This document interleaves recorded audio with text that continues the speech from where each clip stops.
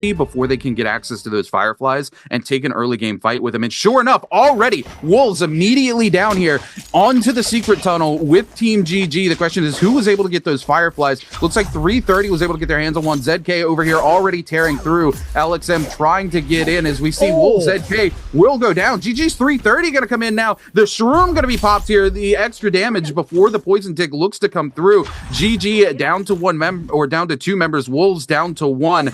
XM here, no, sorry, NiHQ still going. Unfortunately, that ult gonna be running out. Oh, there it is. He's been able to get it reactivated, trying to come in and clean up. XM, though, gonna get parried here and immediately cut down. And Wolves, off of the rip, unfortunately, is gonna be sent back to the Soul Ultra. GG comes in, even though Wolves sets up a good plan, takes the aggressive line. They're gonna go down to GG early in game one.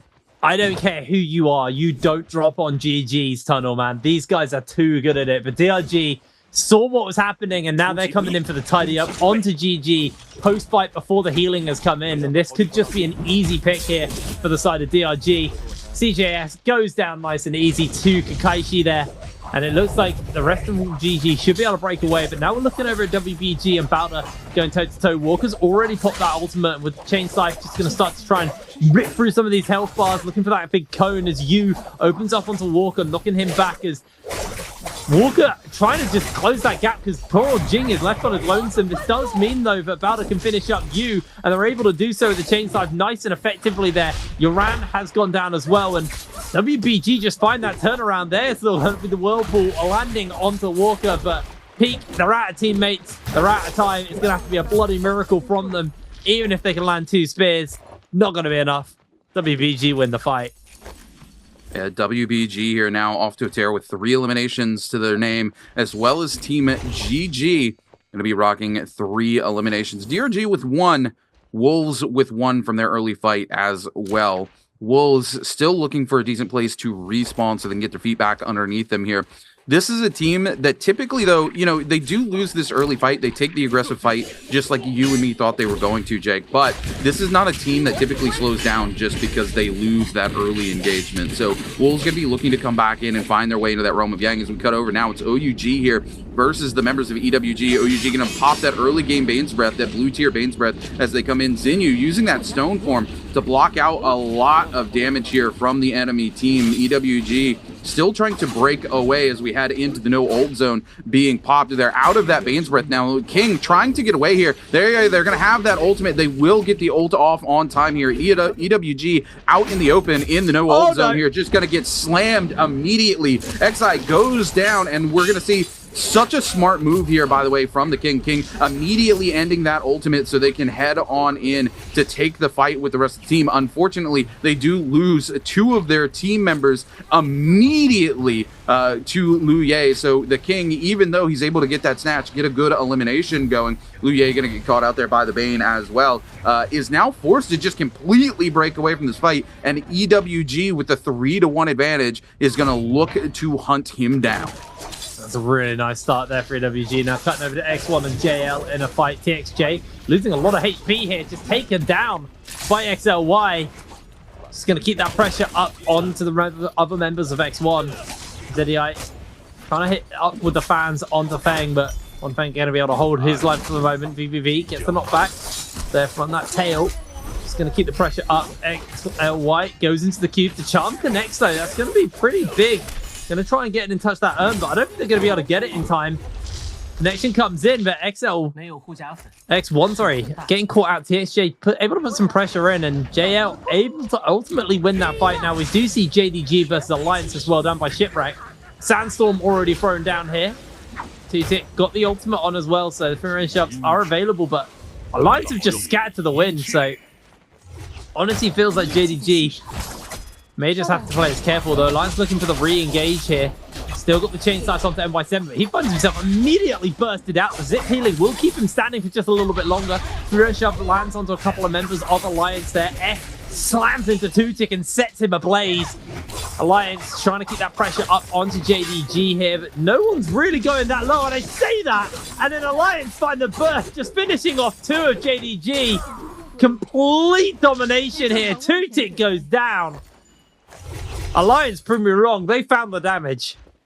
Yeah, that was insane. N17 getting the burn tick onto everybody there inside the Kurumi circle, preventing them from getting as much healing from it, and then coming in with that huge charge to LMB off the staff, catching out 2 members, absolutely locking them down, allowing the rest of the team to tear through them while they were locked down inside that charged LMB there from the staff. Alliance cleans up a very dominant fight. As we cut back over to Team Wolves, Wolves here off to a really good recovery here. We see 2 sets of purple armor, 2 purple weapons on the team as well, as we get ready to set up for that first set of Realm of Yang. And like I said, this is exactly what I expected Wolves to do here off of losing that initial engagement to Team GG inside Secret Tunnel, is to go loot up and immediately keep the pressure on, look ahead of that Realm of Yang. They're actually going to come back and run it back onto Team GG. Believe it or not, they are actually stacked compared to Team GG here with the double sets of purple armor, purple weapons as well, looking to come in. Zem doing a little bit of weapon swaps here, wants to get his hands on that staff rather than have that fan. They're going to push GG away, and it looks like they're going to head up to take the high ground and potentially look to start setting up for these Realms of Yang. And again, I expect Wolves to keep this pressure up, to keep the aggression going, because like you said, they are a sprinting team. They are not marathon runners. They want to go ahead, take that early lead, get to that match point as soon as possible, and they are not going to let an early fight that they lose discourage them from doing that, especially when we're on 3 back-to-back Firefly maps, Jake. Yeah, well, I think weirdly, Wolves losing that fight benefited them more than it benefited GG. Yeah, GG get the points, but what we saw happen was they lost a single player and they lost all that loot on that player. Like, Wolves weren't looted by the time they went into that cave. They were barely looted at all, so they were able to just take a fight, got a kill, walked away with, you know, the lost fight, and then were able to gear up. But GG then lost their gear effectively after that. And that cost them pretty heavily as Lue. Oh no! TXJ is able to hunt him down on the Viper, secure that kill. Interesting to see that it's VVV on the Tessa and not the Viper, because VVV is like the Viper player in my head, but I guess they decided to change that one up as XJ, you're charmed, you're locked in place. There's no way you're going to be able to go. It looks like he's actually able to break away. Throws down the Sandstorm as well, and is going to get the blink out here from the members of JL. JL very low, actually. They need to go for a reset. EWG are going to look to put some pressure onto these members. They really need to get some healing in. This could get very dicey for the members of JL here. Rebirths have worn off as well. This is not how you want to be starting your game when you are one of the favorites in the tournament. 2 players will fall for the side of JL. Only one survives. Overconfidence and a little bit of greed in the zone has cost them heavily here. Yeah, I mean, EWG plays this really well, especially Ekjai. That Wisp that they catch out into the Temi ultimate to be able to buy the team the time to start resetting, well, it forces JL to use their only escape tool to back off, and they're either forced to make the decision to re-engage now or head for the zone with EWG chasing them from behind. They just do a really good job of setting themselves up for success as we do head into the first Realm of Yang today, and it's going to be DRG versus the members of Team GG. As we take a look here, 330 trying to set up a huge staff charge here, but unable to find it, and he sees all of his armor immediately stripped away. Most of his HP going to be forced into that ultimate a little bit earlier than he wants here, as now he's trying to turn around and help the team. Unfortunately, he jumps around the pillar. The enemy Yushan there, WX98 popping his ultimate. He's not going to get any damage out there. Now 330 forced to deal with WX98 or risk him turning things on to the team here.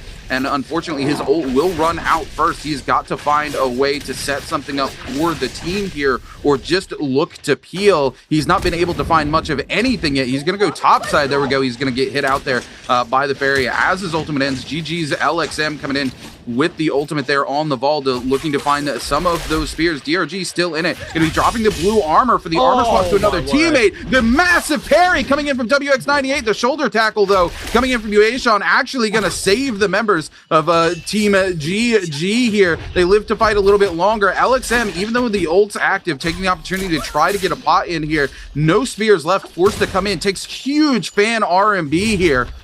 Almost nothing left in terms of HP. The F still online, finding time to get some pots off here. but GG still needs to find some more damage here onto the members of DRG. There it is, the final member will fall down as GG finds their 6th elimination of the game and takes away that first Realm of Yang. And it looks like Wolves also takes that Realm of Yang like we talked about and will be coming out on top in their Realm of Yang. So you see the point of the UA Shen, right? But the problem with this comp is if you're playing versus another one, the UA Shen does nothing except deal with the other UA Shen. Because like, Valda's too hard to deal with. The hardies are just flying in the skies. There's nothing the UA Shen can do about that. It's tough being a UA Shen in these comps, in those games, but they made it work. GG able to find the burst. Big spear coming in as well from their Valda. Over to Wolves now with the Vermilion Bird's Might as well. I want to check on JL. They did get eliminated. So I saw one of the players double back, the last standing player double back to try and pick his teammates up. But clearly it looks like EWG spotted them just before we went into that Realm of Yang. So JL knocked out in the first game with just 5 points. That's scary when both Wolves, Alliance, GG, all the teams around you are popping off in this game. This could be a pretty high-scoring game for one of these teams. As now it looks like Wolves looking for their revenge versus GG. Both of these teams have that Vermilion Birds Might, so gonna have that to work with. Zem goes for a grab, isn't able to actually find his mark though. Gonna have to look to reposition himself. Rest of his team actually doing some work here. CJS is incredibly low on that Hardy as he's trying to fly away, trying to evade the grab of this monk here. CJS now clinging to the inside of a building. It's the best place he can get into is 3-3-0. Going to continue to be a bit of a nuisance and deal with the Wolves members while his team are going for a reset. I believe a spear hit because the Wolves members just able to do so much burst. CJS should just go down here. Couldn't be the kill. Who's going to secure it though? Because DRG able to jump in. Wolves secure that kill onto CJS, and now DRG with that third party, knowing the ultimates have been burnt. This could get really nasty really quickly.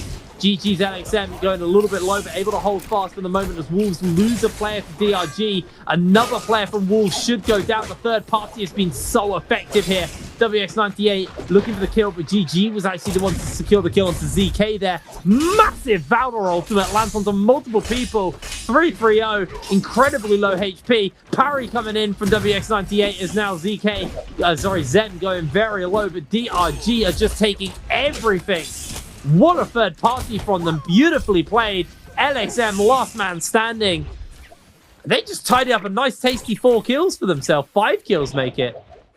Yeah, this is huge for DRG, but this is also really good for Team Wolves. Wolves gets that Vermilion Bird's Might. They immediately lock onto Team GG, who also wins that Realm of Yang, and they prevent Team GG from picking up basically any eliminations with the use of that Vermilion Bird's Might while covering the gap there so that they're able to catch right back up and tie them up with GG. So huge for them as we cut back here to the Realm of Yang here with the members of Wolves versus WBG. Jing just slapped out there by Wolves. Zem, the bow shots coming in from the team, allowing him to go ahead and finish that elimination off. Zem gonna move away and de-ult, so he has that shield because he ults before going low, so he's able to come out with a little bit of protection there.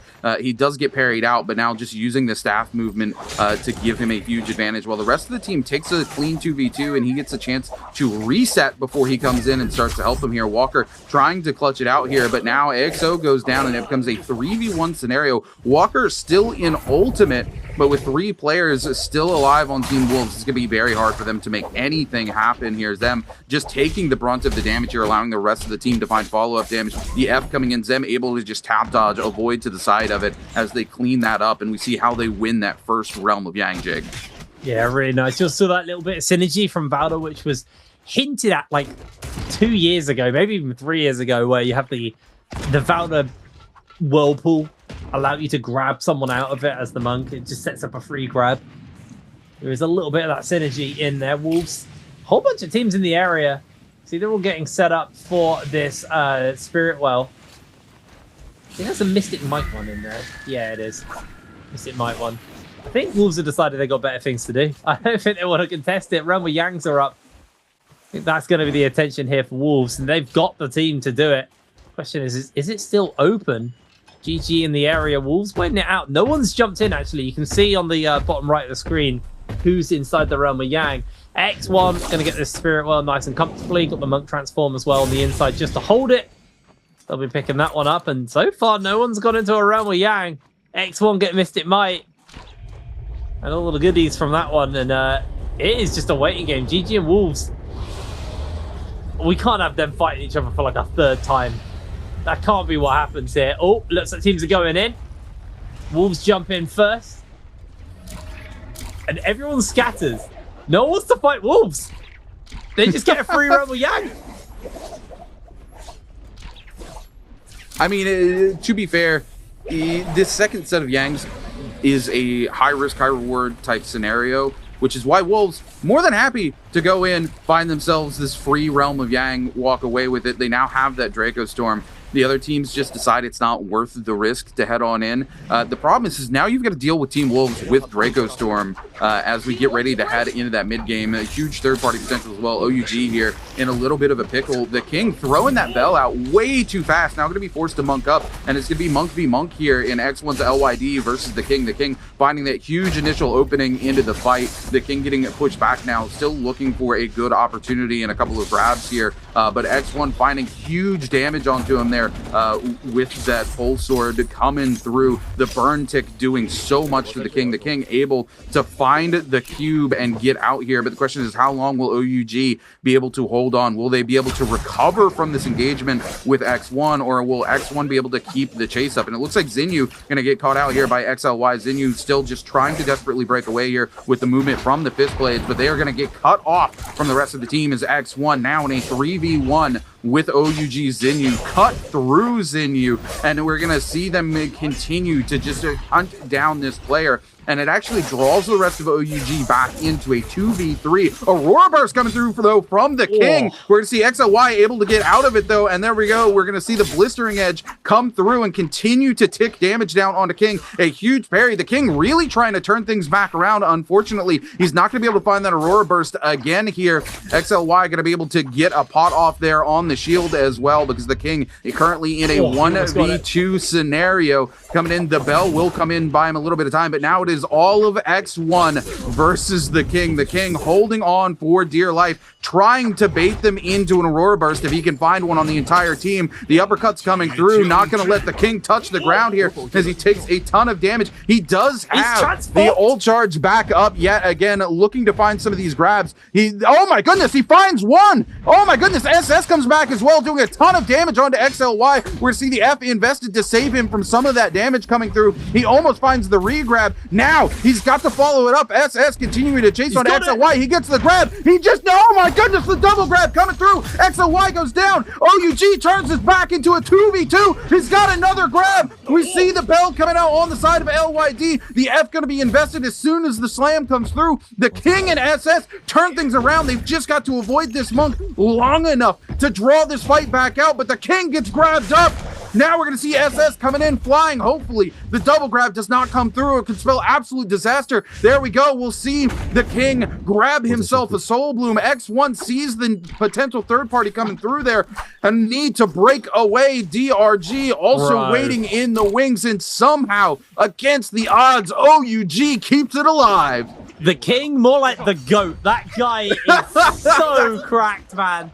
Insane how long he held the line there for his team.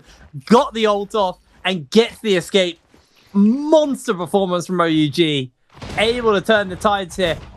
We haven't actually seen Wolves do much with that Drago Storm. It's now timed out, but there is just a blender of damage and just repeating crossbows firing into X1 as 2-tick able to secure the kill onto LYD off there. Grab himself some goodies and head off. Nice little pick there. Kind of had a shooting range for themselves of X1 and DRG members. So JDG able to secure themselves their first kill of the game, and they need it because they are at the bottom of that table, walking towards WBG, who are also relatively low on the table, have got 5 points for themselves, but we do see X1, LYD obviously going to be timing out now. And OUG, all 3 members. I mean, the King was able to hold versus 3. Terrifying to think what the rest of OUG could do as a full unit here, as Wolves now getting themselves into a scrap with X1, or they're coming in for a third party of a scrap in their fight with X1 and DRG. Zem with the golden staff absolutely obliterating the health bars of DRG. And this game is about revenge here for Wolves. They got third-partied by these members, and they're going to look for the revenge now onto them, looking for some bow shots. Zem not able to make that connection as Donkey 9 just making a run for it, but he's running to the waiting hands of WBG. Wolves, though, not willing to give that kill up. Donkey 9 getting some serious pressure put onto them. There's also heaps of teams collapsing in. GG in the area. Wolves just want to secure this kill. They get the parry off onto Donkey 9. A whole heap of damage coming in. Golden Staff is just going to melt through the health bar. Donkey 9 able to keep himself away for the moment, but Wolves are unrelenting in their aggression. The claws are out here.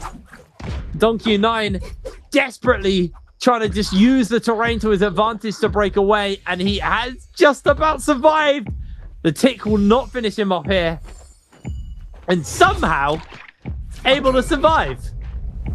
Yeah, this is a really rough spot for DRG to be in here. Donkey 9 already in the heal reduction, that tick doing a lot of damage as it converts over to zone 4 now that it's fully collapsed. Down to 1 health pot, 1 shield pot, and we have OUG and Wolves playing gatekeeper here. Donkey needs to sit in that bush and make some thoughts happen about their life decisions. Unfortunately, they're not going to be given much time because Wolves comes in and they decide they are going to check that bush. They said nobody gets away from us as Donkey goes extremely low. Wolves Zem's going to make sure they secure that elimination as they trade blows with the members of OUG. Wolves looking for an opportunity to take a reset here as OUG backs off. JDG shows up, and Wolves not wanting to find themselves in that potential third party, especially as they look over the horizon to see WBG waiting in the wings, going to take an opportunity to do just a little bit of shopping before zone 4 starts to collapse onto zone 5 in the next 30 seconds. And what a crazy game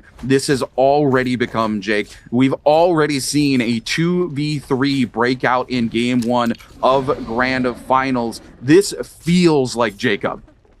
Yeah, this is what I've been waiting for. I'm really excited to see this one. Bowder actually getting a Spirit Well for free.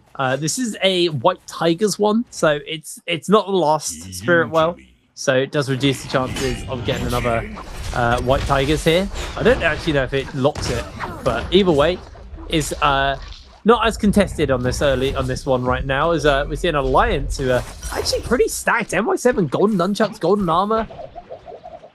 Wow, okay, 2 golden soul jades as well onto Revenge. Okay, Alliance are actually looking pretty stacked in this game. Can't remember how many kills they've got. It's not a whole heap, I don't think. I mean, NY7 has 0, and you're the Zai, so you're the main damage dealer. So Alliance definitely need to kind of convert this setup into kills. I know they've got a whole bunch. It's just NY7 hasn't picked a single one up. 7 kills over the Alliance. They're pretty set up, actually. Yeah, Alliance, this is honestly, this Wolves. game 1 is anyone's game. Yeah, this is going to be a crazy final circle. I don't think we're going to see a final circle with this many monks up in a long time either. And this is where monks excel, when there's so many monks in a final circle, just to cause that chaos, to open up the opportunity to find those grabs. Now, that said, where this final circle is heading, not very monk favored. Lots of terrain here with the different walls and the cliffs here. So the monks are going to have to work really hard to convert those ultimates into those sort of double grabs to get those explosive kills we're used to seeing in the likes of Season 1 and Season 2 of Naraka NBPL. It does also, it works in their favor because typically, me hater, I will concede. There's not actually that many Sand Siphon teams in this first game. It's a lot more Zai, so you actually have less comps to shut you down. So while the terrain might not be favored, this is the one time I feel like the monks are actually going to be okay, just because there's not too many Sand Siphons. If you're playing Sand Siphon, you are getting maximum budget right now. You're going to be very happy yourself. Wolves just having a bit of sniff around. They haven't really got a safe spot for themselves, so it's a lot of dodging. And this is the one thing we do get. Whenever monks are in the games, the Buccaneer phase breaks out, the cannons come out, everyone starts just wailing on each other from broadside. Next buff is going to be another White Tigers. This might get very dicey. Right now, it's actually Bowder, who already have a White Tigers, setting up in the area for it. I think this might just decide the game. This buff is going to be very explosive. Yeah, this is going to be wild. White Tigers twice coming in. Bowda already in position to secure it. The question is, they are going to go ahead and burn the ult here, Ron. Is there a team that is going to be able to come in and contest this away from Team Baoda? It doesn't look like anybody's even planning on it. Baoda is going to find themselves in a very strong situation here. They're going to get that Monk ult back online for free. They're going to be able to go in and look to cause maximum chaos here as they do head in with that White Tigers. Even one double grab could set off an explosive chain reaction as we look over to Team OUG here. That Aurora Burst coming through, trying to catch out members of Team JDG there, as well as using it as a zoning tool for the team here. Of course, SS there with that purple sword being able to throw that Aurora Burst out. We're going to see the Wisp come through, not going to find the connection that they were looking for. SS just holding on to that Aurora Burst, continuing to buy them plenty of space as they just press away from the zone here. And this is really nice. It's almost like SS there for the team is just carving out areas of the zone as the zone continues to push forward, allowing for OUG to maintain that space. And sure enough, Baoda does get that White Tigers prowess. We're going to see them go airborne here, looking for a good Monk setup. And GG going to be on the receiving end of some of that pain already as Baoda trying to find a huge endgame circle for themselves here with that White Tigers prowess. GG's 330 on Yuashan, trying to find any bit of value they can out of this ultimate thus far. Hasn't been able to connect on anybody. Is just going to go airborne as they wait for it to de-ult here as they now try to regroup with the rest of Team GG. They are going to be able to find a reset. They have just that little inch of space inside the house there. Baoda still holding on to that Monk ult. They've got this White Tiger for another 68 seconds here. They want this zone to get much smaller before they invest that Monk ultimate, and they can find that big chain reaction that we were talking about that they have the potential to get with this White Tiger's prowess. And with Zone 6 collapsing in the next 14 seconds, they're going to have a good 30 seconds to spend that ultimate and really look to find that setup that they need. OUG's SS over here, though, with the Aurora Burst,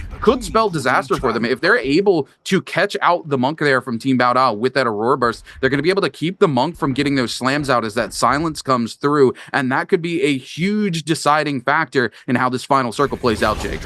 Yeah, it's really about a need to capitalize, though. They're running out of time, and they have 0 kills at the bottom of the table. This White Tigers could be the difference maker between them having an amazing day and a really bad day. They've had 2 White Tigers buffs back to back as well, and they haven't been able to translate that into anything. Wolves are just going to pester onto the members of Baoda, forcing them low. And with that, the White Tigers is all but done. You're not going to get a kill in 5 seconds unless a total miracle happens. Yuran goes in for the transform. Zem also as well. Now it's just in for the grab time. Everyone's going to be dodging away. They've been able to catch 3-3-0. That's a double grab for Baoda. Yuran able to get the slam down, and that's a kill. GG lose a player. That's a heavy loss for them to be suffering already. Revenge in the hands of Zem here as well, as he's looking for the double grab. Isn't going to get it, so just goes for the punch. Kiki trying to break away from Zem. Zem's about to lose his transform, and I think all of these monks are going to be de-transforming soon. That Aurora Burst is going to be able to do so much work as the circle gets smaller and smaller. Hardy, it's just a kiting club up in the sky. Nobody wants to go down where the wolves are, or just having a float about. Is now on the low ground with the monks de-transformed. Immediate burst of action breaking out. You going incredibly low, trying to finish up Zem, but Zem's just too tanky. Massive bubble comes in. OUG just firing away as Wolves catch in on their 9th kill of this game. And Wolves have still got the pressure to keep this one going. Alliance's Revenge jumps in. The Aurora Burst comes out. Not going to really translate into too much right now. SS just using it to hold ground for himself at the moment, as Yuran gets knocked into the zone, and NHQ able to secure the kill with the bow. 10 for Wolves, but they've still got GG and Alliance hot on their tails. But both of those teams are down players right now, where Wolves are at full fighting force. You high up on the high ground, going very, very low. We do see a member of Wolves actually getting taken out in the middle of all of this action. The cannon fire from Tutik actually doing a lot. The King comes in for the transform. Health bars are just exceptionally low across the board. Xinyu's able to take down the member of Wolves as well. And Wolves with just a 1. They've got their Valda. Can she survive? Can they keep this game going for themselves? The King looking for the grab. Only been able to find 1, but he's finding himself just completely stutter stepped up It's so hard to survive. Kiki able to secure the kill. ZK comes in with the ult. The spear connects onto so many people. He's got more spears. He's got more health. Can he make it work? It is anybody's game. Aurora Burst coming out. Zinyu doing work. Zem goes down. ZK, second man standing. OUG should take the game. Oh my goodness, what a good game this was for OUG. Like I said, that Aurora Burst really going to come in clutch for this team in the final moments and be a huge deciding factor. Bauda waits a little too long. They're looking for that zone 6 to collapse so that they can find that huge explosive White Tiger's prowess. They're looking to get that chain reaction rolling, but they ult with only a couple of seconds left on it. They need to secure Fireflies and loot and find a good third-party opportunity off of this drop. Well, Wolves immediately trying to pressure up onto DRG. Now HQ doing a lot of work there, dashing through multiple people, getting on. The VX98 is isolated, and I think Wolves have been able to spot him out, so they're going to keep the pressure up, and this could just be a nice, easy little pick for them. Going for the run, gets caught out by the grapple. Zem with that staff, going to continue to chase forward. WX98 needs to make a breakaway, but Zem able to dodge away, not going to get hit up for the moment. HQ loses a bit of HP, the F comes down. I don't know if he made any connection.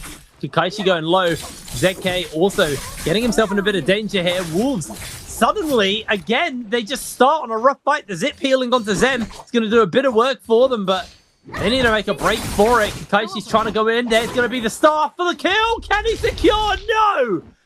Kakaishi turns it around onto Wolves. 2 drops in a row. Do not go in Wolves' favor. ZK now on his lonesome versus WX98. This zip is Dunzo. There you go. What's crucial is we see Wolves turn this around last game. It's kind of their MO as well. They don't let this get into their mentality. It doesn't stop their aggression. They know what they need to do after this. It's go find a good place to loot up and head to that Realm of Yang. It's exactly what they do last game. That's exactly what I expect them to do this game, as we see DRG here trying to find some more eliminations. They actually find one there onto KLL. DRG with the 4 eliminations here. KLA trying to break away. 17 extremely low, so he's going to try to split himself up here. But the rest of KLA going to come back in. It looks they are going to run it back with one of the members who died, where they were able to get that resurrection off screen. But DRG still just in a dominant position here into this fight, able to avoid the Tessa ultimate. CXZ here taking a lot of damage, is realistically 1 hit away from dying. That fan RMB though going to come in strong onto the members of DRG. KLA's QGG now separated, gets a massive parry, but Don Quing there with the ultimate able to stop the parry punish onto WX98, and it looks like DRG gonna come in. They're gonna secure 7 eliminations off the bat here, as well as get their member back in with all 3 resurrections still available. DRG needs to very quickly look to find aggression onto another team, as they still have 2 minutes before those resurrections are gonna go away, and DRG could convert this into 10 eliminations before zone 2. That'd be absolutely massive for DRG. What a start for these guys. And they were at the bottom end of that table and they're just shot up into the middle. They can continue this. They could find themselves at towards the top end of the table by the end of this game. Obviously, a bunch of the teams are probably going to have something to say with that. Wolves, GG, OUG been relatively quiet. JL got 3 kills to themselves, and they had a pretty rough start to that last game. They got knocked out very early. Tried to double back on themselves and paid the price for it to try and get their cheeky reses off. Now, one thing, just going for a surf. It's such a wide stance, man. It's such a wide stance when you're on the Mercury River. I love it. But yeah, I feel like a lot of these teams are going to be looking, like you said, to kind of just get some decent loot put together. JL have actually found GG. So a little bit of a denial towards the top end of the table. Revives have just about worn off at this point, so it's going to be a pretty fair and square fight here. LXM try and get himself dodged away here. GG coming in with the fist weapons. Bubbles get popped. They've still got that ultimate to lock down. And GG, they decided to still want this fight. Getting a little bit too low. JL putting the pressure up. VVV though with the ultimate on. Still chasing onto the members of GG. LXM just absolutely bolting for it as we see X1 and OUG in a fight here. Big Valda Viper stun is looking to lock down some of these members. SS is going to get himself caught out by the charm. Are they going to come in and try and finish these kills up? X1 already going very low, though. OUG looking for that turnaround. Secures ZDI with the bow. As now they're actually just continuing to pressure onto X1. The revive comes in. This could just be another kill for them. As actually SS decides to go for a bit of a reset. Only got the grey armor, so he's a little bit low here. Only one last food range shove available, which he throws out onto the members of X1. I don't even know if they've really made the clip off the back of that one. Bane's Breath coming out from X1 at this point, and now OUG may have to find themselves on the escape, as X1 can just use this as an ability to aggress forward. They have something behind them which they can safely jump back into to reset. And OUG, two members of grey health, very, very low health bars, and they're just going to get absolutely mowed down here. SS is going to have to be a miracle from him. The X1 have already been able to secure that kill. Zinyu going a little bit low here. Should be finished up momentarily. Throws down the charm. Does connect onto the king, and the king, last time he pulled off that 1v3. This time, him and his team are eliminated. Yeah, this is absolutely huge for X1 here. And what realistically happens that we don't see here is you see they're on 6 eliminations.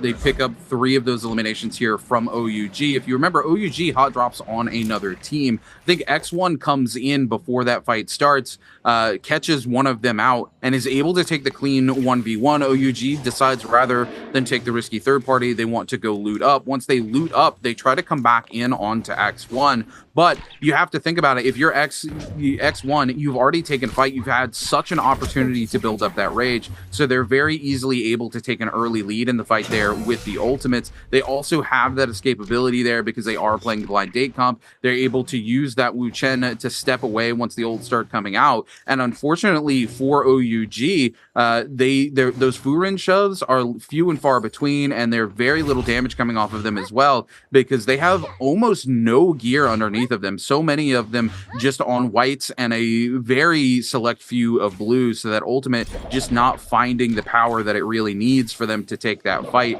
It was a very unfavorable fight for OUG to pressure into. Meanwhile, Wolves have done exactly what you said they should do. They do this. They drop, see if they can get the win on the drop. If they do, they're happy. If not, they'll just run off, find a nice quiet spot on the map to loot up, and then look for these Realm of Yangs. And purple weapons, blue armors across the board. Sure, they'd like to get some purples, but right now, I think Wolves are happy with this. And as you can see, they're heading south. They're heading towards that Realm of Yang. Actually, back towards GG. So it could see another rematch from that game number 1 between these two, as Wolves are getting into the position to secure themselves onto this Realm of Yang. That was spawning up momentarily as well, actually. 22 minutes. So could get very heated around here. Jenny G slammed down a Bane's Breath actually on themselves, just to secure themselves priority onto this Realm of Yang. And I mean, they got, oh wow, that's Volpine. Yeah, they got what's it, the Volpine Essence. Thank you, Volpine Essence. They got golden Soul Jades, purple Soul Jades. These guys got Soul Jades out the wazoo. They're set up. Yeah, I think they picked the perfect target to put the Volpine Essence to on the Zai here, 2-tick. Because if 2-tick, goes down low, they do have the healing coming in from the zipping. You could put the extra Volpine on zipping, but realistically, you want it on your damage dealer, who's going to be in the middle of the fight doing the thing. Because if you get 2-tick separated, if you think you're able to come out back on top of this fight, because you're able to get the Zai out, and you're just kind of left with the Matari and the healer, and then all of a sudden 2-tick just gets an extra life bar, you may have completely overextended yourself and end up losing that fight pretty easy. And speaking of which, it's going to be DRG who's going to have to figure this out. Their target selection is going to have to be pretty good here. They are going to look to eliminate this Zai first, kind of force that ultimate out. But Zai, again, with that Volpine Essence, very smart decision from the side of JDG. There it is. The target selection coming in on the Zai trying to get back into the middle and keep things mixing up. They haven't even burnt that ultimate yet, as we do see the Matari coming in. We're going to see a little bit of damage coming in. 2-tick going to find some more reset here. Unfortunately, they're forced to end the pot. The charged LMD coming out of the fan, going to catch onto the other player, doing some more damage. Some more flanks coming through. Huge huge damage off of the RMB. The other team pops the ult there to keep the teammates alive here. 2Tick in a really clean position here with the ultimate, finding a lot of damage. And again, they have such a huge safety net here. The Vulpine Essence, there it is. It's going to pop. And now 2Tick gets to keep the ultimate going, gets to keep the pressure up. There it is, onto DRG's Dongqing. Dongqing's going to go down. This becomes a 3v2 very quickly. 2Tick with a couple seconds left remaining on the ultimate, going to be able to set this team up for success. JDG finds another, and now it is a 3v1 on the final remaining member of DRG. And this is exactly what I talked about before this, that Vulpine Essence being on 2Tick is going to be what saves this team if things turn sideways, as the target acquisition is going to be on to the Zai. And because of that, they've been able to turn this into a 3v1. Kakaishi here trying to time it out with 42 seconds. I don't see it happening, Jake. There it is. I think it's going to be a very, very hard hold on that front. Is going to be secured. Wolves lost to Alliance as well inside their realm with Yang. Balder lost to theirs. DRG, JDG technically still going, but I'm probably popping up any second now. Alliance with that Vermilion Birthmark. It's been a rough start to this game for Wolves here. Alliance able to secure this kill, but I mean, Alliance have been on fire this year, so no surprises to see them popping off like that. So we do see EWG taking a fight versus X1. ZDI trying to see if he can find the opening on to the members of EWG. Cookie pops against the wall momentarily, but ZDI was constantly looking for a scale rush, but he just couldn't really make the connection. So instead, gonna look for a lockdown and secure the kill. There it is. With the pole sword, picked up on that one. Refresh as well, as now Cookie could just be the next target. What a parry from Cookie! ZDI has to switch back out to pole sword. Looking for a scale rush onto Cookie, but Cookie catches him with the chain scythe, making his life very hard. X1 are ultimately still able to win that fight, but got a little bit dicey in some areas there. Here we go. We're going to cut back to the rest of this fight here. Wait, there's no way Kakaishi wins this 1v3 into JDG, right? That would be the hypest thing ever. I think he's doing it. With the Matari, with Matari here as well. It's not even like he's like a true... Nobody going true for the resurrection here. 19 seconds left remaining. I think it's more likely that he's just able to bait this out and take it to time. Oh, there's Cecil low. The parry coming in, huge for him. No way. Does it? What? In what world does JDG let that happen? Oh my stars. That was absolutely beautiful. Now JL getting himself in a fight here versus Alliance. Remember, Alliance and JL both have that bird's might, so it's just a trade of points really more than anything.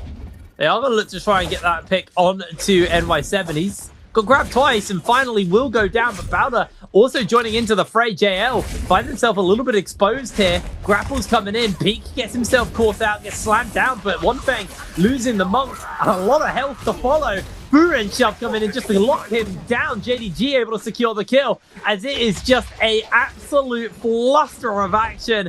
Everyone closing in. 2Tick has that ultimate, waiting for the prime opportunity to pop it. There's going to be the ultimate burnt down chain scythe, just absolutely liquefying health bars in front of him. Purple chain scythe is just going to do so much damage at this point, as you is going to be next up on the menu here for JDG, as they are just putting some kills on the board. The bottom end of the table are really popping off in this game. This is their opportunity to climb back and close that gap between them and the top and the front runners. So it looks like JDG going to make a break for it. Those 5 kills, they're going to be happy off the back of that one. Balder threw down a Yoran, threw down a wisp, but it's not really going to do too much. WBG get their first kill of the game as well. And other than JL, you know, it's DRG, JDG having relatively decent games. Actually, X1 as well, 9 points. Look, there's a lot of big scoring teams here. I still can't believe JDG lets DRG get away with that 1v3 inside Realm of Yang. Absolutely cooked for JDG. Oh, no, there's just no way you allow that to happen. Yeah, Wolves not in a good position right now. They did not win that Realm of Yang that they took, and because of they're on the back foot right now. Yeah, 40 seconds. You can see it looks like I think one of their members has the Yang depletion cleared, so they've dropped the money off for them so that they can potentially buy him back. Right now, you see they're taking this fight pretty aggressively here, trying to see if they can get some soul blooms for themselves, but if they go down here, their teammate having the money to be able to buy them back, they've got 15,000, so they can at least get one of them back into the game. This is going to be the opportunity they need to stay alive. Unfortunately, they aren't going to get the opportunity to continue that fight there. So what's going to happen is Wolves needs to break away. They're going to head into the zone here so that their loot is safe from some of these other teams as they look to have their teammate buy them back into this game, essentially. Wolves not off to the greatest start this particular game. Unfortunately, they really needed to make something happen inside that realm of Yang for the strategy from game 1 to continue to work for them here in game 2, and they did not. I'm not quite sure. We didn't catch the replay on who Wolves fought inside that realm of Yang. It was Alliance.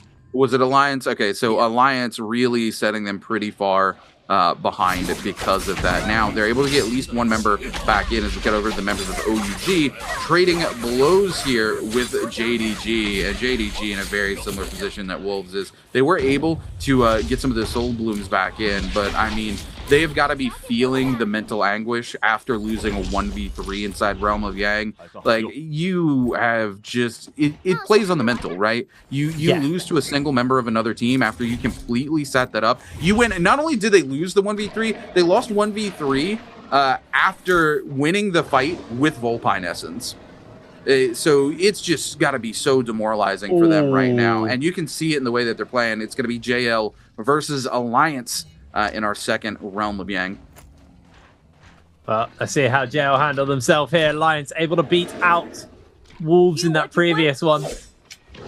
It's just a bit of waiting game here for the side of One Fang. Does have obviously that transformation. It's going to be the Valda Monk comp going up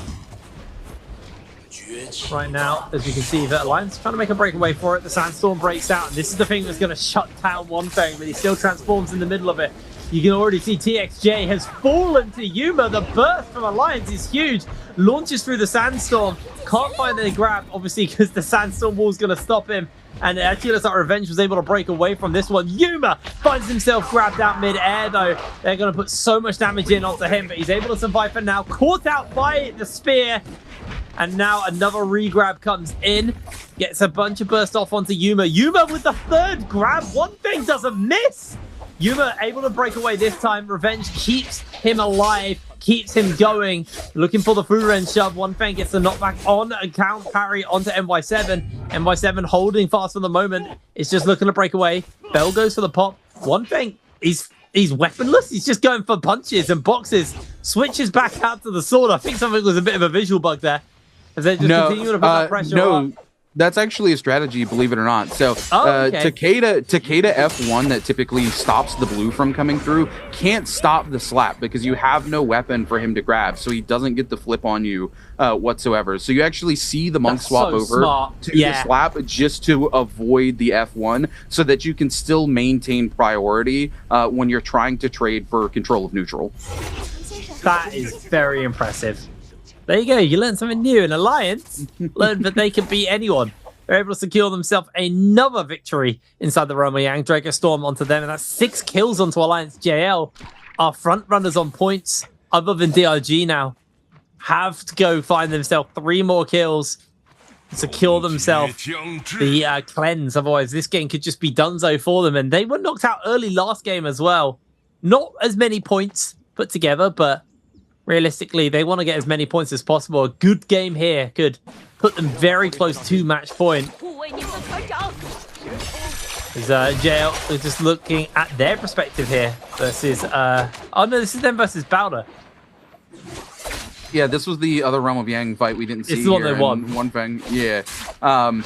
Trying to break away. Unfortunately for One Fang, he's just really low here. Bowda gonna pop the Kurumi ultimate as well. Fang forced into going ahead and using this. We're going to see the sand wall come up immediately, but they're kind of forced to break away from this because of the presence of One Fang. They can't really stand at the Kurumi ultimate. Kurumi needs to find a chance to move it. There it is. They will move the ult, but before the big heal can get through, that slam going to come through and actually knock a member out there from Team Bao Da, which sets up One Fang and JL to be in an aggressive control of this. There we go. Another slam coming through after the spear lands from the side there. Baodayu just in the hands here, going to get re-slammed up on the top side with the Takeda shoves available here. There we go. The Furin shove going to come out, but Baodayu in a 1v3 scenario, and I don't think Baoda is going to make the same mistake that JDG did, allowing you to walk away with the 1v3, and surely they do not. As we cut back to JL here, who did lose their second Realm of Yang and are now going to be coming out with that Yang depletion and are going to need to find some eliminations, need to find some Soul Blooms to keep their game going, and they definitely want to do that given that they have 10 eliminations under the belt already, Jake. Yeah, they got a lot of work to do here. 3 more points. I mean, they'd be aiming for more than the 10 kills anyway, so they just got a timer on it this time. That's the way to think about it. WBG are going to cross their path here, and I believe they're going to see them. Zhao. They see him hiding. Yeah, there he is. One Feng spotting him out. Waiting for an opportunity to get in onto the members of WBG. Remember, this is a very important kill here for the side of JL. One Feng scouts it out, and oh, that's why. OEG jumping. TJX, he's popped the ultimates. They have to just go for the turnaround, and WBG given at least a life as JL continue to put some pressure up onto Xinyu. Xinyu got force low. The Kurumi ultimate has to come out. One Feng's going to transform as SS should be that target here for One Feng as he jumps into a tree, looking for the grab, able to catch onto Xinyu. Is just going to get the slam down onto him. Xinyu gets caught out inside the whirlpool. Another slam comes in onto him. Catching Xinyu out once again, losing a lot of HP. SS this time eats the spear. Whole heap of damage coming in. SS goes down. OUG lose a player. And JL going to be very happy with that one. They needed these kills. OUG not done fighting yet. Alliance actually just free firing onto them. They've been able to cleanse one player, but Alliance are just coming in to make sure that their day is done. If Alliance get these kills, this gives them a good shot of winning this game. So this is a desperation play that's going to work out.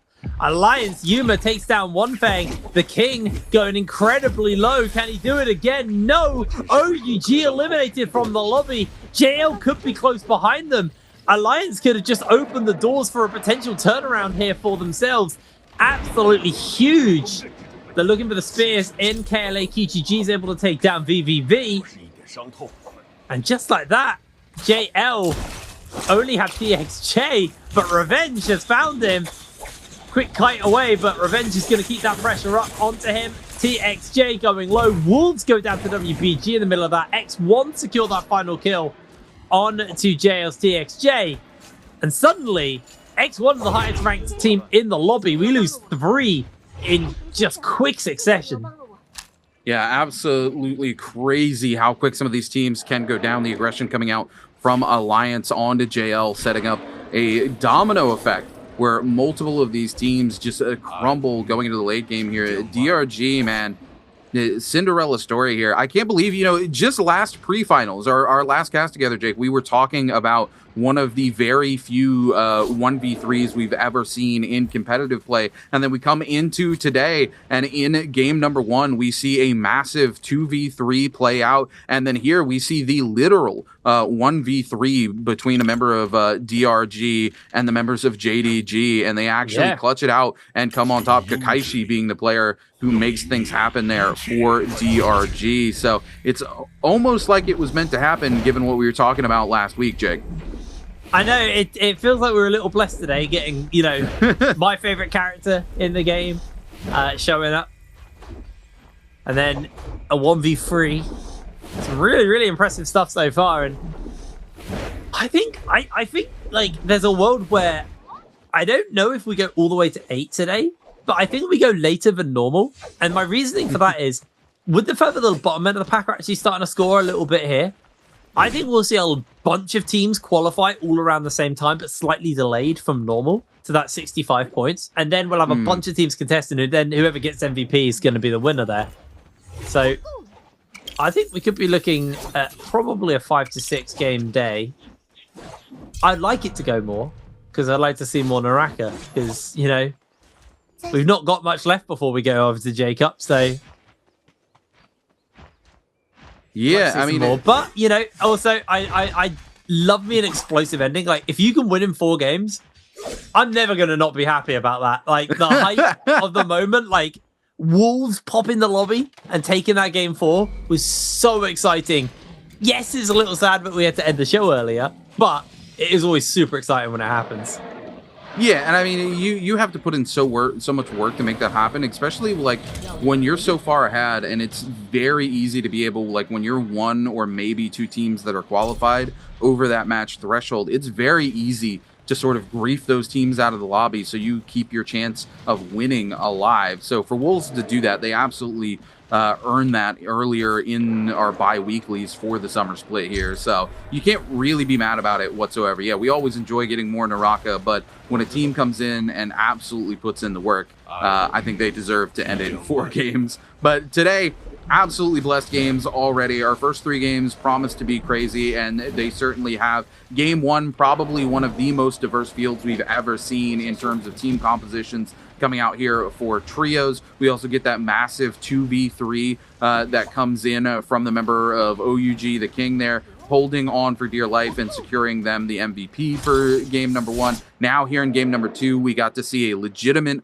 1v3 coming in from DRG's Kakaishi onto Team JDG. It has just been one crazy thing after the next as we come over, and sure enough, the Spirit Well going to be coming in, and a lot of these teams wanting to contest this Spirit Well with the White Tigers coming through, and it's Alliance right now who has set themselves up in a really strong position. Alliance already with 1 set of legendary armor for themselves. We've got the Takeda ult invested here, and on that purple status, going to be able to use those shoves. There it is, the Temi ult coming through as well. This is going to buy them this Spirit Well very quickly, and it's going to allow them to get the resets on their ultimate as well. Yuma going to take up another set of legendary armor for the team here. Some much needed Soul Jades coming through. Alliance with those 7 eliminations, setting themselves up for a very strong end circle here on that classic Sand Siphon.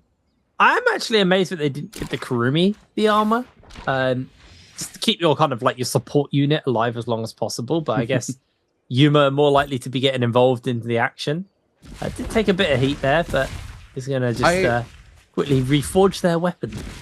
I think the change in that idea, right, is like, yeah, you want to keep the Kurumi alive as long as possible, but it is the Kurumi who has the ability to tether and heal themselves. She also is the player who gets to make the decision about when the ultimate comes out to provide that extra healing. So if Kurumi gets low, she has a little bit more of a safety net compared to the other players who have to find their way to Kurumi if they're being separated by another team. Well, it's nice to see Alliance doing what I think it was DRG, no, Bowder couldn't do like yet last game. Get that White Tigers and they immediately pull the trigger, start trying to just pick up some kills, pick up some action. Even if they can't translate it into something yet, it's just applying that pressure, causing the chaos and not letting the teams kind of sit still. Feels very good. Alliance actually having a Dreadful Whale as well, which is going to be very powerful in that final circle. We've seen Dreadful Whales really pop off there. Alliance actually jumped into DRG's pocket. Donkey 9 has to quickly get the zip healing coming in. Alliance actually got a little bit low, but they got the Kurumi, so they'll be able to heal back up, and Donkey 9 just going to disengage. Alliance continue to hold this high ground, but WX98 wants to just throw a few cannon shots in and see if they can get some poke off onto the Alliance members. GG holding the high ground though, the highest of ground. I don't think anyone's really looking to contest them down up there at the moment. It's just below KLA. A wall to hide behind, but it keeps them away from Alliance's wrath, but also makes it harder to kind of keep tabs on what everything is going on. Yeah, this is a very, very interesting end circle here. There's so many different layers for these players to separate on around this tower, as well as that cliffside, keeping many of these players away. And then you also have that area down below where you see the likes of X1 and DRG kind of in this little canyon. This is going to come down to the very end here, and I actually think this is going to be very strong for Team Alliance if they're able to hold those Furin shoves alive here. Speaking of which, their team here, Yuma, using that Dagger Soul Jade to cover for a while. They're actually held out there inside that Tesla ultimate, and Alliance able to hold this high ground for as long as possible while still finding lots of resets for themselves. Once this comes down to the bottom, if Alliance can come in, they can pop that Takeda ultimate and shove some of these teams outside this final zone in the next 50 seconds. They're going to find themselves in such a strong position. But look up here, KLA on a branch with an even higher ground. GG's LXM coming in. They decide they want to evict Alliance now. They know what the problem is but maybe a little bit of a miscommunication here as GG's Wu Chen actually sucks away the Viper from that top side there with their teleport before they get the opportunity to get it off onto Team Alliance. This is going to cause quite a bit of chaos now as all these teams down on the bottom start to eat some of those stuns coming in. DRG, KLA going to be coming in. Here it is. We're going to see the huge nuclear device being set off on the members of X1 as KLA starts to pick up some more eliminations. Alliance's N7 will find some as well. WBG Walker trying to find grabs here, and this is such a very tough spot for Walker, considered one of the best monks in the league for the longest time, to try to set up for some of these grabs because of how much terrain there is. Look at this, the very tip top. Walker goes skyboard, is flying with the monk. It's still not able to find the grabs that they're looking for to close this out, and unfortunately for Alliance here, this zone actually closing on the side of this mountain, making it very, very difficult for them to use those Furins to find the value they want here. They need to get down below, knock some of these players from on high above them. That tree branch actually keeping Alliance from being able to find all of the extra eliminations they want here, but they do go to 10 right now. Still in a very strong spot. NY7, there it is, going to pop the Furin and start shoving all of these players in the zone. DRG going to lose 2-3 members coming in. They're going to find multiple of those soul blooms to keep the game alive here. The fan going to come in. The Furin going to get the recovery here. Alliance goes to 13. Alliance goes to 14. They don't find the first place, but they will find the MVP for game number 2. Yeah, that final Valor Spear sinking the nail into the coffin, but Alliance still secure themselves that victory in game number 2. They're feeling very happy with themselves off the back of that one. Especially when last game, they didn't really have the impact they wanted to. A lot of the other front runners are able to put some serious points on the board, and they turn around and say, we'll do better. We'll see them do it, because I think that their biggest undoing in the first 2 games was being third-partied at that drop spike. So now they are the one for third parties.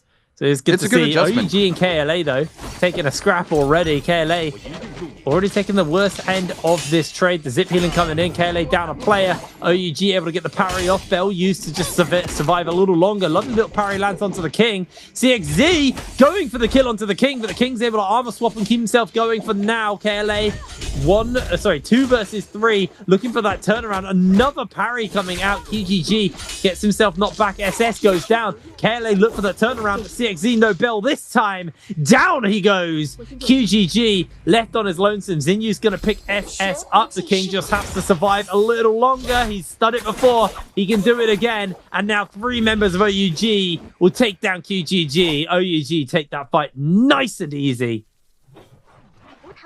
Yeah, I mean, I think this is a really bad drop spot for KLA. They wanted to contest podium there so they could go ahead and get some gear going because they are that monk comp, even though it's not that traditional monk composition. Unfortunately for them, literally any other composition is going to have a stronger drop into that spot, and it's going to be very difficult for them to come out on top, and that's exactly what we see happen as we cut over here to X1 and the fight breaking out between them and DRG. DRG already off to one heck of a start here as X1 down to a single member here with no weapon either. ZDI is going to go down as DRG picks up 3 eliminations, and they have a strong start to game number 3 yet again here. JDG trading blows with the likes of WBG. Jing trying to come in and find something here. Sleepwalker has gone down here to the likes of JDG. WBG coming in. There we go. We're going to see the Wu Chen port out here. Okay, so forced to just go ahead and break away, though. They're not going to be able to do anything to get Sleepwalker back into this game. Sleepwalker going to just be forced to go ahead and burn that early game resurrection. JDG with 4 eliminations under their belt already. Yeah, really nice one there from JDG. Starting off strong once again. I say that once again, they are 9th right now, so they got a lot of work to do going forwards. But good start's a good start. Alliance 3 kills, OUG 3 kills, JL 3 kills. All of those guys won their drop fights then. Wolves 0 points over to them so far. Been very quiet, but they are looking to find KLA. KLA obviously off the back of that pretty rough loss. If they go out here, the KLA are just immediately eliminated, by the way. This could get very dicey for them. 17S finds himself low HP already. Nice Q going to look to put some pressure in onto them. Gonna get the knockback onto NiHQ. Bubble actually hits him as well. He almost eats the second bubble. Gonna be able to survive for just a little longer. Gets knocked back. Wolves keeping that regression up. There's the Boomerang shove. Valda ultimate broken out here just to keep them going. Monk ultimate as well. Sandstorm immediately fired out as an answer to that. And Wolves able to break away. They do catch a spear on IHQ, but he's able to break off from that one. KLA have to burn a bunch of ultimates. Wolves did also throw down 2 of theirs as well. 3 of theirs actually as well. They may just turn around and go for the repressure onto KLA. Meanwhile, Alliance and Balder having a fight in the snow. Yu gets hit by a Bane's Breath, is able to get himself some healing off though. Revenge now versus 3 members of Balder. Has got Yuma sliding in to save the day. Pete goes down. Yu gets a parry off onto Revenge. Revenge knocked against the wall. Very low HP, but he's able to reposition and break away from it. Parry coming in again. Yuma takes him out. Beautiful from Yu actually onto Yuma. As now Alliance still going to keep the pressure up onto Yu. Yu trying to dodge away. Very hard though, so they're invisible thanks to the Motari. In comes the X-Slam from their Zai. Yuma only man standing, and Alliance able to win this fight. Yeah, Alliance off to a strong start yet again in game 3 here with 6 eliminations of the belts. Wolves still giving chase here to team at KLA, and KLA just trying to give them the runaround here. They do not want to take this engagement, but Wolves is hungry. They need this early game aggression before they head into the realm of Yang, and KLA here rocking nothing but gray armor is really in a tough situation. They're going to see JL over the horizon as well, and now they understand the position there, and they have got to be so careful so they do not end up sandwiched between the likes of Team Wolves and JL. They've decided to accept their fate. They have to win one of these fights if they want to stay in the game. They want to take it against Team Wolves here. The bubbles coming in, a huge Dragon's Rush into Nez's Might. NiHQ, no way to break away from it. NiHQ going to take just a second to back off and pop a heal here off onto that shield. Going to swap into the cannon mode here and start to put the pressure up onto 17. They do not want to let them get away this time. 17, 1 HP and a Dream. NiHQ not able to find the cannon shot he was looking for. 17 goes skyward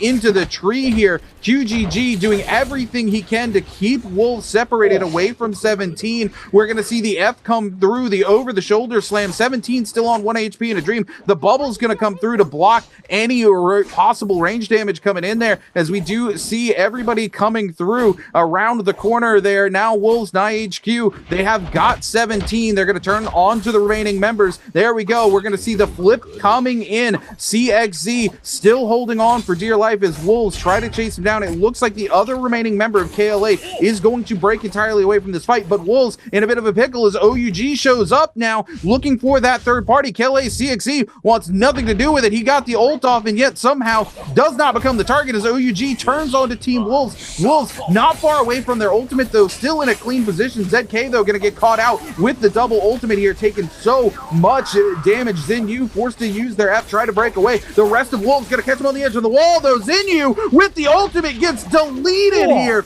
As all of the members of Wolves catch them on the wall, they stick them there and put the end to him. OUG now trying to make something happen here onto ZK. ZK getting some healing, staying alive, but the parry going to come in. OUG's SS cleans it up, turns into a 2v2, but KLA is back up for the third party. This is their only opportunity to keep the game alive. They got one of their members back in because of this third party opportunity from OUG, and now Wolves struggling to keep it alive here as KLA decides to pay it back onto Team Wolves and leaves OUG for second. They said, let's get Wolves out of it first, and now they're trying to turn things around. Zinyu gonna go down. The King goes really low. The ultimate being invested here. KLA, QGG, Balda shows up for the fifth party as a perfect spear comes in. OUG's the King, becoming the target here for Team Balda. KLA just trying to keep the game alive.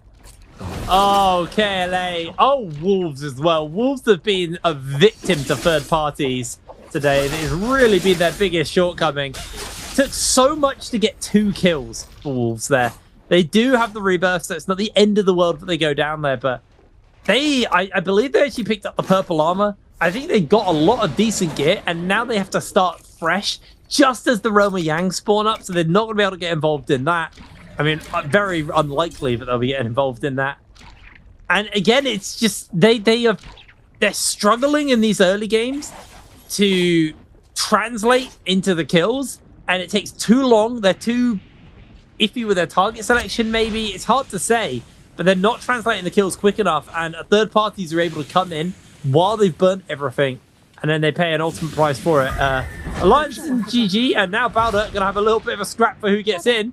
Alliance able to just about make it in time. It's going to be Alliance versus Balder inside this Realm of Yang. JL versus JDG, and then X1 versus GG. But we're going to stick on Balder versus Alliance. You going up nice and high here on this Kylan. See if he can make it work. It's now cutting down over to NY7 on the Zai. He has got that ultimate up. Misses the F aerial. Does have the ultimate to reset the F. Looking to use those halberds just to get some damage off. You losing so much HP here. Doesn't need the chain slice. The halberds absolutely ripping through them. Does miss yet another F, unfortunately. Still got that ultimate to work with. You has got some healing done for themselves. Caught out by the grapple. NY7 not really full committing right now. Not really full sending it. I mean, his team's pretty healthy, so surprised he hasn't pulled that trigger. Balder now going in for that transform. F comes in from NY7, doesn't hit. He's missed every F so far. It's been really rough. Being zoned away by Yoran, who's now de-transformed, so is exposed and is open. But I say that, and he just gets a massive chunk out onto NY7. Looks like Balder have got Peak going very low, though, so they need to turn their attention, try and save Peak, but Peak's already down, and Zai hasn't really achieved much, honestly. It's been you and Revenge who've like hard carried this Realm of Yang. NY7's just been flipping around missing Fs the whole time and getting focused down, but they have been able to secure themselves enough attention, but his team have been able to tie this one up, and Alliance will win that Realm of Yang. Yeah, absolutely huge for Alliance. They are crushing right now in game number 3 as we move over to JL, who's already lost a member here into the members of JDG. Now, a 1v3 scenario, JDG having flashbacks, and they decide we are not going to let that happen ever again as they absolutely cut through the members. Or sorry, the final member of Team JL. And unfortunately, we're actually going to see Wolves eliminated from the lobby in yet another third-party scenario by the likes of DRG and OUG, and this is not the game Wolves was looking for here in game number 3. They're going to have a lot of work to do coming back in. Alliance here with that Vermilion Birds might immediately out taking a fight here with the likes of Team GG. Both of these teams trying to make the most of this Vermilion Birds might while they have it, and we're going to see Alliance pin GG's LXM to the wall here, find double eliminations here, and continue to climb the ranks here with 12 eliminations before Zone 3. Bao showing up to try to get in the mix as well, but Alliance still with ults activated here has an opportunity. Unfortunately, NY7 will go down. Revenge trying to break away from this, but with Vermilion Birds might, this game is still going to be alive for them. The question is just, can they put another point on the board before Bao cuts through them? And Bao really wants to make something happen here. They're trying to go ahead and lock down onto Revenge. Revenge not making it easy for them, continuing to keep the pressure up. If Revenge can land one of these RMBs onto you, it very quickly could spell disaster. You able to get caught out there. They don't find the elimination right away. Revenge now taking range shots from downrange. It's going to go to GG as they risk running it back for the fourth party into this after they lost the Vermilion Birds might just a few seconds ago to Team Alliance. Very, very confusing there from the side of GG, but fitting pretty. 4 kills under their belt. X1 with the Realm of Yang debuff, looking for the kills. Oh, Wolves got eliminated. Didn't even see that happen. That's a rough one for Wolves. Alliance, 12 kills in this game. OUG, 7 kills.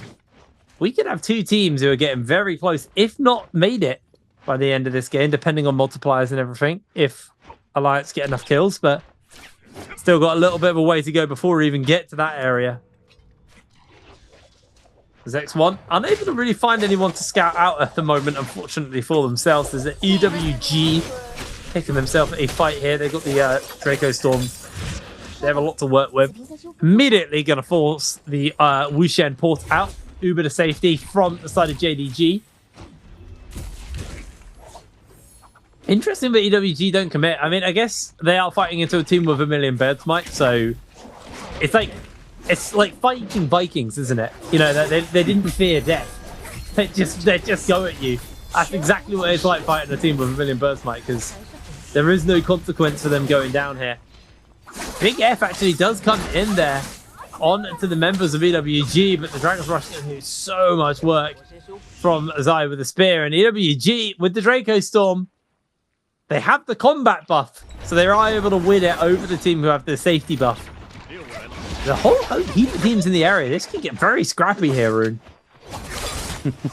Yeah, this is going to be a very, very interesting game. 31 players still left remaining alive. Only Team Wolves completely eliminated from the lobby thus far. Kills BBV here, really trying to set something up here onto X1. The Karumi ult going to come through. The Sand ult going to come through as well as JL cleans up XLY here. But so many teams coming in for the fourth party potential, trying to play Gatekeeper onto JL here. JL really needs to break away from this. DRG coming in. Kakaishi here with that Viper ultimate is going to completely separate BBV from the rest of the team here into the zone tick as well. No place for BBV to go. Kakaishi with the musket shot's going to clean up the elimination as DRG goes to 6 here, and now look to clean up the rest of JL that they have caught out here in the edge of the zone. There's not a whole lot JL can do about this. TXJ going to get parried and immediately picked off as well. We're going to see X1 go down to GG in the kill feed as well. They're going to be the second team fully eliminated. JL going to follow them in short succession as DRG cleans it up and goes to, I do believe, 9 eliminations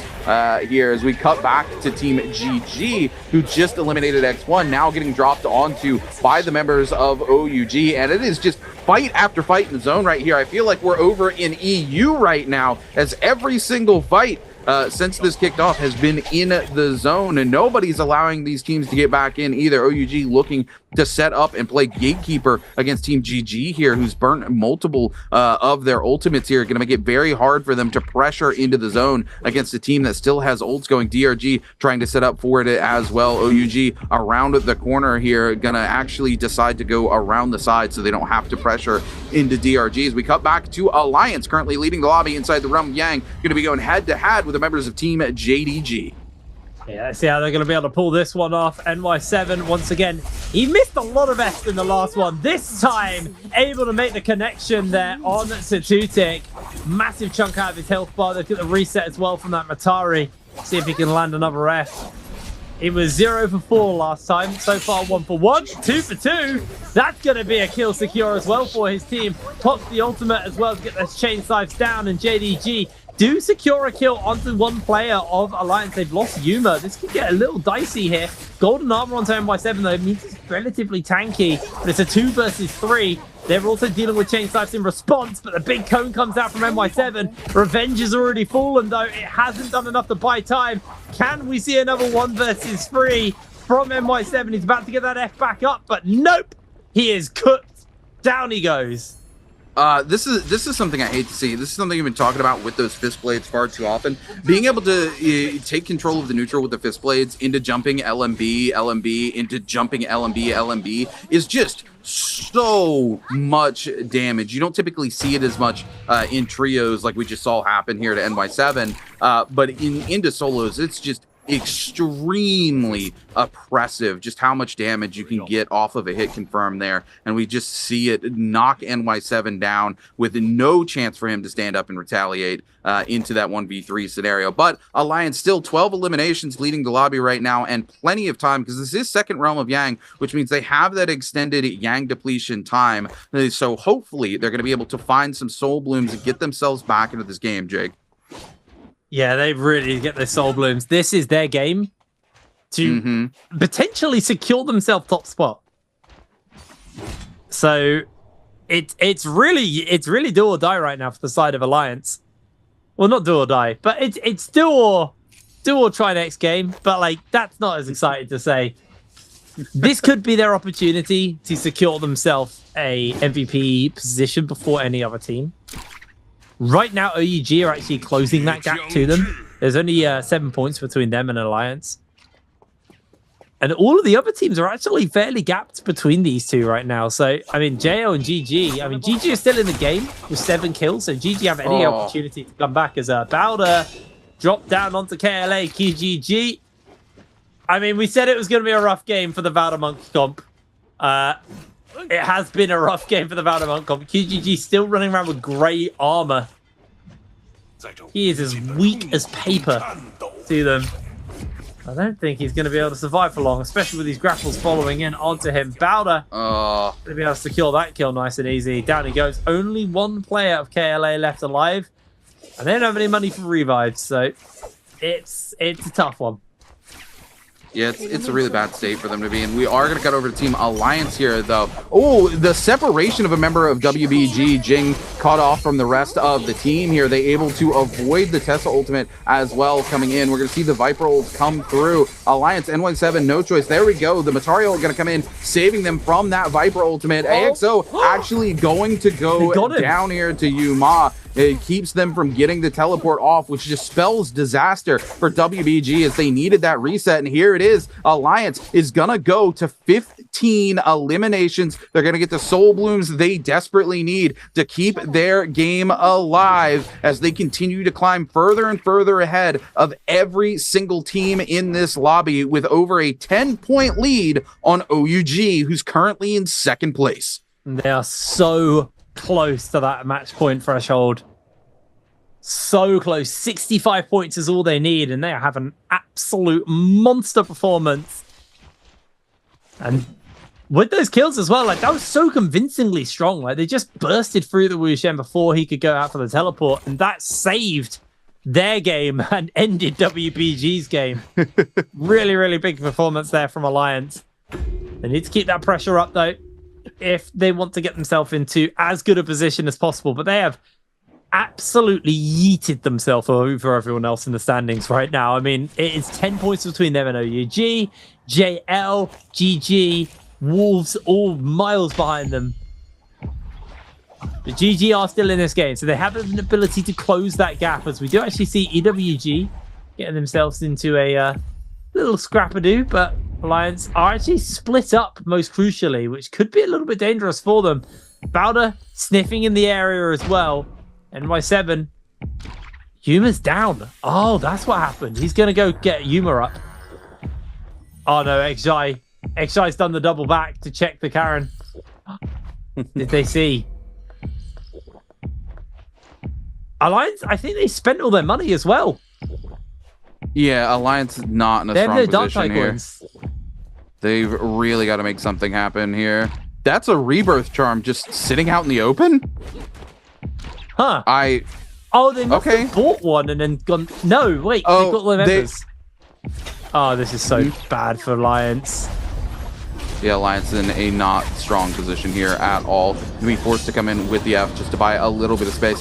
So unfortunate for them. Unfortunately, they could not stay in the zone any longer. The Flamer coming in there as well, going to make things difficult. NY7 just trying to get away, but that Flamer just ticking through the HP. EWG going to knock down NY7. Revenge, no place to go either. Forced to burn the ultimate as well as all of these teams play Gatekeeper. They do keep it alive for one additional placement here as KLA CXE will go down, eliminating KLA from the lobby. Alliance does go down, unfortunately, but still 15 eliminations to their name. There's actually a world where they still walk away with MVP this game.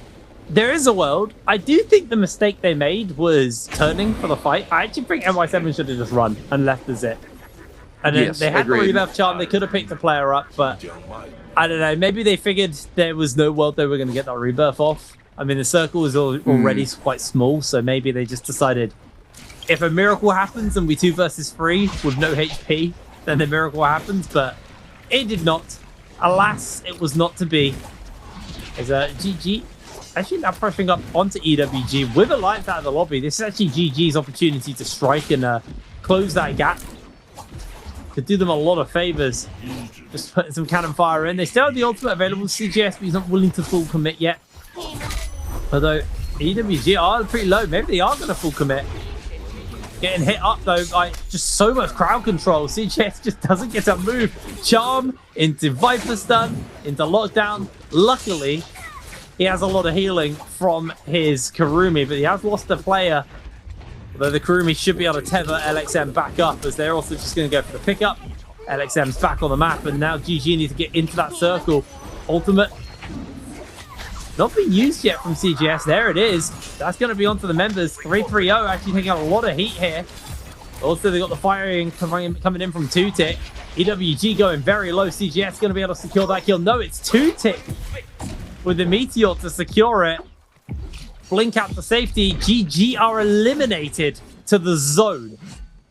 What is going on in this game? I feel like everyone's gone rabid. Yeah, I mean, there's been so many zone fights here today. This is very unlike CN, but given the high stakes of the situation, we expected things to be pretty hectic today for a lot of these teams, and that's exactly what we're seeing here. Cookie here, by the way, also going to be gate kept here by the members of DRG, who knock him down in the zone. DRG, JDG setting themselves up for the best possible success to dethrone Alliance from that MVP right now. JDG on 12 eliminations, DRG on 10. Looking pretty good as we get ready to head into the late game. 58 seconds until Zone 5 collapses on to Zone 6. We're seeing that last late game Bane's Breath come through. DRG able to position themselves on the backside of it, completely safe from the rest of these teams. But Bao Da here, take a look, by the way, 3 sets of legendary armor, 3 legendary weapons on this Kylin comp that we talked about before. You know, Kylin seeing some nerfs into this particular patch, being far less favored as they were already falling out of favor. This is a very interesting composition with Kylin, with the Yueshan and the Zipping as well. Bao Da only on 8 eliminations, but really successfully set up for a strong late game. Yeah, they really are. And I mean, when we had the scoreboard up, you can see, but everyone left in the lobby's actually got a fair amount of points. Like, this is a world where things get very close. The scoreboard gets very close, and I think we're right. I do think we're going to see probably a slightly later day. I don't think it'll go to 8 because I think we're going to have so many teams on match point by the time we get to that point that I think an 8 game would be really, really unlikely to see. DRG, though, trying to see if they can contest this Draco Storm Spirit well. Right now, it is JDG holding it. Maybe everyone's just gonna leave it. Bowder decide not to even look at it with all that gear. They say Draco Storm, Smeko Storm, doesn't matter. Don't need it. As now with this Draco Storm, I want to see JDG get aggressive, and there are a bunch of teams in the area. This is their opportunity. 2Tick goes through the wall with that chain scythe onto the members of DRG. DRG now being forced out by the zone, but Kakaishi gets hit up through the wall again. Consistently being a nuisance, 2Tick with his chain scythe. Kakaishi now comes in for a bit of revenge onto 2Tick, but it's going to be hard with that Draco Storm. Just buffing them up so much, giving them that big slows. As now Viper Ultimate breaks out by Kakaishi, but Kakaishi's incredibly low. Locks down onto the members of Bowder, but the range shots coming in from all sides onto Kakaishi. JDG, 2Tick turns around, finds Kakaishi. Kakaishi gets the knockback onto Jing, but he's still standing firm for now. Down he goes, OUG's SS. Able to secure an 8th kill for the team, and they are looking to contest first place. They are looking to knock Alliance, who've been knocked out of this game, out of first place going into game number 4. 2Tick going for a cheeky reload just to make sure his cannon is topped up and ready to go. And there is not many people left in this final circle. Only 10 players in a fairly large final circle. It's been a bloodbath of a game 3 here on Holoroth. A lot of teams getting knocked out. That cannon fire from 2Tick doing so much work. Kiki with the bow, able to secure the kill onto SF. Bowder also firing back onto one themselves, but Peach getting knocked with his back towards that zone as down he goes. JDG secure their 14th kill of the game, make it 50, and they're on fire this game. Securing another one there with the Meteor. 2Tick got a Meteor available to fire out onto the members. Does go a little bit over the head onto you, but you is Dunzo. Jing secures the kill. And it looks like JDG closing in on that 20 bomb. 16 kills in their pocket. You can see Iran transformed into the Terracotta Warrior, or a Mecha Warrior in this case. He's gone Gundam. Jing finds himself getting very low. 2Tick continues to apply pressure though onto the King to knock him back into the zone. 2Tick loses that armor, has to use the F to get back into the zone. Jing going to do some work to heal up as 2Tick gets the pot reset off. The King's going down. And JDG not going to be looking to get that kill as Dongqing's just running into the zone as a denial here. 2Tick though, can he find him? No, he can't. Goes down to the zone. Big win. Yeah, absolutely huge here for JDG, especially given the misplay that they have inside the Realm of Yang, where they give a 3v1 to DRG in game number 2. This is the recovery that JDG needed to get that confidence back up to keep them in the game, I think, Jay. Yeah, no, it really did. Massive, massive win there for JDG, and every game, the scoreboard changed significantly. That's the big thing for me. It's like, especially with the Wu Chen having his teleport on his F now and not his ultimate.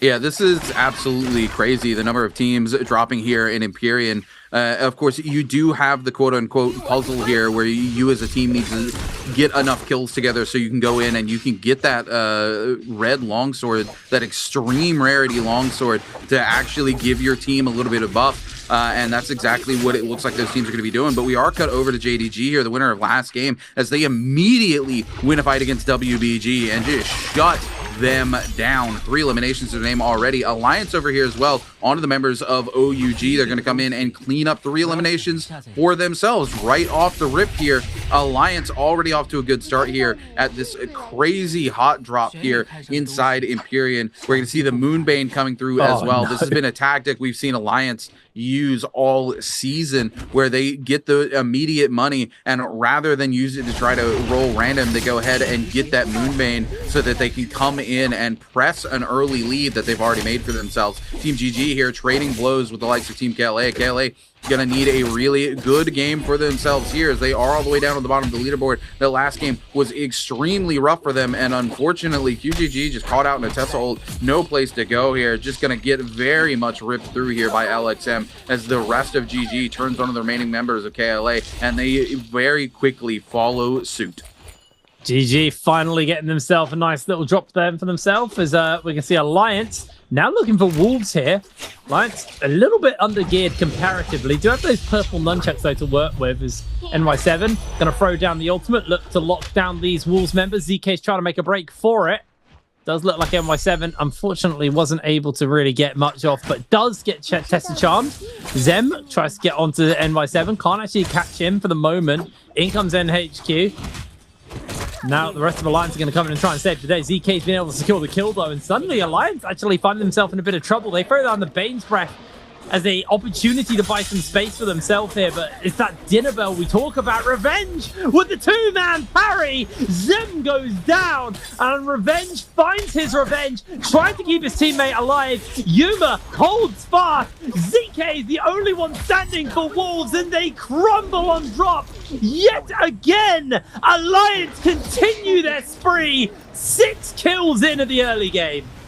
Yeah, Alliance, a huge start for them here. And this Bane's Breath paying dividends here, because if you notice, it separates Wolves, right? They're a little afraid to take the commit there and kill. You see the huge double parry coming in from the side of Alliance, completely flipping that fight on its head as they go to 6 eliminations. Money well spent for Team Alliance there, as just the risk of the Bane coming in puts Wolves on the back foot. And like you said, Wolves, yet another hot drop early where they go down and they're going to be forced to go out, find some loot for themselves. And unfortunately, this isn't a great team comp for them to head into the Realm of Yang. They are realistically going to have to look for some good, clean third parties if they have any hope of making anything happen. Alliance here will spot out Team GG.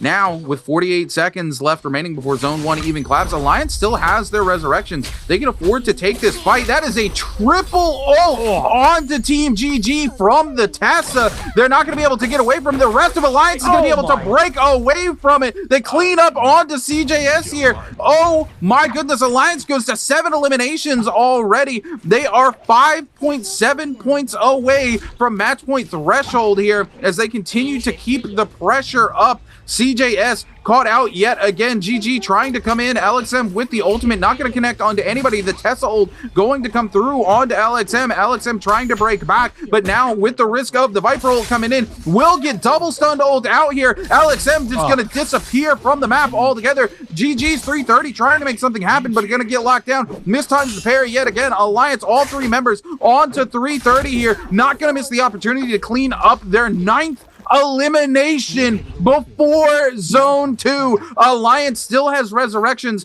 as slow Zone 1 collapses down. They're going to be able to look to pressure yet another fight. They are so on fire right now. Alliance, something just awoke in them. Looking absolutely amazing. ZDI grabs on. Wait, is that a different Valder ult? It is, isn't it? That's the V1, isn't it? I didn't quite catch the ult there. He was standing on top of the pillar. Yeah, then yeah, it could be V1, the right? V1 coming in. Yep. Interesting. Interesting. They decide to go for the V1 over the V2, which is what everyone else is running. Well, if you can catch out 2 people with it, it's just a free double slam for the monk. It is a high risk, high reward composition. You have to look to land that ball to V1. If you don't, you've got to be very careful about how you stack your ults post that. You do not want to monk up and risk giving it away there. You've got to kind of play around what's left of the Vault of V1 ult there and kind of hope for the best, if you will. So it's high risk, high reward, but if you're able to land it, you guarantee the double grab. It is absolutely huge for them. The reason you didn't see that happen a lot before was because you were just able to, as an enemy team, grapple the player out of the Volta ultimate and guarantee that the monk couldn't get it. But now that you can't be grappled out of those and you have to deal damage, you kind of have to commit to the fight to keep the monk from getting the double grab if they do land the V1 from that wave. Still, not something I would agree with seeing, but Baoda right now trying to tear things up as the third party comes through here from team at KLA onto them and WBG. Baoda looking to break away right now. They have not lost a member yet as WBG does. KLA really wants to make something happen here. They're going to catch out Baoda's view, and they are just going to dog them down. They are not going to let this elimination get away from them. KLA will find their first second elimination of the game here. One onto Baoda and one onto WBG. This is a good, clean third party from them. Even though they're playing the Xiphon comp, they are so far behind in gear. They need every kill that they can get. I'm just having a look at the scoreboard, and DRG being down 2 players is incredibly rough for them. They've been, pretty decent today, DRG. I've had a lot of respect for them. They've really shown up, but this game hasn't gone exactly to plan here. There's Yuma heading in. I think they're going to be setting up for the Roma Yang, which will be spawning up soon. I believe it was EWG who I saw running around with a Volpain Essence earlier. Or was it JDG? It might have been JDG actually with it. All I know is one of those 2 teams is running around with the Volpain Essence. I'm going to make the assumption it's not EWG. I think it's JDG. And if they go into a Roma Yang, we saw, actually, it was JDG who did it earlier today as well, I believe, with the Volpain Essence. And it's not like a guaranteed win in a Roma Yang, but it's as close to a guaranteed win as you can get, right? Like, unless your name is as close JDG. as it can be fair. Oh, Wolves. Oh, Yuma actually getting parried here. He's able to pick up his katana. Oh! Another parry coming in. Hold on.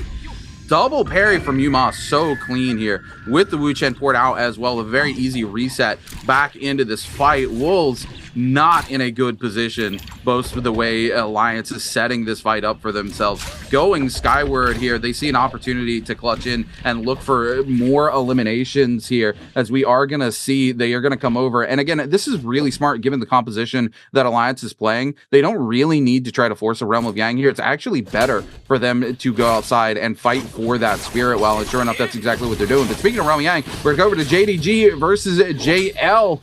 Inside that Realm of Yang, Jing here going to get the clean plank here off onto VVV. Going to find a couple slices of damage there, but not too much. They are going to find a huge R&B into One Fang here. Fang, though, going to pop that ultimate. looking to land some clean grabs out here. Not going to be able to find them, as we do see the hottie causing a little bit of chaos. Jing still with the ultimate in the back pocket here, going to cube up to get away here, able to avoid the grabs yet again onto the backside here. Now going to, having waited out, pop that monk ult, looking to turn around, but will get caught out by Fong. Going to take a lot of damage, trying to get top side onto this pillar. Unfortunately, doesn't find it. Will find this pillar though. Now just needs to set up some clean double grabs here from their teammates as well. Misses the opportunity to get the grab onto Fang there as the D ult comes in. Now the rest of the team here, JL just trying to get behind these pillars. They need to coordinate. JDG here needs to force some of these people away, but unfortunately that ult's going to end very quickly, and JDG looks to yet again here be giving away a realm of Yang. I mean, they had such a good clean position there. The rest of JDG just needed to coordinate with their monk so that they could get those players out from behind the pillars. That is not what happens. JL here though will lose VVV. JDG down a member as well though, into the 2v2, trying to make something happen. The bubbles come through, but it's not going to be enough as Fong finds it yet again here, and sure enough, they will clean up Keke there from JDG. JDG down to 2 members here into the 2v2 though. They were able to get 1 resurrection up while these fights were going on. Fong though here with a very clean fist blades here, using that movement to get around the battlefield here. The ult going to be invested here by 2Tick. Unfortunately, it is just going to time out for both of these teams. JL was denied, the Vault Point Essence popped, and they didn't finish the monk up in time. And that was what slowed them down. It was very, very close. Alliance going to grab himself this soul spirit roll. There we go. Got the name of it for a second there. So many souls and spirits in this game. Sometimes I get confused on which one's which, but it's going to be the Draco Storm onto Alliance. They're going to be looking to be very aggressive. They know there's going to be a bunch of Birdsmite teams who are just going to go completely ham at each other. So they're just going to wait a little bit, let them get each other low, let them burst their ultimates, and then just slide in and tidy it up. And Alliance are so close to that 65 points. It is all to play for them. And honestly, once they get those 65 points, like, beyond that, their position actually doesn't matter. Like, as long as they hit 65 points, they can go out immediately. And they are 4 points away. They don't need an MVP here. It has to be the next game. So they can take their time and just get ready for that game. But they still got to make it fully work in their favor. As JDG coming in. Ooh, EWG spawn on top of them. It's just giving an instant scrap off spawn, I think. Jing, ultimate available to him. He's going to hold that for a brief second and run away. He's going to run away. He's going to pop a pot and then he's going to run back into the fight. Still got plenty of time on this one. Kiki going a little bit low, lost half their armor. Actually, say that. Looks like they're looking to turn onto one of the players on EWG. There are 5 teams with Realm of Yang debuff in this game due to that lobby. Due to that fight versus JO and JDG. So it is really all to play for. Youth place as well. Jing's going to go in for the transform. And I think EWG are just going to scatter. I'd say that, but Cookie's going to get taken from the cookie jar. Slam back. He wants another cookie. He's able to get him into the title as well from the Valda. Slap together. Down goes Cookie. Smash that one. In comes to the next grab. Beautiful work here from Jing. He is going to secure the kill for his team as well. The problem is I think they're getting third-partied. I think another team's showing up. Yeah, it's OUG who also had the Realm of Yang debuff. This could be so bad for JDG. They've used their ultimates. The bubbles are thrown down, but OUG, they do not care. The king is sitting in the pocket. And Jing can't move. He's locked against the rocks. He's parried, and he is down. A spiteful poison splash splashes in the faces of OUG, but they've been able to cleanse one of their players. They want to find the others. They want to find the scraps. EWG XJ is now next up on the menu for the members of OUG. And just like last game, Rune, it is fighting in the zone. That is the only way to play Naraka, apparently. XJ goes down, and that is another kill for OUG and another member cleansed. Yeah, absolutely crazy going on right now. Wolves here, who abandoned the fight earlier with Team Alliance, now in fight here with Team JL. JL needs this opportunity to cleanse that Yang depletion from themselves. Wolf, though, putting in work as TXJ goes extremely low. Fang forced to back away here yet again, as we see time and time again, those ults coming through, working for them. But unfortunately, the lack of ults here, the only player with an ult here being Fong, trying to create some pressure here onto Team Wolves, now onto Team Alliance, but Yuma gonna get stunned out here as we see Fong also caught out by the Tesla. Another huge Tesla ultimate coming in from the side of Team Alliance as they decide to break away from this engagement, and JL just desperate for anything they can get their hands on. Fong gonna get sent into the zone here by KLA, forced to burn that ultimate now as he looks to step forward and get away from this. Unfortunately, he kind of has to take this fight. He's completely separated from the rest of his team with the members of KLA on him. 25 seconds left remaining. He's able to get one grab. Oh my goodness, there's no place to go as the repeating crossbows come out. Oh, they just get shredded in the zone, but it's Alliance Yuma who picks up the elimination with the musket, goes to 10 eliminations, 62.8. Alliance so close to going over the threshold. Alliance Yuma picks up another member with the musket, this time on to KLA 17. They go to 11, 63.8. They need 1.2 points to move across that qualification threshold as Team Alliance yet again continues to dominate another game, Jake. They call him Wesley Snipes because he does not miss. Just keeps landing those shots with the musket. Absolutely beautiful from Alliance. I saw you laughing on my other screen, by the way. I'm glad that got you. Alliance popping off right now. 2 points, well, 1.2 points away from making it to that match point MVP, that eligibility. And the next game is all they need to do. And right now, this is the first game where I don't think the scores have been overly tight. I mean, you got X1 on 8 kills, and you got 6 kills onto JDG. But other than that, like, everyone else is actually relatively low scoring. It really is just the Alliance pop-off this game. Yeah, Wolves here, one elimination under their belt, just struggling to stay alive, much less put any points on the board this game. Yeah, really. X1. So is that... Oh, X1? No, they're not going to do anything, right? No, they're trying to give chase to Team Wolves here, but Alliance also there. Wolves about to get sandwiched potentially between these two teams. Luckily for Team Wolves, they are here in Empyrean. They have a really good opportunity to kind of break away from this positioning if they can get away, but Wolves going to be caught out by X1. Alliance breaking away, though. GG waiting in the wings as well for the third party. Wolves HQ just getting put in the blender here, trying to step away from this, trying to utilize the stone form there. That stone form not going to save them from the Zythos. X1's XLY picks up an elimination there, and Wolves go back to 2 members yet again as Balda turning here onto the members of OUG. OUG Jinyu coming in with that pole sword, putting in work onto Yiran as we're going to see the Hottie come through and start to dip into this Kurumi ultimate to deal damage onto the members of Team Balda. OUG going to step away from that Kurumi ultimate. They know Yiran has the ultimate up as well. They want to leave Balda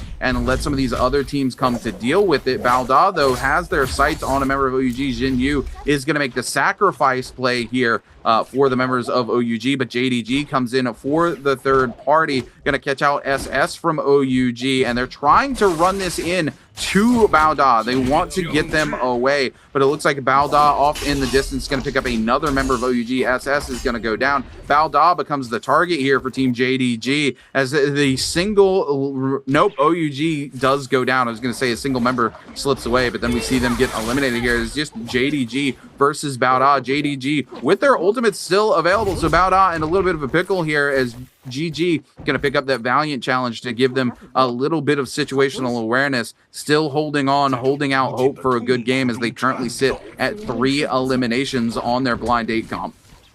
Yeah, you can see Wolves able to pick up one player, which is, oh no, don't worry, Zem went down. Okay, Wolves might, okay, they buy a secondary, oh no, they used the rebirth charm. Okay, now they've got to get their Viper up, and then they're back at full force, but like, the problem with Wolves right now is exactly what you were talking about earlier with them. Is like they hit this comp which needs to kind of do stuff in the mid game, and they haven't actually achieved anything with it. They got 1 kill, I kind of just wish they locked in the Sand Siphon for the end game and then popped off there, but they didn't want to spend the hero points this time around, and they ultimately pay the price for it. But it's going to leave us with 23 players left at 11 minutes. Last game, we actually had a lot less players. It was a complete bloodbath. This time around, we've actually got a fair amount of people left in this final circle. Well, I know we're not even at the final circle yet, but in this late game now. It's going to be a big one to play for is X1. Another team who are actually popping off. We've been very focused on Alliance just because of how close they are to that match point eligibility, but X1 are actually having a very good game. And they've kind of quietly been doing well all day, to be honest. Like, not as well as our top teams, but like they've been having a pretty decent day. That crossbow is unbelievably annoying. The chicken crossbow, the rubber chicken crossbow. Whose idea was that? Alliance just holding down onto this low ground for the moment. We can see JDG Tutik actually has just used the cube, but he's going to get charmed up. Alliance actually getting knocked back. A couple of people take some damage, but nothing too major. Oh! I thought that was NY7. I thought he did it again. He didn't. It's actually secured by X1, but now they're turning their attention towards Kiki and Jing. Alliance just being so aggressive. They've caught Jing against the wall. They're not letting him break away. He's actually going for a transform because he just doesn't have any way to escape. Now they're chasing onto Alliance, but as Wimble's coming out, Revenge is making sure that Jing cannot do anything on this monk. Tutik's timing out. He's going to lose his transform. And now Alliance will just collapse on top of them. We see Wolves get knocked out in the middle of it. X1 gets hit. A couple of people do get hit by the charm there, Jing. He's going to be up on the menu. The bell comes out and in comes the burst. Alliance want to finalize this kill, but Jing is doing a great job of evading them for now. But the three members continue to pound onto him, and down he goes. Not yet. The snipe. Can it come in? GG secures the kill. They deny Alliance. They are so close to that eligibility point. They are so close. They can taste it. Yeah, they've got to be very, very careful. At this point, they just need to out-survive another team and make something happen here for themselves. Even one elimination, but they burned two ultimates in the middle of that fight. They need to be very, very careful about how they continue to go forward here. Again, one elimination is all that separates them from being on that match point. They've got to play the rest of this game out very, very strategically. X1 on to 10 eliminations now. GG finally picking up their fourth elimination there, keeping Alliance from going to match point. But it is still anybody's game. It's a very tight game as KLA shows up on Team Alliance, and Alliance down to the one ultimate here on N7, trying to play very carefully here. CXC actually going to get caught out in a fairly poor position, but the Matari ult going to buy them protection, going to completely negate the one ult that Alliance does have online. They have got to play this so well. Revenge goes down. This could be terrible for Alliance. They just need one elimination. They need to find it onto anybody here. Can they make it happen? The staff going to come in from KLA 17 doing a ton of damage. NY7 just trying to keep it alive. There it is. KLA, they just need the one hit. There it is. They will go to match point. Oh my goodness. Even if Alliance goes out here, they can breathe a sigh of relief heading into the next game. Alliance at 12 kills. Unfortunately, they are down to one member left remaining, Yuma. They will not be able to find MVP for this game, but crucially, they are on to match point. Oh, that is so relieving for them, because I feel if they had gone out without that match point, there would be some super tilt coming into the next game. They would have been really on edge. They would have been really worked up, and then that's when teams start to crumble. They clutched it in the last possible moment. They can now breathe. They can now calm down. They have 7 minutes left on this game just to relax. And realistically, no one's catching up to them. The closest person to them right now in the game left is GG. GG, I statistically can't get enough points in this game. I'm pretty sure it's impossible for them to get to 65. Maybe if they kill everyone in the lobby. I know, because it's part of that 12's them. I don't think they can do it. So Alliance are going to be comfortable going in, knowing going into game 5, they're the only team that can win the day. X1 hunting away here. X1 10 kills in, so they're having a good day. Well, good game themselves. Looking to kind of catch up with some of those top teams and uproot the standings. And realistically, if this game goes well enough for X1, they could actually usurp OUG's position or GG's position, depending on how GG fare for the rest of this game. There is a position where this could just be massive for X1. They could get themselves really in the running. And so what I was saying earlier, every game has dramatically changed the scoreboard. Like, the standings and everything is just so different after every game.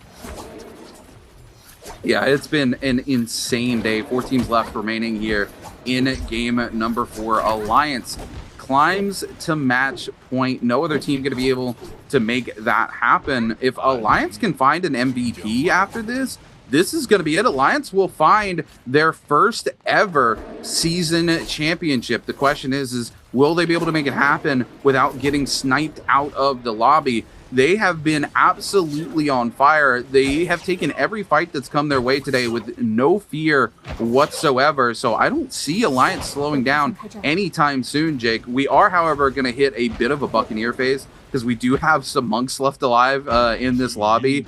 We are heading into that late game, that final late game Bane's Breath on the map right now. It is going to be a Spirit Well with a Draco Storm buff coming in, and GG wants to fight for it. And with the Transformer comp, they're going to be in a strong position to be able to do so. They can afford to spend some ultimates here to fight for this. Tesla going to be invested on the side of, I do believe, Bauda going to hit some of the members here of X1. X1 going to be coming in, popping at that monk transformation as well, looking to evict some of these other teams. They decide it's worth investing the ultimate to come in and make something happen. GG coming back in with that Viper comp. Oh no, the Viper gets waved out. This is the power of the V1, by the way, one of the only heroes that can actually pull Viper out of that ultimate. So it actually keeps the counter from the monk from being able to come in and be landed. LYD being forced away here. So much range damage comes through. He's got to come out of the ultimate, but he actually dies before he comes out. This is disastrous for the members of X1 as they lose one of their crucial members. They lose their ultimates and they lose the Spirit Well, so they will not be able to get those ultimates back online. Now it's Balda and GG trading blows, as well as DRG, as everybody scrambles to try to pick up this loot, get this Draco Storm, and take it into the late game. Well, DRG have been very quiet this game, only 3 kills under their belt, and Dongchain looking to change that. Chain's already thrown down. Bowder not willing to give it up, though. They have the ultimate from their Karumi to make sure Dongchain doesn't go too low here. Everybody's committing ult. Everybody is wanting this Spirit Well.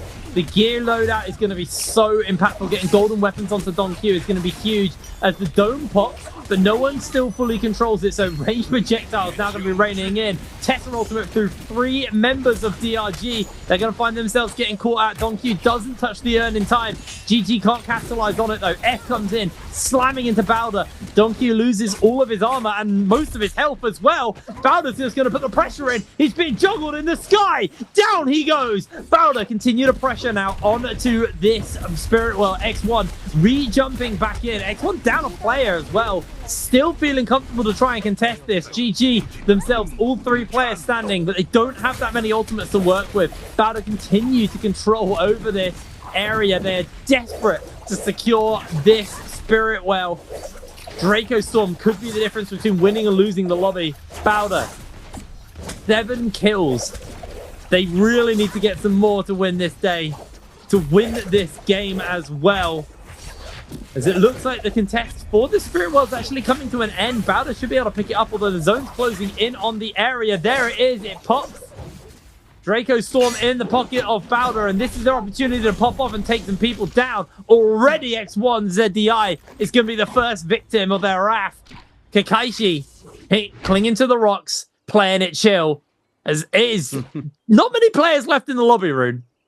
Yeah, no, not at all. 10 players left remaining alive here. X1 down to a single player, keeping themselves alive here, trying to just make the most out of the 10 points they've been able to scrape together for themselves. GG on the bottom, just trying to keep the likes of Valda from coming down and doing anything to them or TRG, but they are all sitting here with cannons, just throwing blows left and right. Valda's gonna go ahead and come down to the bottom here, will get caught out by a Tessa ultimate. Look at that clean surf to the side just to get away and reposition to a stronger position for them as the rest of Bao Da starts to come down onto the members of GG. A massive parry coming in from the side of GG. Wu Chen port just up to the very top here on the edge. GG's 330 trying to keep his game alive, but he gets knocked into the zone. Cannon shot comes through from Bao Da to clean up 330. Bao Da up to 9 eliminations, looking for that first place finish. Yiran with the ultimate. That Draco Storm still here for 43 seconds as they continue to apply pressure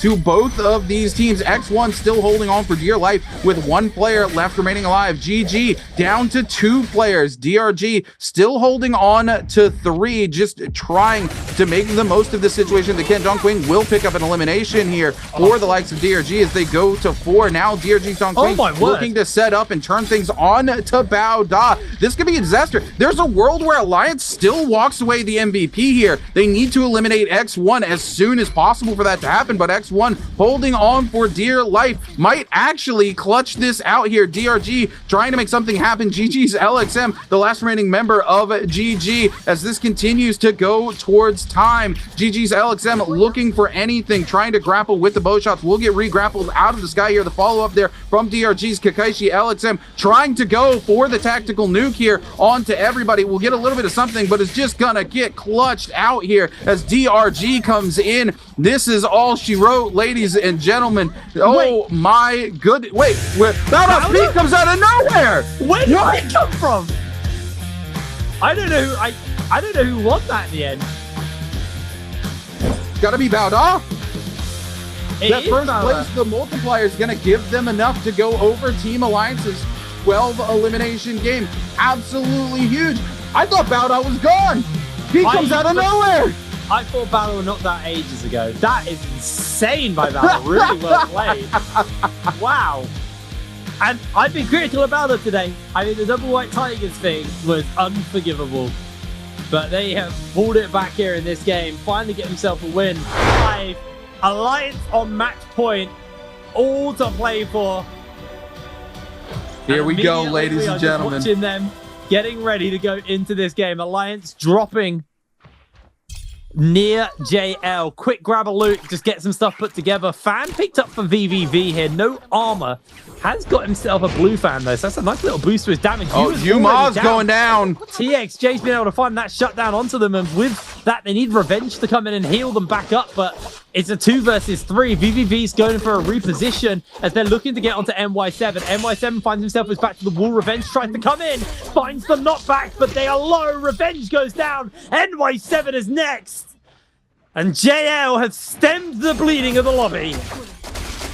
The rest of the lobby right now, when they get a chance to take their hands off the keyboard, just is sending a salute the direction of Team JL as they're able to pick up multiple eliminations on to Alliance. But that does not mean this game is over for Team Alliance. They are on one of their best compositions here. They do still have that early game resurrection, and there are plenty of places for Alliance to go out and get loot for themselves, because we have actually had a larger cluster of teams this time around, and there's plenty of gold zones to the north and south that are going to be Sans teams that are going to allow Alliance to loot themselves back up into this game and head to that realm of Yang.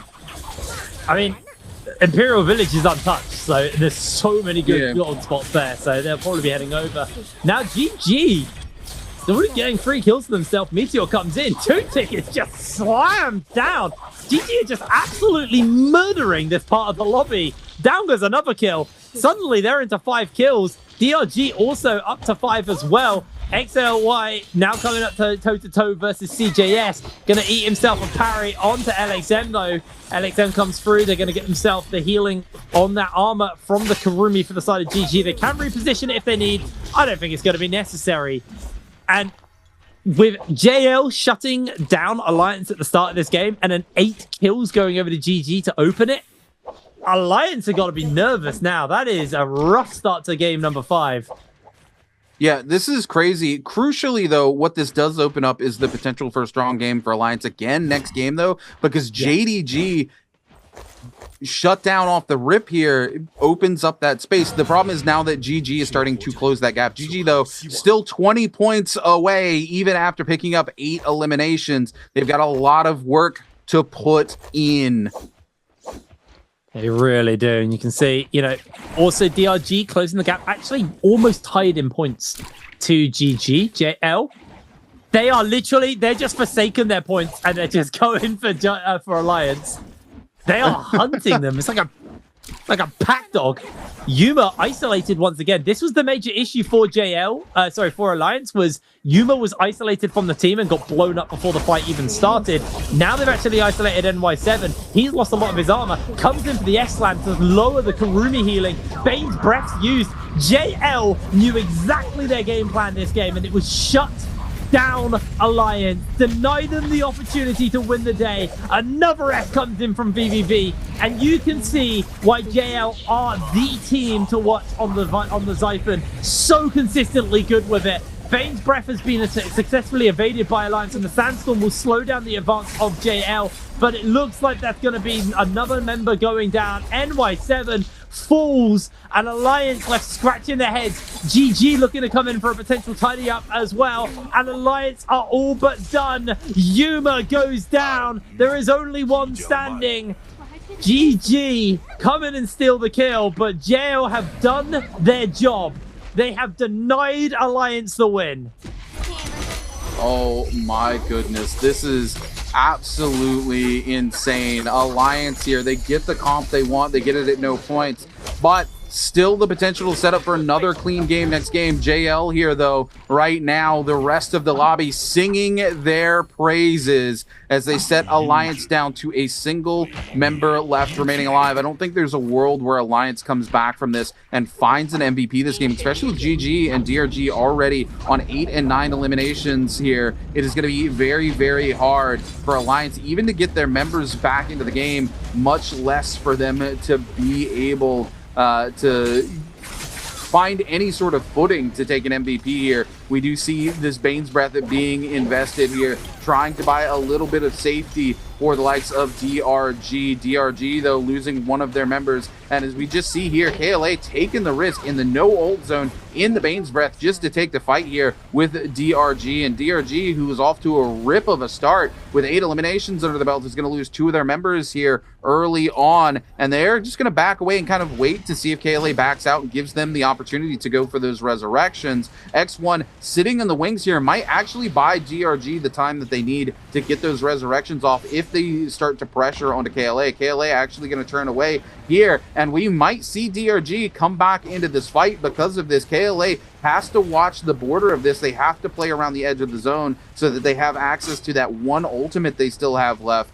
And this could be what DRG needs to get the reses up if they stuck around. But it doesn't look like the Wu Chen stayed. We haven't seen those resurrections yet come through. And Alliance's revenge here, off on the hunt here for Darktide coins. A solo little rabbit out in the world, a solo roomie, trying to keep the dream alive. I do think the one thing that JL need to do is probably take their foot off the gas a little bit on the Alliance hunting, because while they did a great job of shutting them down, JL do need to also get some points because they are a long way away. They're in 7th place right now. So you can't commit all your resources to shutting down the top team. I think they've done the job to make sure that this game stays, well, this day stays alive for at least one more game now. And that is what they needed to do. Buy every little bit they can, every little section, every little second, every little game. Make sure that you can get as many points as possible and then be within that contest yourself. As JL, I have a sneaking suspicion they're still hunting, though, which is, I would say, is quite concerning if that's the case. Because I'd like to see them, you know, actually focus on their own game a little bit. The real question for me on Alliance front, the real question for me on Alliance's front, though, is like, how is their mental fortitude? Because we haven't seen them, like, basically just bullied out of a game yet. They've been kind of left to their own devices and just played consistently all day.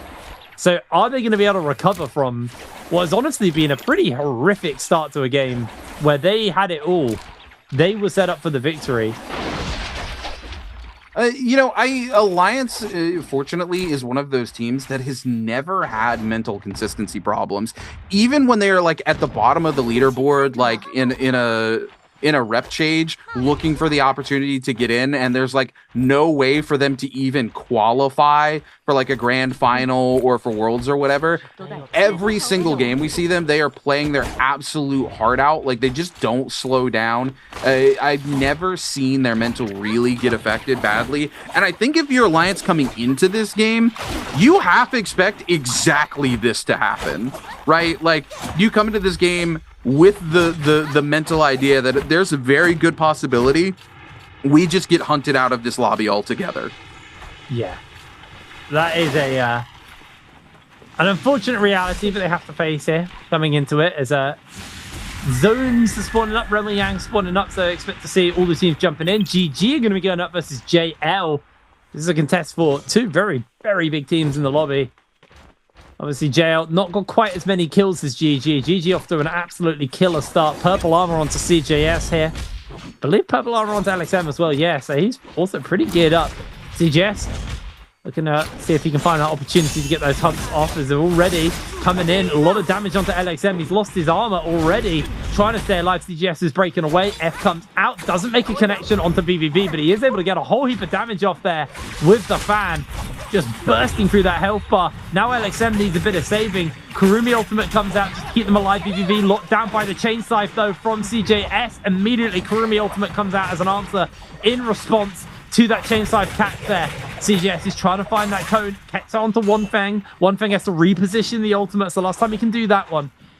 GG. CJS didn't really get too much of his armor refreshed. He spent a lot of time out of that Kurumi ultimate, so hasn't got the full heal coming in, but has got an F available to him. Can he find that opportunity? One Fang caught out, burning for the second, but now he looks for the turnaround. F comes down, misses from CJS.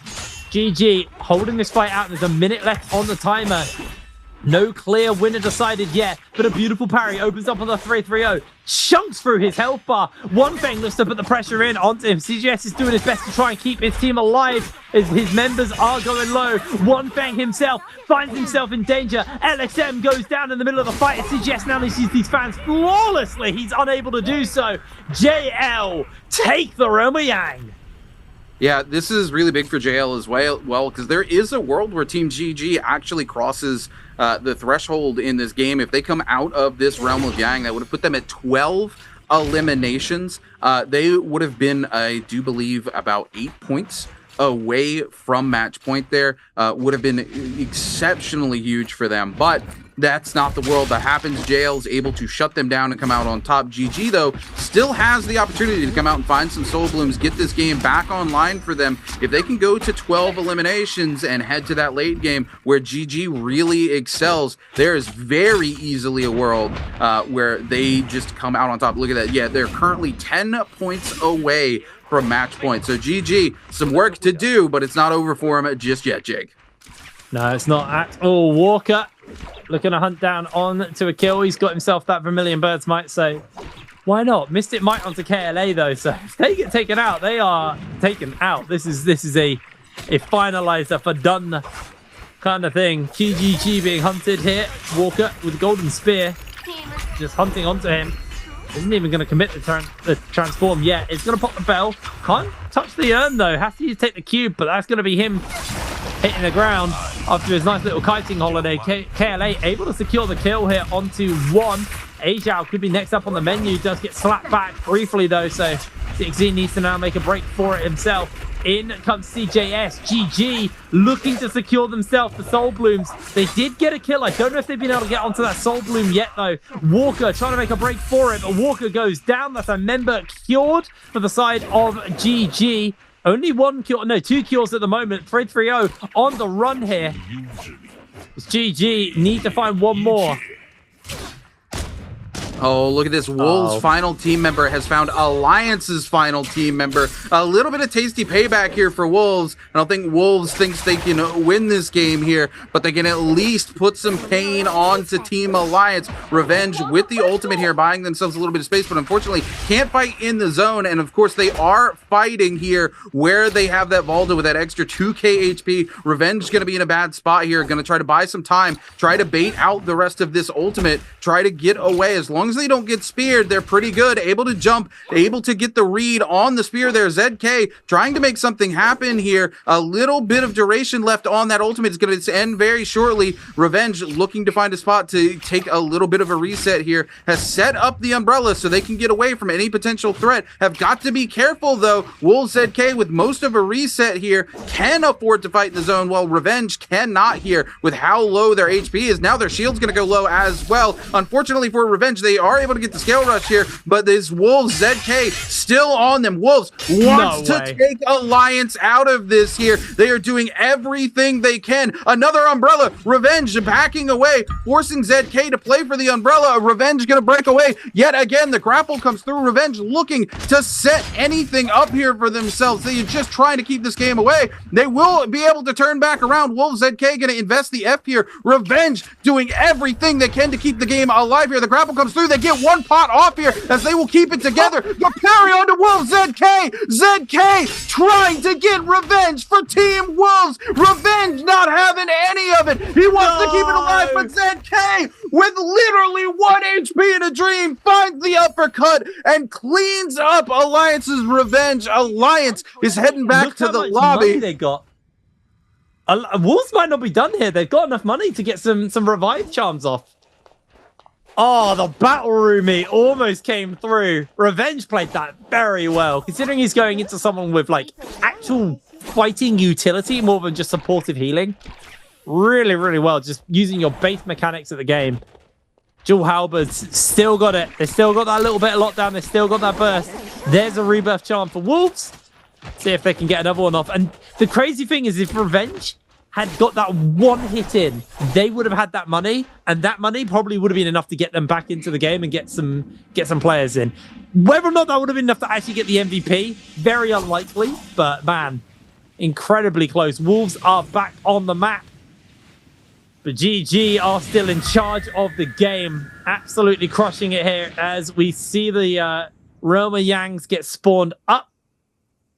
And also a Spirit Well, where everybody is contesting on that one. As you can see, we can see the Wolves camera, the Alliance camera right now. They're all in good spirits. Everyone laughing and having a good time. So they are ready for game number 6. Their game number 5, was just completely undone by JL. JL had their number. It looks like WBG might be getting a free run with Yang to themselves, but everyone else is fighting over a Spirit Well. Pop, the Uber goes. Oh no, it gets interrupted. I believe that's then just taken out. GG sliding in, securing a bunch of kills off the back of it as well. LXM takes down Peak. You trying to make a breakaway, but OUG are keeping the pressure up, and it's just into the waiting hands of GG. LXM looking for the kill. Yu's able to break away, and that's going to be OUG who secure the kill onto you, but GG continues control the Spirit Well for now, although they are going incredibly low. Going to force to use their Kurumi ultimate as OUG are desperately trying to force them off the Spirit Well. GG, are they going to give it up? Looks like they are. OUG get it, and Wolves are back on the map. They've been able to rebirth their entire team. Yeah, you know, they are shouting ZK's name right now. Wolves are in a Realm of Yang. They rebirthed and they got into a Realm of Yang uncontested. That's a miracle, baby. That could have been Alliance. That could have been Alliance.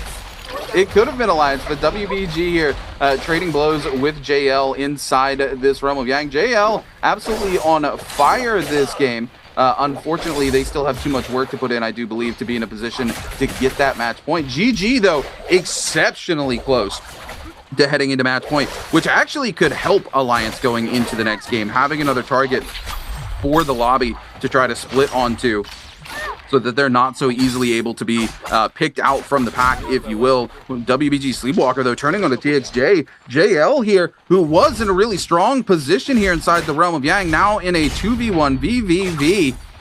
One of our world champions from the very first year, one of the best players in the world, trying to find a 1v2 or be able to stall this out for the next 30 seconds. Some huge damage actually coming in from VVV, trying to find the parry. Gonna mistime it though. The uppercut gonna come through. Unfortunately, just not enough. WBG comes out on top. JL Going to be heading out the Realm of Yang there with the Yang depletion, looking to make something happen as we cut over to GG. Oh, this is so unfortunate. GG actually going to get eliminated from the lobby here. At so close. Oh, they do have one player, but I don't know where they're going to put together 4 points for themselves this game, as KLA is going to sit here on these bodies. And, you know, for Alliance, this is actually kind of bad. If there had been 2 teams heading into game number 6 above a threshold, it makes it much harder for that lobby to make the decision to drop somebody on their head and just eliminate them off the rip because they have 2 targets. But it looks like we're going to be heading into a world where there's only going to be a single target. No, they got GG charms. With the double rebirth charms actually brings GG back into this game. And again, GG wants to be on that match point threshold, right? They want to have a world where they can find the MVP and come out on top of this. What's up? There's an issue though. We've got JL running around with the Realm of Yang debuff, and I'm 90% sure I just saw them on LXM's minimap. Now, LXM obviously won't be able to see them himself, but there's a world where GG respawn and then JL respawn right on top of them or near them and take them out. Because remember, they're going to be under geared, where JL are going to keep their gear from that fight. Well, GG, here it is, exactly what you said. But they're looking to stop and do some shopping. Maybe they don't see the likes of GG, but they are going to start coming in. TXJ trying to get this engagement started, but TXJ very separated from the rest of the team. If GG can turn onto this and turn this into a 3v2, it could very quickly fall into their favor. Look at this. They're going to send a sacrificial lamb away. They're going to let 330 go down to the likes of JL. JL going to give chase to 330 here. GG going to be able to head the other direction. Fang kind of chilling around, waiting to see if GG is going to come out of the wings here as they see 330, but they do not see the rest of the team. Fang going to decide to head this way now. 330 is going to be the sacrificial lamb. Is going to go down to Team JL, but you can bet money GG already far away. And look at this, LXM's got 20,000 Darktide coins. So long as there is another rebirth charm for them to buy, they are more than happy to send 330 away here. They need to, come down, find something here. KLA over the top of them. GG has to slow. Yeah, GG's got to slow roll this. They have to play this well. JL going to come do a little bit of shopping. KLA's QGG here coming in off the edge. GG just has to continue to play this slow. They are doing everything they can to get themselves back into this game. They've got the pots right. There's the resurrection altar that they need. They just need to find themselves another shop, be able to get themselves back into this. The nearest shop, I do believe, was where JL stopped off there on podium for them. So they're going to have to come in. Look at this trading, swapping here to get them back in. They're going to come around this corner where they have an opportunity, take a full reset. CJS, just giving those pots over to LXM here, letting him get the full benefit there, as he does have enough money to potentially buy 2 more rebirth charms. So they're going to have to find a shop. They're going to have to hope there's still some rebirth charms left remaining in the game. See if they can get their other player back in here, make something pop off for themselves, because realistically, they just need to find 4 points. If they can find 1 more point from surviving, potentially pick up 3 eliminations once they get a member back in, that could be all she wrote for GG. They'll be able to go into the next game there with that very crucial setup for them to be going and taking that MVP. But as you take a look here, JL, 2 members still on Yang depletion with 1 minute and 46 seconds left. They're going to have to force themselves into this fight with Team Wolves. Yeah, it could be a little bit rough here for the side of JL. Down a single player. F goes by into the spirit world. They're looking to fight. Zem finds himself in a bit of danger. He just immediately transforms. VVV losing a fair chunk of health. Zem needs to reposition himself. Safe from the cannon fire right now inside the dome, but not safe from the blades of JL. That's going to be a catch onto 1 though. Can he find the clap? Nope. Just going to get himself 1 off. Another catch onto VVV. VVV in some serious danger here. Can they finish them up? Low HP. That's going to be Wolves securing a kill onto VVV. Him in some serious danger as well, because he was not the cleansed member. Now Zem goes down. Wolves lose a player in the middle of all of this. Is X1 able to slide in and secure themselves the kills? It is a fight for this spirit well. Absolute desperation play. And Wolves, they did a fantastic job to bring it back. Remember, they got eliminated, but ran into a Realm of Yang, secured it for free, and got themselves the revive and the resets off. But immediately losing their monk is a terrible, terrible turn for them. JL loses their member as well. They go down to 1. This is going to be a tight game as we go to that scoreboard. GG turn the tables. If I mean, GG come GG back and kill JL in revenge for killing Revenge, that'd be so cinematic. KLA, they're going to pick up this Mystic Might here. Unfortunately, this was the perfect opportunity where everybody was contesting the Spirit Well for GG to go find that Resurrection Charm if there was one left available for them. Unfortunately, we did not see that Resurrection come through. They are still down to 2 members. I don't think there is a Resurrection Charm left for the likes of GG as we had in from Zone 4 to Zone 5. GG will be stuck to 2 members. They do still have 4 points to find if they want to get to that match point threshold. I think they're going to have to look for a really strong third party on the likes of something like X1 versus the one member of JL. Like if JL's member shows up here potentially looking to do something into this fight between KLA and X1, this would be the perfect fight for GG to come in onto. We're going to see ballista shots coming in. I'm not sure who's on the ballista. If my money had to be on anybody, it would be GG, but no, it is WBG up on the ballista. Oh, my word. Oh, X1 gonna lose ZDI here to the ballista. Always good for one, baby. Really is. GG are actually clinging to the GG. inside. I'd like to see them at least get to a shop and buy CGS some stuff. Like, my boy is in grey armor. He is incredibly weak, and like you're saying, they only need to get a couple of kills. A couple more placements maybe could also help them, but like realistically, it's just a couple more kills. There is a world where they somehow survive till last man standing, and then they double their placement, they double their kill points. Well, not double their kill points, sorry. They get the kill multiplier. It's not a double. It's 1.2, isn't it? Or 1.3. Yeah, but there is a world where they could do that. The 4 placement points alone would take them there at this point. Yeah, exactly.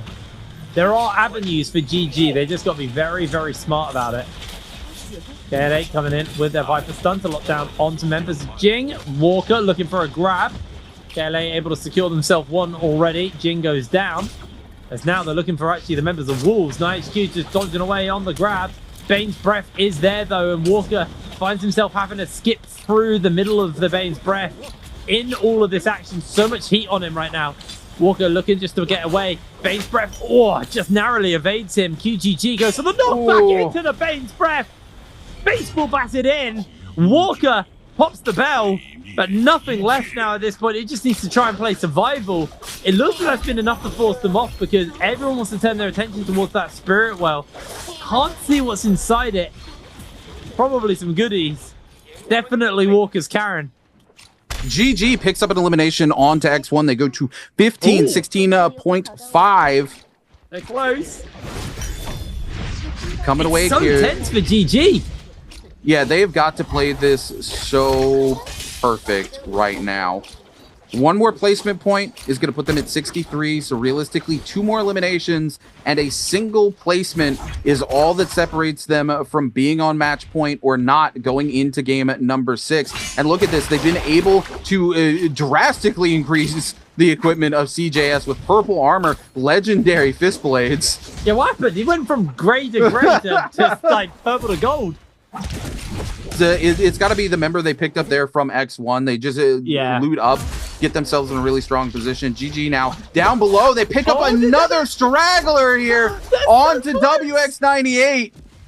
63.5. 1 elimination and a single placement is all that separates Team GG from qualifying into match point heading into game 6. GG in a tight situation. OUG, as we are here on everybody's favorite Ballista Watch, everybody using this tower to get them momentum, and GG keeping a close eye on the situation. DRG down to a single member now as we see SS get resurrected, but then eliminated yet again as we're going to see Team GG pick one up on Wolves. They go to 64.5. They still need a single placement point. GG needs to wait this fight out. They need to let these other teams take the heat. This is it. They need that one additional placement point. 6 teams left remaining alive. They need to see DRG get eliminated here. This could be all that they need. I think they actually need one more placement after this because I think they tie up at 0.5. No, there it is. Ladies and gentlemen, GG goes to 65 points and will be on match point as we head into game number 6. It is absolutely brilliant there for GG. That is a mental cleansing.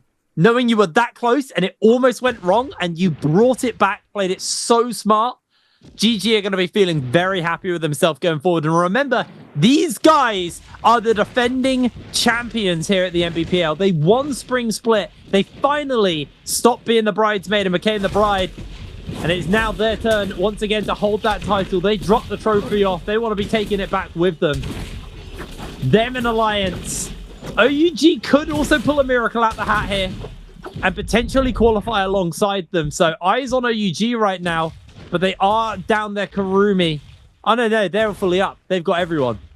So there is a world where OUG could be set up enough, as we do see Tesla Ultimate make a connection. Zinyu has been hit by that charm, though, so he's going to break away just so he doesn't stumble off the edge and find himself in danger. SS also finding himself in a similar position. CGS is just pressuring up onto OUG, and it's now GG's job to shut OUG down. They might not know, but they need to make sure that OUG do not get into that qualifying position, as KLA actually can do some good for them here.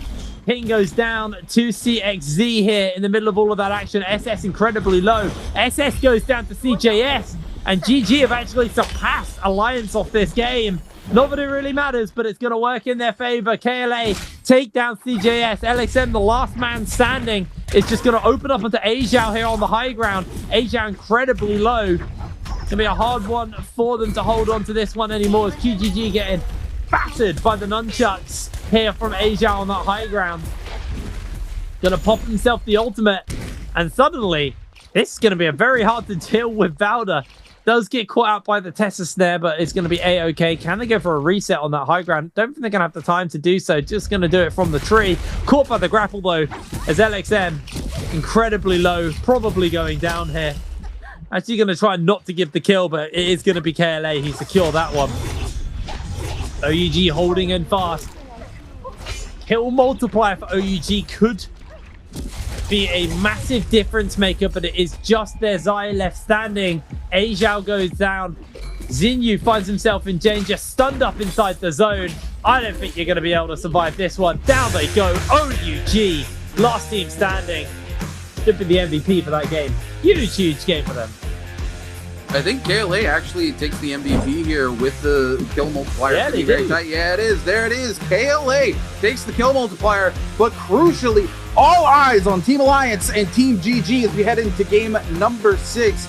Two teams have crossed the match point threshold, and this is a best case, worst case scenario for Alliance realistically. Alliance still in a good position, still 9 hero points going into this next game, and it is not all eyes on Alliance. Now, these players have got to contend with both GG and there's nobody spawning up by Secret Tunnel. You kind of have a good idea of where GG spawns outside of Secret Tunnel on the very few rare occasions that they do. Shadow Jade is one of them, which is why we're going to see 4 teams on them here at Shadow Jade. And look at this. No. GG sees that 4 people have dropped on them. OUG on the hunt already. This is bad. And crucially, it opens up a ton of space for Alliance because they dropped into Celestra with no teams on them. Yeah, no, Alliance is sitting very happy off the back of this one. Now, CGS has been able to grab himself some fist weapons and a staff. Free has actually got a blue pulse sword and some armor, but CGS really needs to get some armor. AUG just going to grab himself a little bit of goodies here. It looks like they've been able to break away from this one, but Alliance dropping in hot on top of EWG, seeing if they can grab some early kills. Haven't really got many of that ult charge built up yet, as actually Cookie's putting some pressure onto NY7. He's lost a lot of armor.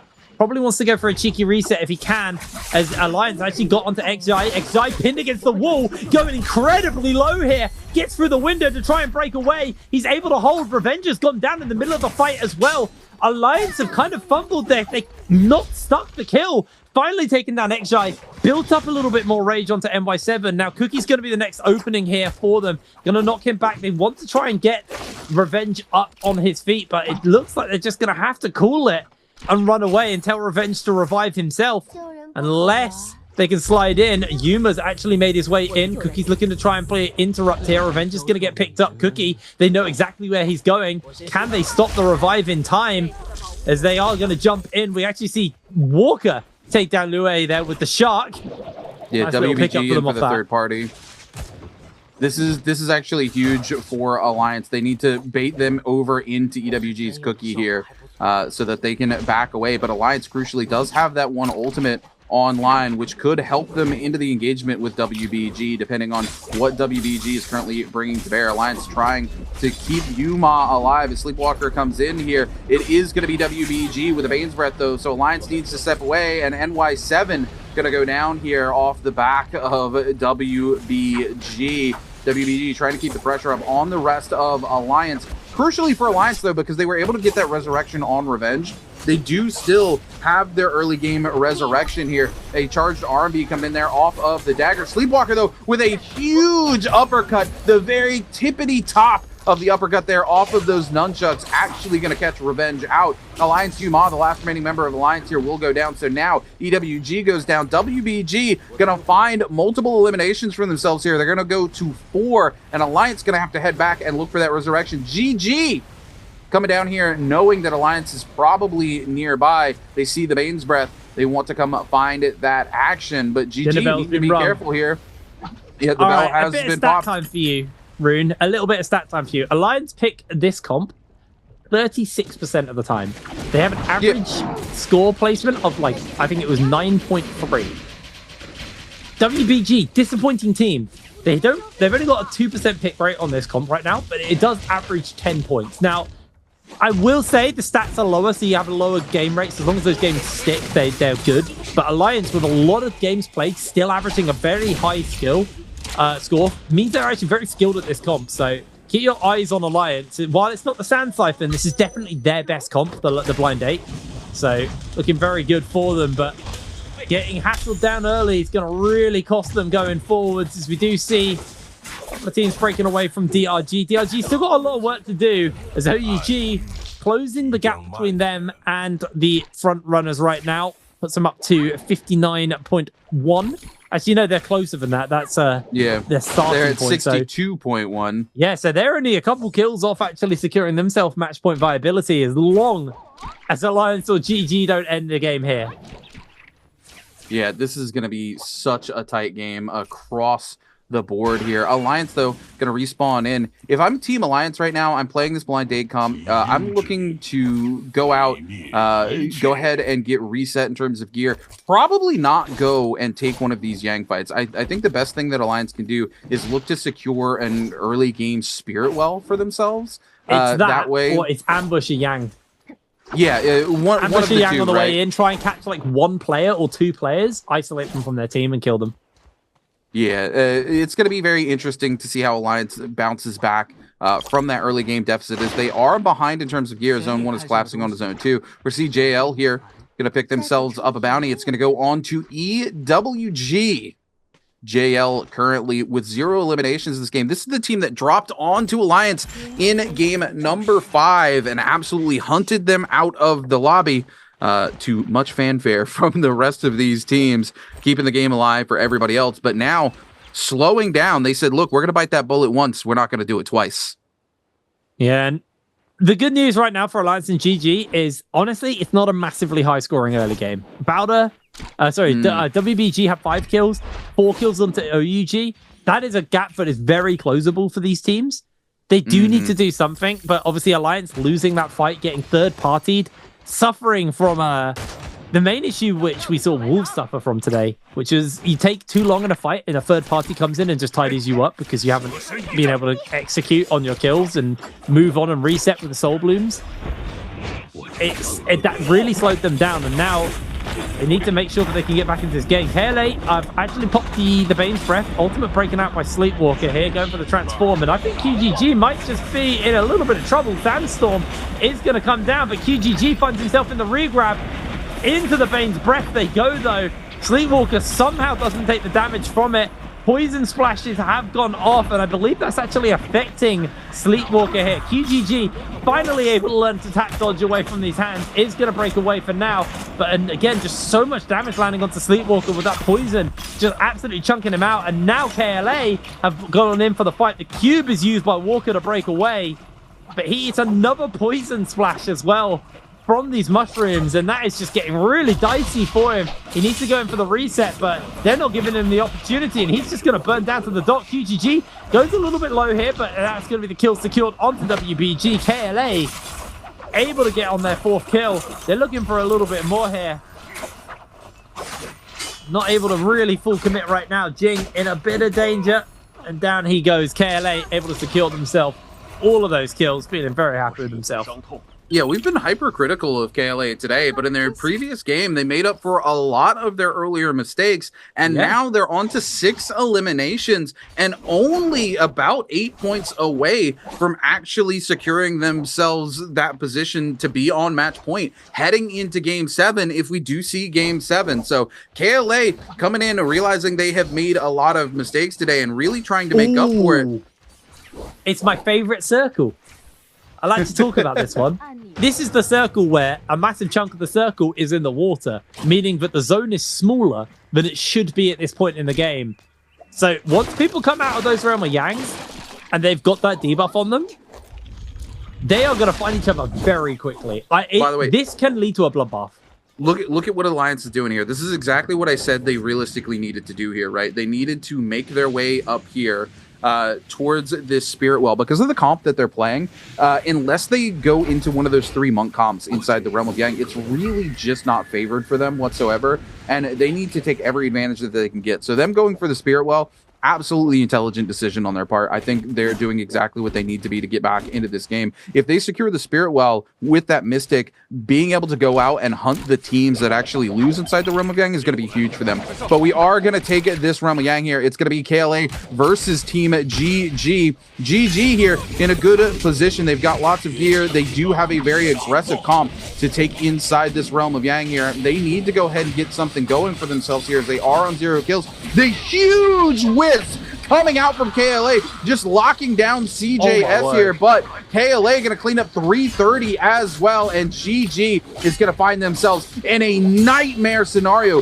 where they have 0 eliminations and Yang depletion if things do not turn their way very quickly. Unfortunately, it does not look like they are going to, as LXM CJS completely separated. 1 Fu-Rin shove left here for CJS. He goes to 1 HP, and A Dream is able to turn some of that damage onto CJS, but the Fu-Rin shove comes out from the other side, and GG is going to go down here in the Realm of Yang with 0 eliminations, heading out with that Yang depletion into a short-ended map and an Alliance who has secured that spirit well. It's nice to see KLA kind of returning to form because they are a bloody good team. It's just this split has been a little bit underwhelming from them. And it's nice to see them kind of find that form again and show us the KLA that we once knew. Shutting down GG is huge as well, but Alliance here still not really achieved much. A single kill under their belt. Taking a fight here versus DRG, but they're very hesitant to go for it. Very hesitant to full commit onto them. They do throw out the urn, connecting onto a couple of members, and are they going to be able to actually get the burst off? Trying to get inside that mech. Kakaishi, very low, does jump inside. They still have NY7's ultimate to use. Alliance, they need to make this fight last. They need to make it work, and they don't want to be getting third party. They are desperate for that MVP here. If they don't win here, a bunch more teams are going to follow them over that finish line. There's going to be the charm. I believe it went a little bit wide. Didn't make its connection, so going to see the transform come out. DRG are just outlasting Alliance right now in this fight. They're going to have to port away now that they've burnt DRG's ultimates and maybe see if there's a re-enter angle. NY7 still holding that ultimate, so they definitely know now's the opportunity. WX98 being chased down. Can NY7 find that opening with the Viper ultimate? Still too much terrain, too many trees to make this really connect. Kakaishi now going to get locked down by Viper. He's going to have to look to try and make a breakaway for it, and it looks like he's been able to do so.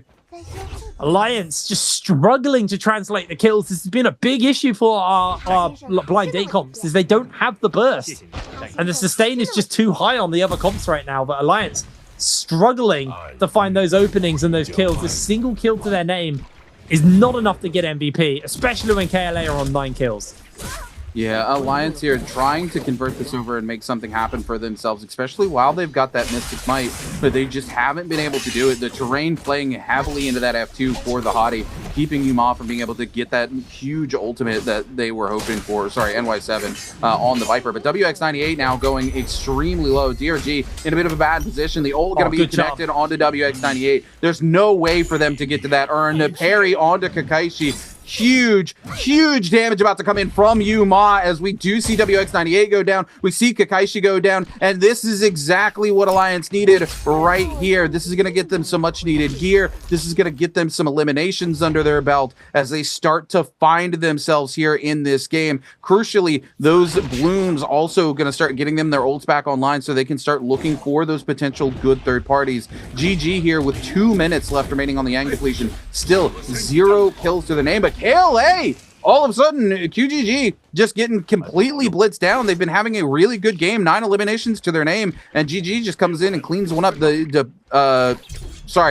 Yang depletion going to be cleansed off of the Temi here as GG looks to hunt down the rest of the members of KLA. Walker going to get the elimination here on to 17. He stole it. And it's going to be CJS who goes in and gets the cleanse here.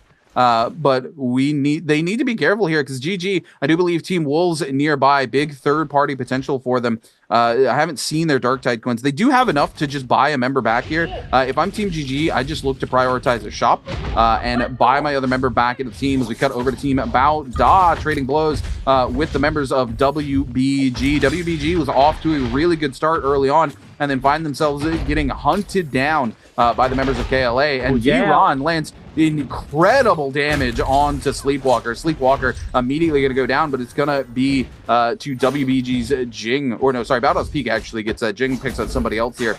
As Baoda now forced to take JL, who comes in for the third party. The Tesla ult going to come through. The Bell already used here as huge damage coming out. Baoda's Ron completely separated from the rest of the team. JL more than happy to pick up the scraps. Bro, Baoda's Mermaid just like ran off. Just went and did their own thing, left them alone. Alliance though, finding isolated players and securing kills onto them. That puts them up to 5. They've still got a lot of work to do, but they've definitely equalized out the score a little bit off the back of this one. So they're going to be feeling very, very happy with themselves. GG, it's been a very quiet game for them. Had a couple of struggles at the beginning of the game, and those struggles are about to get way worse unless they can buy back their players, because they are about to time out. Oh no, it's only one player. It's only one player. Sorry, ignore me. Ignore everything I just said. They are chilling. It's fine. Yeah, we're going to see X1 lose 2 of their members to Yang depletion as well, and that's going to be X1 out of this game. I don't think there's any world where some of these teams in the bottom can realistically make something happen now, especially if you're X1, where you've gone out. I mean, if you have an explosive game next game, maybe. That's if we see a next game, though. But GG here are going to get 330 back in. They're also going to be able to get their body and get all of their gear back, so they're not going to find themselves behind.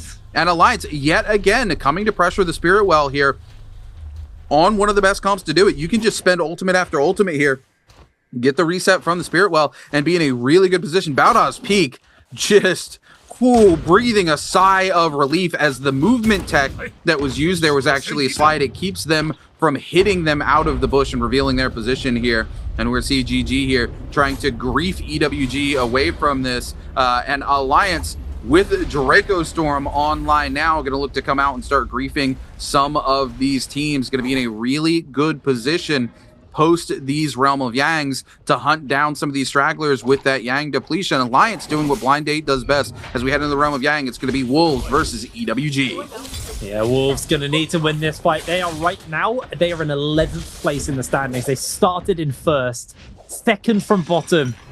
It has been a mighty fall for Wolves. This could be the return of their comeback. Lue gets himself caught out for the moment. They are looking for another grab. They can get the double slam down. I don't think they're going to be able to get it, so they just get the punch off on the Night HQ. Cubes up, breaks away, and now the attention is turning elsewhere. But Zem going very low. Cookie gets caught out. Zem needs to pop the bell. He's not even going to get the opportunity. EWG find that opening, and they punish hard and fast.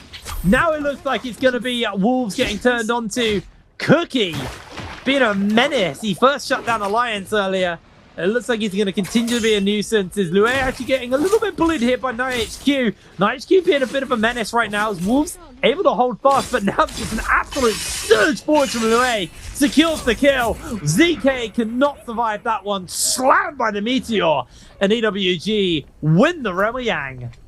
Yeah, EWG's target selection here was absolutely beautiful. They just go, yeah, that's fine. You can keep getting the regrab onto our teammate. We're just going to use the Zai here, use the zipping here, get lots of healing onto that teammate, and we're just going to keep pressure up on the Monk and not really care because you're forced to use that Volda ult every time he goes for the slam to get the reset up for the regrab. And when you're in that situation, those two other players just have free reign to target down the Monk and play it out really well as we pop over here to KLA versus the likes of OUG. KLA coming out here with the Draco Storm. WBG losing one of their members to it as well. And KLA continues to stay on a tear this game with 13 eliminations. The gap where Alliance can make something happen here closing very quickly. If you see Alliance on the top side of the map there with their 5 eliminations, their Draco Storm not near any of these teams. KLA, though, continuing to keep the pressure up. 13 eliminations. They're well over, or no, sorry, not quite. Yeah, they're absolutely over the threshold now. No, I misquoted. They're 1 kill away from threshold. Sorry, quick maths. Maths is hard, brother. Maths is hard. Don't worry, it happens to me all the time. Actually, on other shows, I've been banned from doing maths on air. My producers have just banned me. Luckily, OUG also 0.7 points away from being in that qualification range. It is very, very close for 2 more teams to be there. Heading into the next game with 4 teams would be crazy. JDG not far behind either, as they're up to 60 points as well. Very quickly can find themselves 5 more points if they're able to cleanse this Yang depletion, and also find themselves on match point if we head into game number 7. OUG's Zinyu just absolutely in the worst position he can find himself here with the likes of EWG, Draco Storm chasing him down here. There we go. The Zayac going to be invested. No place to go. The ult on as well. Insult to injury there coming in from Cookie with the ultimate to clean it up as we head over to Team Puppies here. Not in a good position yet again with the Yang depletion. 3 minutes to go. 0 eliminations to their name. A lot of work for these guys to do. They got some money, and JDG are actually on their tail. JDG also having that Remoyang debuff. I believe KLA may have caught their attention, though. Not sure that would be the greatest move in the world, but here we go. It looks like Wolves and JDG are probably going to cross paths fairly soon. Alliance also JL in the area. If Alliance play this patiently, they can third party very effectively here, but it looks like they're looking to open up. JDG are going to reveal themselves, though, to Alliance, and Alliance immediately back off. They know that they're a third party comp, so they can secure kills at the end here. Wolves, though, maybe looking for it. JDG, everyone is playing this with bated breath. It looks like Wolves have called a back off for the moment. They think this is getting a little bit too dicey for them. And they have the money just to buy rebuffs. That's like, if there's any in the shops, they have the money to buy some rebuffs. So crucially, though, everyone. I was going to say, crucially, they need to get Yang depletion off of one of them, though. Yeah. To make that even remotely viable for them. JDG here in a position with that Yang depletion, gonna have to take a fight as well. And Alliance playing this super slow, doing a really good job, potentially waiting for that third party. And it's JL who's coming in. JL no longer with the Draco Storm either. Even odds across the board for these two teams. JDG trying to make something happen. We're going to see the Wu Chen port being invested here, and JDG going to keep the pressure up. Alliance nowhere nearby, but Wolves waiting in the wings as well, looking for a good third-party opportunity. WBG also nearby. 2Tick going to go ahead and get the cleanse there off of the urn as JL's VVV looks to be caught out entirely by themselves, but no, we're going to see another member of TXJ come down from the treetops here. 2Tick, though, really setting things up here for JDG. JDG doing a really good job of keeping the pressure up onto all of these members of JL. We're going to see EWG start to break in as well. Wolves is going to be here coming in to create some pressure onto all of these fights, and Alliance has backed away. Alliance with the perfect potential for a third party, nowhere to be seen. I think this is honestly the biggest fumble by Alliance. This could be what cost them this game. I think if they had been here on time, they might have been able to actually translate it into something. Oh, wait. They are now showing up, so this could be their opportunity. Wolves ZK very, very low. JDG keeping the pressure up. They got that dreadful whale that's just making so much space. And I can't see if Alliance have actually joined into the fray. Wolves get a double slam down though, securing a kill. In comes the tactical nuke, lockdown onto everyone, and Alliance will punish with a bunch of kills and suddenly slinging up the scoreboard. Absolutely beautiful. That is what I wanted to see from Alliance. Just a flawless use of a Viper. Yeah, huge tactical nuke coming in from Alliance. The very quick cleanup and a very quick port out here from the Wu Chen to allow them to reset while they let these teams continue to fight. Wolves ZK not going to give any points to another team as he does go down here. Yuma, though, crucially needing a massive reset. GG trying to catch out one of the members, and it's NY7 who's gone off to the side here. OUG's SS hiding down below in the bush, though. Nobody knows they're there. I think they're going to sacrifice NY7 to the likes of Team GG to keep the game alive for themselves. Oh, no, but they need to be careful. KLA shows up. KLA might buy Alliance a little bit of time here, but it looks like KLA trying to turn on them as well. GG going to take the opportunity here to take a reset and let KLA do a little bit of work. NY7 airborne, actually able to get back across to his team. This is big brain plays coming in from Team Alliance here. They play this so well. Yuma with the threat now as well, and GG behind. KLA has got to be very careful about how they approach this fight. If they pressure into Alliance, Alliance puts them in a sandwich between them and the members of Team GG. Alliance plays this out so well. They're able to keep all the members of their team alive. Look for that reset and look for another clean third party. That was absolutely flawless from Alliance. Really, really well played. They do need to deal with KLA, though. KLA are currently the biggest thing blocking them from an MVP position. 7 kills in. Alliance jump down. EWG, give them a couple of pokes, and they decide that is not going to be worth it. I think Alliance want to build up their rage once again, get those ultimates back online because the third party. And when I think of a Viper map, I literally think of here. This just there's like no better place than Sunwing. This is Season 1 Viper sitting in the firwood trees, dropping down, ulting entire lobbies. This is quintessential Viper location, and we just saw Alliance execute on it perfectly. Yeah, this is where we coined the phrase the tactical nuke. I mean, there's no better map for Alliance to find the victory. There's no better final circle for them coming up here into Sunwing's rest for them. They show us exactly what we call the tactical nuke. And I mean, NY7 was in the perfect position. Nobody expected that to come in. Oh my goodness, WBG Sleepwalker caught out here by NY7. One of the last remaining members here of WBG, and Alliance not going to let him go. This is free spice for Alliance. They're going to go ahead and invest the ultimate there, the one that uses the least percentage here. But we are going to see Sleepwalker get stunned out, walk into the zone, and it's just ranged weapons galore. WBG Sleepwalker has got to try to go somewhere, but the Bane's Breath is not where you want to be if you're the big monk right now, and Alliance just comes in, and I do believe that is going to be the poison darts coming in there off of that repeating crossbow, and Alliance cleans up their 8th elimination of the game. WBG goes to a single player. That is very nice there for the side of Alliance. Cheeky little kill, but maybe they didn't expect to get, but they got regardless. Gonna spend a little bit of that dosh, secure themselves some goodies as KLA continue their snowball, though. This is the major issue for Alliance. KLA gonna move in. They actually spot out GG, pop the ultimate there. They're just making sure that GG do not get close enough. GG do fire back there with their own free range shove in response. This is where Alliance needs to come in. A little dicey. They've got the Draco Storm, though, onto KLA, so ult refreshed as well, and now this is just gonna be even harder. CJS, he may be going down. His Furen shoves have run out, and so has his time.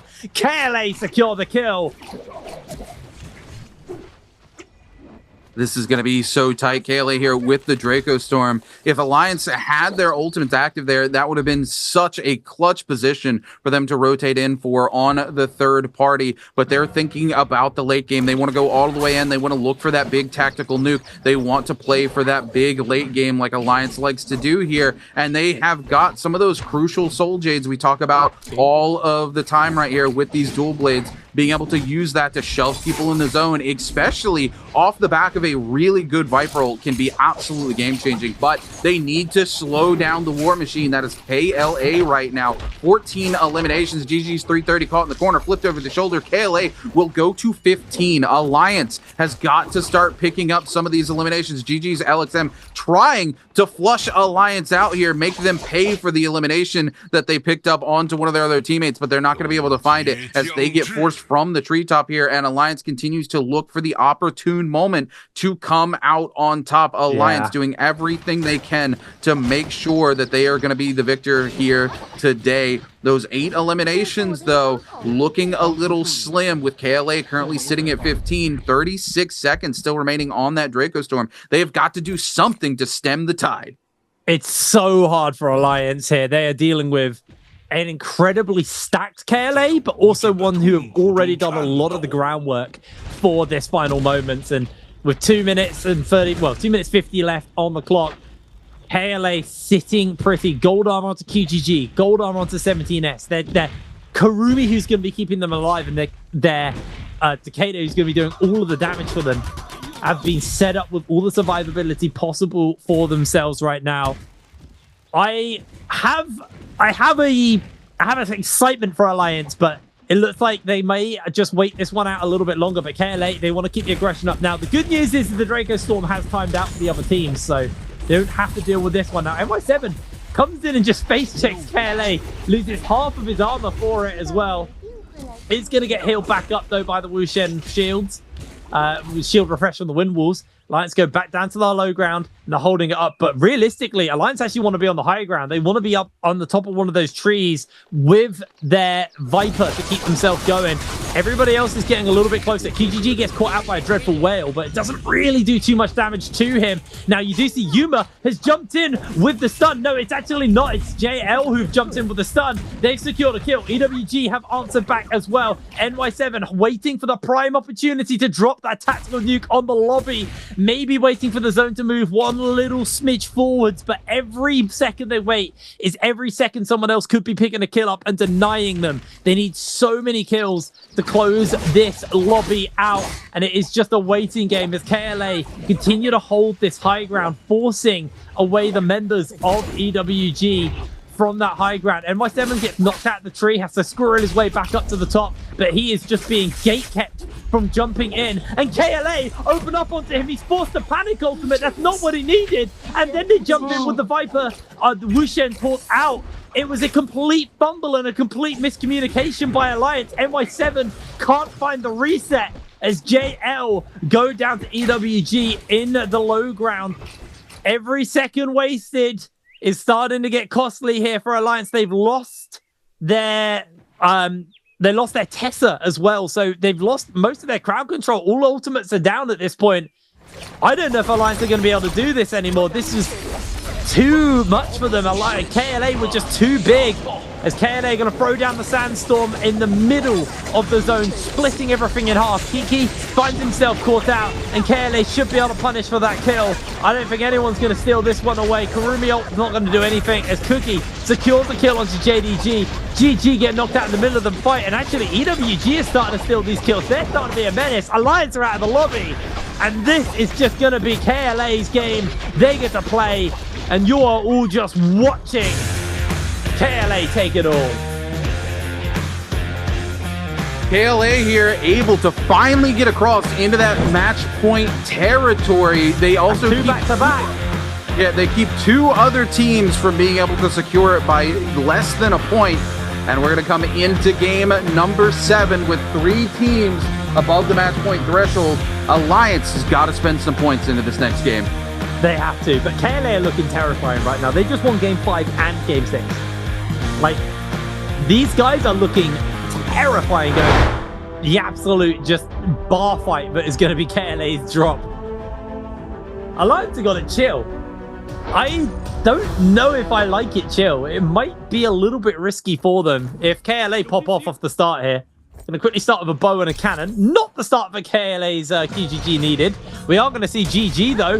They have successfully punished JL this time. And JL have lost one Fang. They have got TXJ, got onto CGS. CGS does go down in the middle of it. So now it's a 2 versus 2. JL able to get control of the area.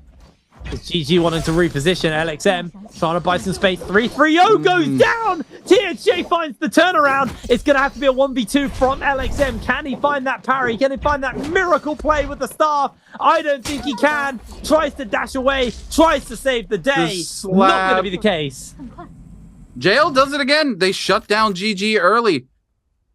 KLA down here. This is where we talked about KLA in a very interesting spot. There's 3 teams all the way around them. That said, they are getting the lion's share of probably the best loot area here, but here it is. DRG going to be coming in. CXC going to be a little separated. They're going to move up here with 17. DRG coming in. The other teams looking to head this way as well. CXC going to get parried off the back of this. WX98 going to invest that Temi ult. Absolutely huge Temi ult for the side of DRG, and CXC just put into the wall here. Put onto the edge. No place to go as DRG cleans up CXZ. KLA here gonna lose one of their members. The uppercut here, the re-uppercut into the follow-up there off of the dual Hallies. No place to go. QGG goes down. KLA 17, the last remaining member here for Team KLA, and they go down as well. And Alliance is the only team who hasn't lost their early game fight as they are now turning onto the members of OUG. We cut over to Team Alliance looking to make something happen. Huge F coming in from N7 here, trying to make something go through. They're going to come in with the material. They're going to be able to clean up the urn. Another big F coming in from 7, not going to connect onto anybody, but OUG's SS completely separated from the rest of the team here. A big parry coming in from SS. SS with that gold weapon being the mandatory target here for the members of Team Alliance. The chain, the ult going to be invested here on the side of N7, trying to find those gold focuses to keep the pressure up here onto SS. They're going to find a huge ult there, going to clean this up, and now Zai on Alliance early game, going to be getting a gold weapon here. This could be disaster for the rest of the lobby. I was about to be really nervous about our top 3, and then suddenly Alliance just do it. They make it work. They pop off. KLA, they're not done though. They only have one way, and it is forwards. Lue goes down. KLA secure themselves their first kill of the game, and the salty run back is exactly what KLA needed this game. Cookie is going to be snacked up here, trying to make a break for it, but KLA are unrelenting as their 17S with the fist weapon secures the kill. And now Alliance and KLA tied up 2 kills apiece here. We do still have JL, DRG, WBG with 3 kills, but no one has really taken off right yet.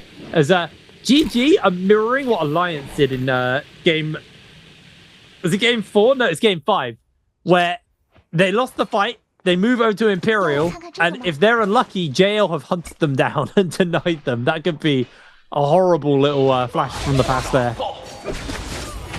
Take a look here over to X1 here. Badass Yiran gonna go down to ZDI. LYD gonna come in, go ahead and pop that bell, trying to find an intro into this fight. Bauda still keeping the pressure up here. LYD though with the ultimate here as the sand ult is gonna go down.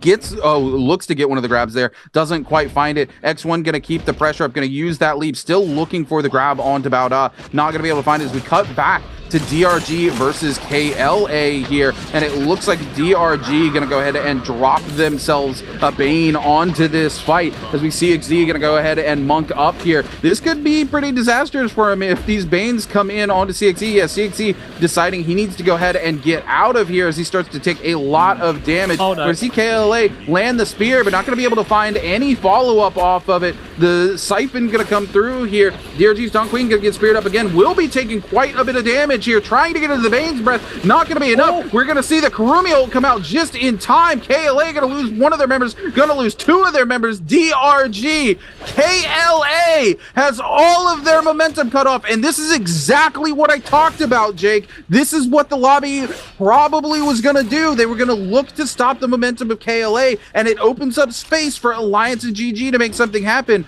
QGG here, no resurrection left. Last remaining member of the team stuck between OUG and the members of DRG. This is going to be a nightmare scenario for the members of KLA. Well, I mean, if you mean nightmare, I think you mean done, because that is KLA out of the lobby. No revives, no chance. It's down to Alliance and GG now. And a sigh of relief for both of those teams, actually. One of their big competitors, the people who had that storm in their sails, turns out storms are pretty turbulent. And they were left shipwrecked after that one. If you are a KLA fan, if you are KLA right now, you are praying that Alliance and GG have the same thing happen to them. I think KLA needs to have a discussion with Odysseus about storms. As we cut back over here, it's going to be X1 trading blows with WBG. X1's OID with the Monk ult. Going to walk right out of that Temi ultimate and look to find hands onto somebody. WBG Sleepwalker on the backside, a little separated from the team here, but is going to play the sacrificial role here as he tries to keep X1 away from the rest of his teammates. But the range shot's going to come in. LYD going to start taking some damage here, and Sleepwalker able to play keep away here with the side of this, being able to get those scale rush off. Sleepwalker now covered by the rest of the team. A single grab comes through, but he doesn't have time to get the follow-up. LYD is going to miss out on any potential upside from the ultimate there, and now forced to go airborne here with the staff. Look for a reset. Sleepwalker coming over the top side here with that F activated is going to get cut through here by XLY, though. Sleepwalker swapping over to the repeating crossbow, just throwing damage out into the team left, right, and center. WBG starting to pick up momentum into this fight. We see the bell come through. Sleepwalker comes in, catches the RMB off of the fan, and WBG Slogger will pick up the elimination onto XLY, and all things have gone wrong for X1 here. It is WBG cleans up a second, gets the third on the Wisp, and cleans up that elimination as well. WBG off to a tear with 7 eliminations. It's a big start for them, but it needs to be a bigger game if they want to make it all the way. Alliance, huge start for them. I'm going to assume they're going to want to get their hands on a run with Yang. They need to get the snowball going. Been relatively quiet after that start.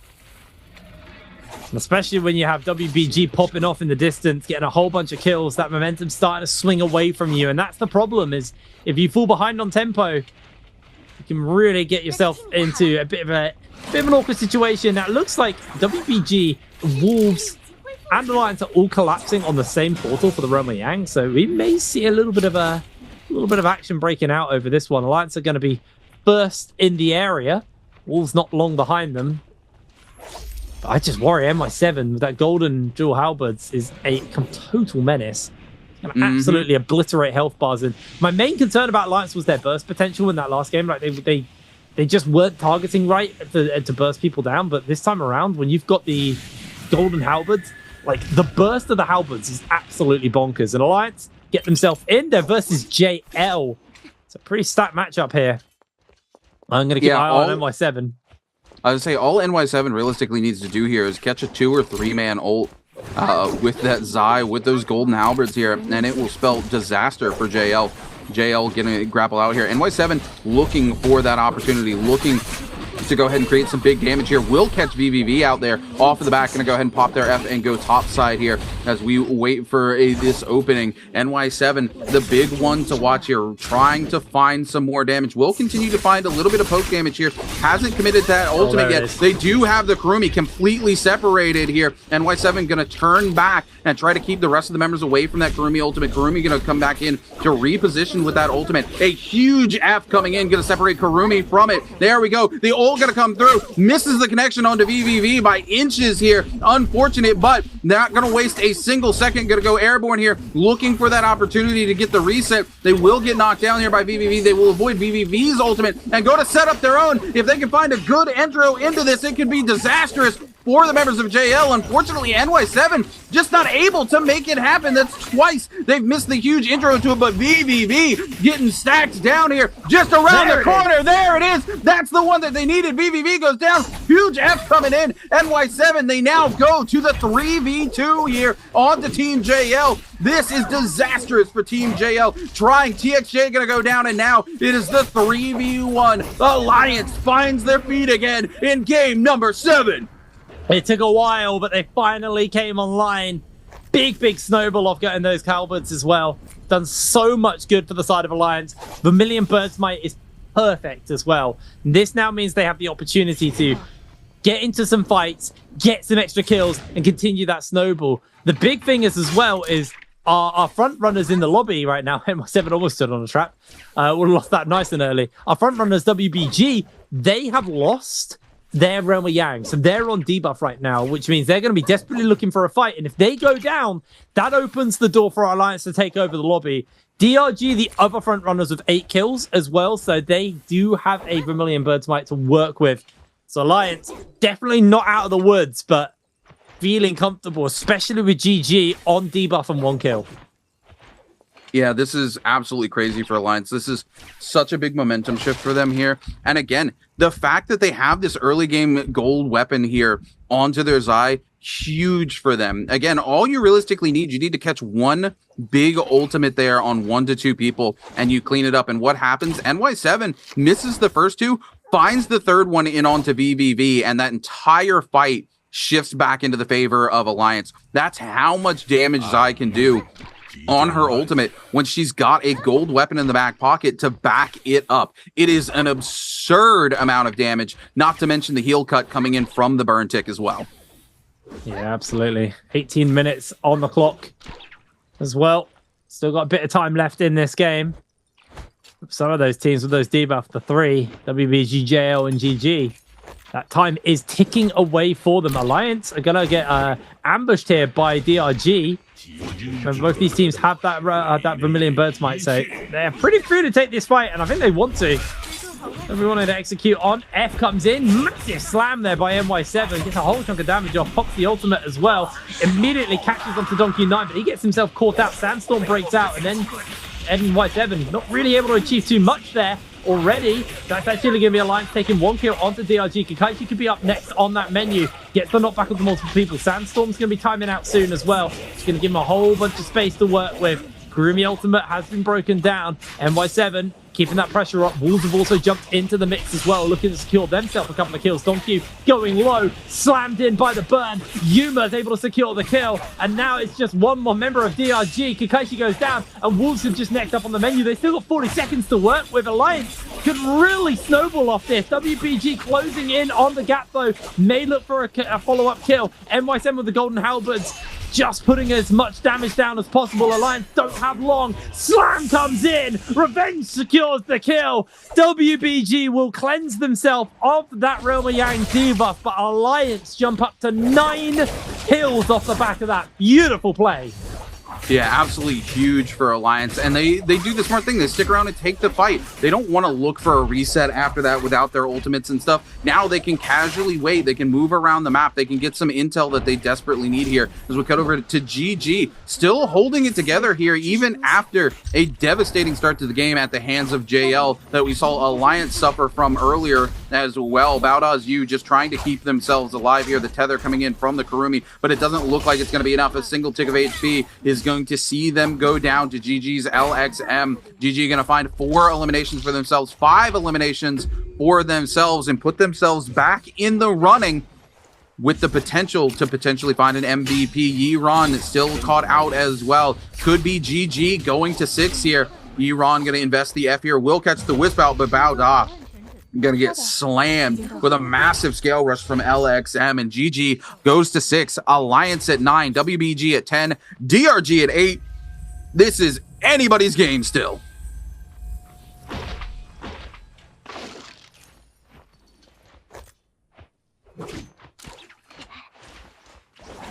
Alliance here, off of the reset here. 2 legendary weapons here for this team. Going to come in and do some shopping with a ton of Darktide coins to their name. Looks like they're going to trade some off. Not many. Oh, JL eliminated from the lobby. Yep. That's a pretty big one. One thing to note as well is WBG, if they can deny Alliance, they actually could potentially put enough points together to get to match point themselves, which is a really big jump up because they were relatively low in the standings today, being pretty kind of stuck towards the mid/bottom end of the table all day long. So win here would be big. As GG looking to jump into this Realm of Yang. They have to take every opportunity they can. They are too far behind right now, but they are still in the running. So they need to jump in. They are waiting to see if anyone else jumps in first. JDG looking to kind of threaten them on it. GG are going to jump in, and I think they're just going to be fighting JDG. No, it's going to be Alliance versus DRG. Oh, wow, okay. I actually like this for Alliance. They need to get more kills, so they would rather not get a free Realm of Yang. They need to work for it. Gonna miss the aerial to start off there for NY7.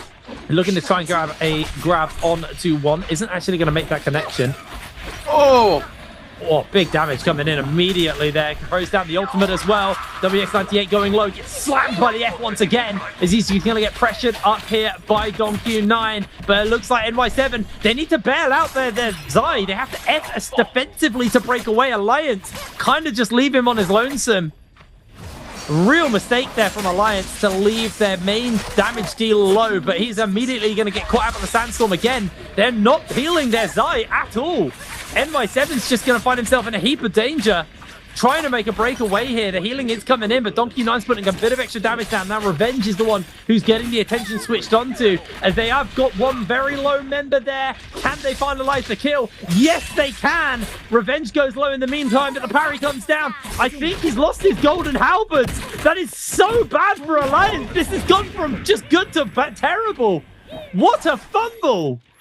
Oh my goodness, terrible. But it's not over for Alliance yet, as they do still have Yang depletion. It is second Realm of Yang, which means they do have that extended timer to cleanse that Yang depletion. And this has been a very aggressive lobby. Lots of these teams looking to take fights, so Alliance can still find their way in. They do crucially at least secure one elimination inside there. They do lose one of their gold weapons, but they're still holding on to one that they can throw onto the Zai. But I do agree, NY7 fumbles a little bit here in that range. They wasted a little too much time. There was no peel for them also when they come back in. They actually set up a huge ultimate because the Takeda still has the shove. It's very hard for them to follow up on it, and the rest of the team just doesn't come in for the peel. So Alliance going to find themselves in a tough situation, but not an impossible wall to climb back up from. We have seen Alliance do it before. We've seen them do it today. We can see them do it again. Again, 4 minutes and 30 seconds still left on that Yang depletion.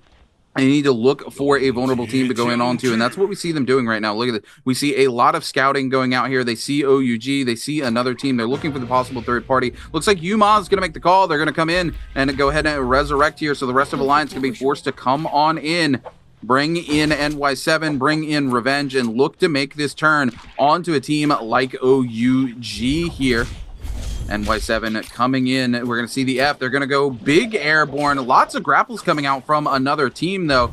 OUG's Such SS a hard place to trying to make people. something happen. Yeah, this is a tough place, but Alliance got to make the decision here. They've got to be decisive and jump onto a team. Looks like they're going to actually back away. They don't want to chase EWG in the wins as well. They want to bait one of these teams away from this spot, so that they have a better opportunity to secure that elimination. And that's why you're going to see the line that NY7 here is, they don't care about being seen. They want to be seen here. They want a team to pressure onto them outside in this area, away from all that is there in a Plumed Castle. It doesn't look like they're going to be able to make that happen right now, but eventually they're going to have to do something, as we see them actually heading towards where the circle is going to be.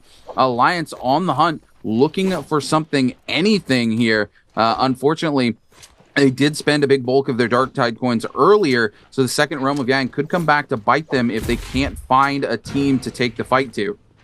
Again, it's just decisiveness. I think in the Realm of Yang, they were very scattered in the decision-making, very indecisive. I think they were decisive on their respawn. I think their respawn location was pretty tragic. Like, Plume Castle is one of those locations where it's very hard to efficiently and quickly land some kills, because there's so much terrain, there's so much verticality. It's just very hard to lock them down. Now, Alliance may see WBG in the area. They've only got 2.5 minutes, so they are running out of time. They're running out of options, and I feel like a lot of the teams are aware that Alliance are in low health, but actually they found the OUG. That's their opportunity. They have to pounce on it now. They have to secure those kills, because they are running fastly out of time. NY7 doesn't quite land that grapple, so that's going to slow down his advance. And OUG are just giving him the old runaround. Only 8 grapples left for NY7. Catches onto Xinyu. Can he open up? Can he keep the lockdown going? That's going to be Xinyu hitting onto the plants, but NY7 also getting hit as well. GG in the area. This is going to get dicey very quickly, but it has to be a fight that Alliance commit to. SS, half armor. The King trying to just cover his teammate here. As OUG, they just want to play passively. They just want to play defensively, but Alliance is just going to catch GG inside the zone. If they get this, this is going to be a massive amount of good loot for them and a cleanse of that debuff, but GG trying to make a breakaway for it. They've caught onto LXM. LXM low HP, making a dash for safety. Alliance still running out of time. 1 minute 20 left on that timer. It is getting so hairy for them. Can't F forwards, they just have to use it as an aggressive movement ability. LXM gets opened up onto here by NY7, but he finds himself a little bit alone. Has got the ultimate to work with. LXM taking a whole heap of damage here, looking to just chip through that armor, able to take it out, but LXM still able to make an escape from this fight. There is no time for Alliance. This is so tense for them. This could be the moment where the game is saved or made. They've cleansed one. Can they keep the pressure up? Actually, I don't know if they did. Oh, they got NY7. They did, yeah. But they don't get the armor. They don't have time to stop and do some shopping on the body, so they're going to have to just turn around on EWG. Lue stealing that gold armor is going to be the next target here for Alliance. The cannon is doing actually a lot of work inside the zone. They are absolutely ripping through EWG, forcing the ultimate out, but they do have the Matari to try and break away. Ult's not going to make the connection. Wolves coming in. Yuma going low. Yuma able to hold his life for now, but Wolves are able to steal the kill away and take him down. He is not coming back from that. No cleanse available to him. Beautiful steal by Wolves, and Alliance left scratching their heads. They don't have anything. It is crumbled before their eyes as GG are coming for the turnaround. They've picked up LXM. They've got some blue armor onto him. Revenge is out of the game. And it is only LXM, sorry, it's only NY7 standing for the side of Alliance.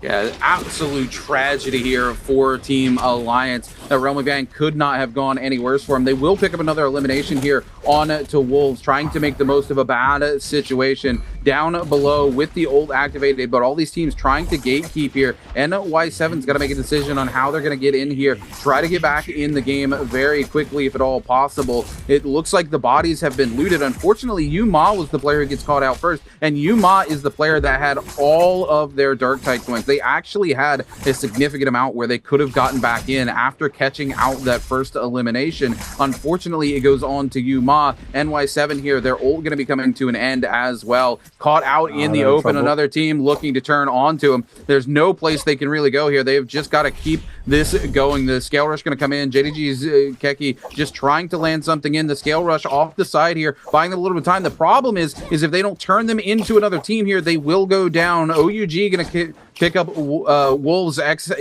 Zem here, leaving Alliance one position heavier here, which means they picked up 13 points for this game. They have outpaced KLA currently, but still in a very bad position. The cannon shot's coming through. JDG trying to make something happen, able to use that F aggressively as a movement ability. The bow shot coming through stops NY7. They get grappled out because of it. The ballista shot from DRG cleans up Alliance's NY7, and it leaves GG, the only team capable of walking away with the championship if they win here. Can they do it? They got a dreadful whale onto CJS, so they have got a whole heap of damage to work with. They're looking for the kill. It was so close to cashing in there for the side of GG. OUG in their sights, but they are inside that Bane's Breath. So they probably do need to reposition a little bit. Bell rung by GG to get some information on where everybody is.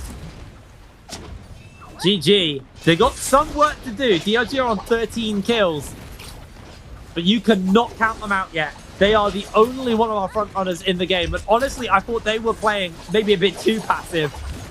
They proved me bloody wrong on that one. Alliance going out with 12 kills is going to be heartbreaking for them. And if DRG weren't having such a pop-off game, Alliance could have still been in the running.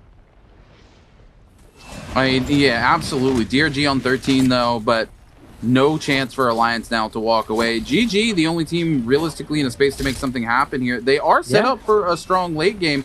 The problem is they have a lot of ground left to cover here with only 6 eliminations to their name. CJS, Dreadful Whale. One opportunity, to get that cannon reset. Dreadful Whale, gonna double Dreadful Whales. Oh my word. That honestly, if they make it to final circle with a zip healing and just double Dreadful Whale, this life could get really hard. Now, I don't know what the buff is inside this Spirit Well, but if this is the White Tigers, DLG may just win this game.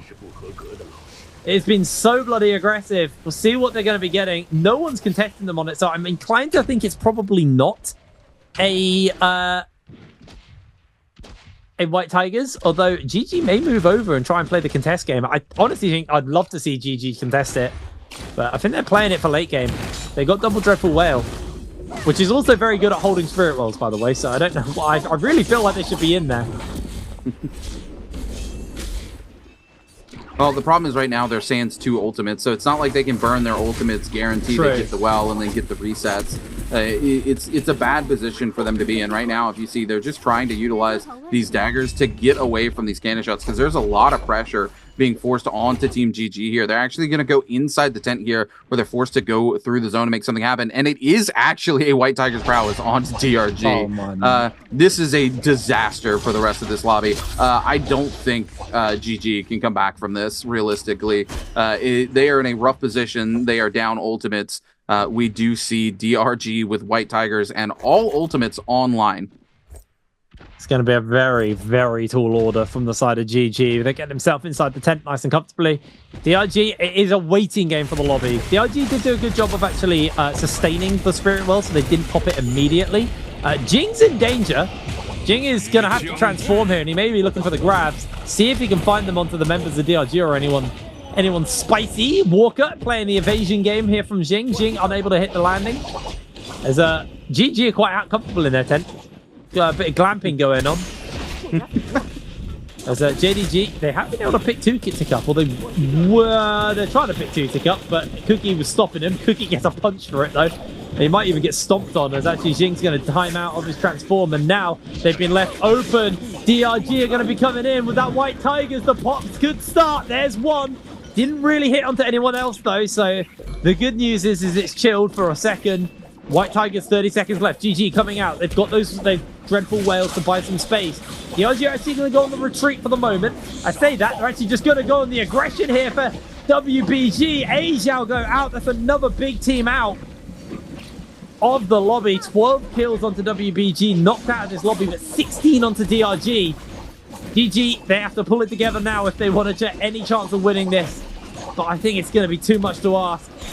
DRG are just too big. White Tigers about to time out. They've got the Aurora Burst. In comes the F. Onto Kakaishi. Dreadful Whale can be used to buy some space. Uppercut Lantern. Massive Dreadful Whale. Dongchu's going low. They're looking for Ajiao as well. Ajiao knocked into the zone and he's going down. That should be GG securing the kill, but a massive heal into the Aurora Burst from GG. They'll get absolutely melted. Has to reposition with the F. Chain sight available here for CJF. As DRG are going to look to put some pressure in onto the members of GG. Massive chain side coming in, but the Aurora Burst again is just gatekeeping them as CJS goes down. The main damage dealer is there. And with 17 kills onto DRG, I think GG's hopes and dreams have been shattered in this game. Yeah, we are going to go to game number 8, and we have 6 teams qualified at match point. Absolutely insane. Game 8 is going to be a complete and utter free-for-all. Things are going to get hectic as we head into the final game of the day here, but we still have to decide who's going to come out on top here, as if there's any question that it's going to be Team DRG, who has climbed all the way up to 4th in the standings. Yeah, they've had a very, very good recovery coming into this one. As WBG technically not down and out. There is a world they can steal it from under them. Technically, GG still have 2 members, but I don't actually think there's enough people to kill in the lobby, especially with DRG now going up to 18 kills.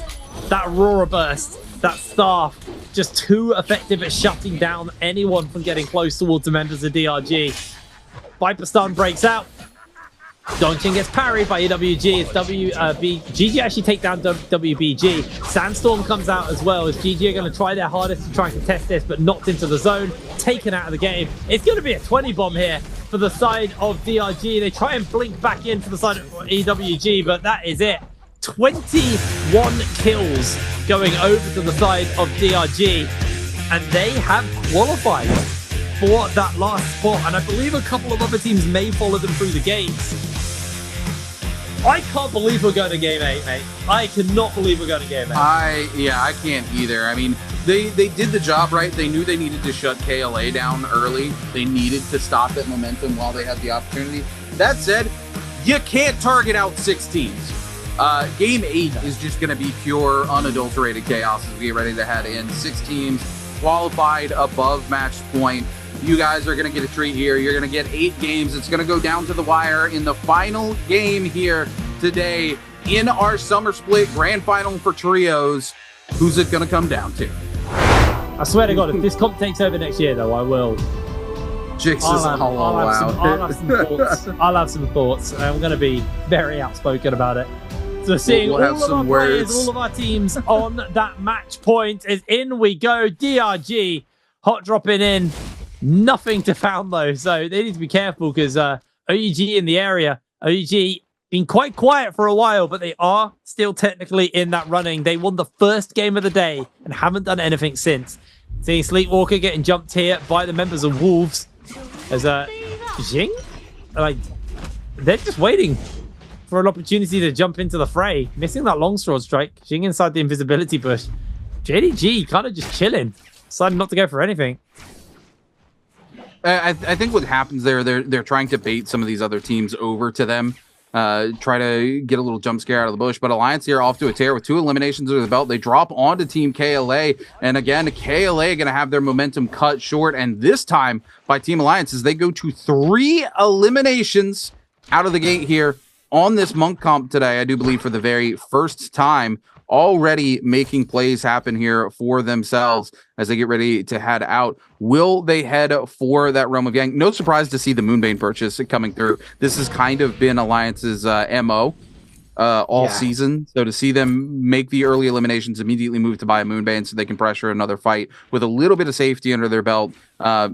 No surprise at all to see that coming through. OUG's the king here, moving across the map. That purple armor going to be absolutely huge for Team OUG if they decide to take an early game Yang here. As you take a look, Alliance with purple armor underneath their belt as well. Now on to NY7, Alliance UMA. We're going to see this coming through immediately here. JL's TXJ trying to break away from this. The ult going to come through though and connect onto them. TXJ really, really low. UMA looking for it here onto the charge. LMB not quite getting the read on the invisibility there. Going to walk back into that ult, but UMA trying to find that ultimate for himself here, trying to get into something. Unfortunately, that white dagger not going to make a lot of difference there off of that ultimate there for our Monk. Alliance's NY7 taking quite a bit of damage here from this Zai ult. They're going to be forced into their own Bane to try to back away from this, and Yuma going to be forced into that ultimate now here as they look to turn this fight. They may have dodged this out long enough for Yuma to make a difference. They find one grab, they need to find another. They jump him into the Bane's breath. Such a smart tactic here from the members of Alliance. Jail's Fong going to go down here. The potential third party coming through, so Yuma going to do the smart thing. They're going to de-monk here. They're going to come in, they're going to get a little bit of loot, and they're going to use this Bane's breath to their advantage while it's still here and back away, looking for an armor reset. They're going to find a white set of armor. Not going to go into it as we jump over to DRG, who hasn't found any eliminations for themselves yet this game, and they are trading blows here. They will finally find one onto Baoda. Now trying to look for the second one here onto Baoda's Yiran. Going to drop down below. Dongqing going to come in and look for a little bit of a reset before they overcommit to the rest of this fight. Yiran able to kind of break away, but Kakaishi keeping the pressure up here. Looks like DRG will find at least a second elimination. Oh my goodness. Oh, the Furin shove shoves Baoda's Yiran underneath the lantern and triggers the lantern to drop on his head, stunning him and putting the burn tick on him all at once. Baoda's Peak coming back in here is going to fall victim to the remaining members of DRG as they go to 3 eliminations here at the start of game number 8. Now, having a look during that fight, it does look like Alliance actually lost 2 players. They're going to be going for the revives on them right now.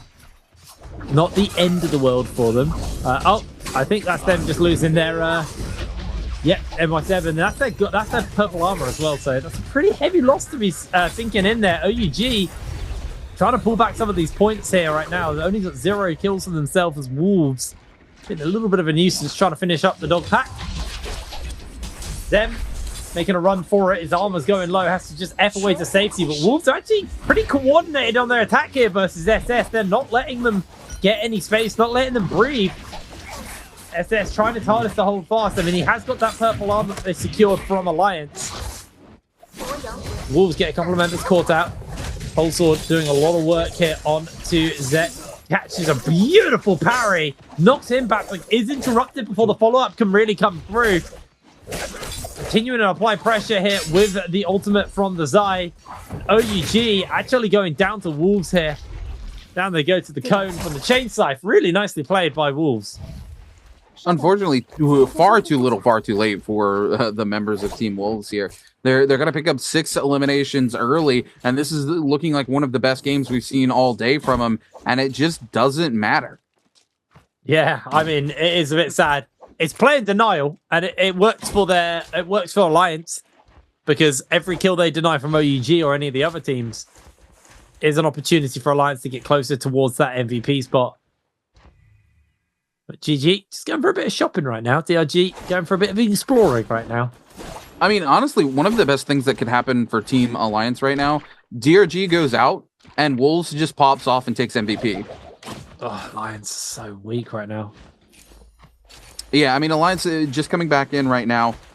They're definitely not looking to take a Realm of Yang with this potential comp. We're going to cut back over to an earlier fight between X1 and Team GG here. GG's 330 on the Monk, able to grab 1, able to grab 2. Massive double grab also into the V2 off of the Hottie. Huge for them as they pick up double eliminations there, and now they just need to pick up XLY to get their third elimination of the game on line. GG trying to clutch it in here onto XLY. XLY in a 1v2 right now, but GG, there we go. We're gonna come in. X1, no place to go. XLY just gets shot in the back and will fall down. GG with 3 eliminations under their belt right now, but it is still currently Alliance in the best position to win as they have 5 eliminations under their belt and they are sitting at the top of the leaderboard right now.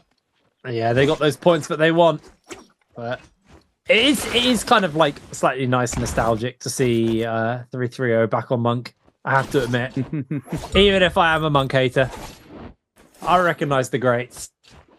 Because OUG, they have struggled to really do anything since the beginning of the day. Like, they had an MVP at the beginning of the day, and then they kind of just like passively fell into this position.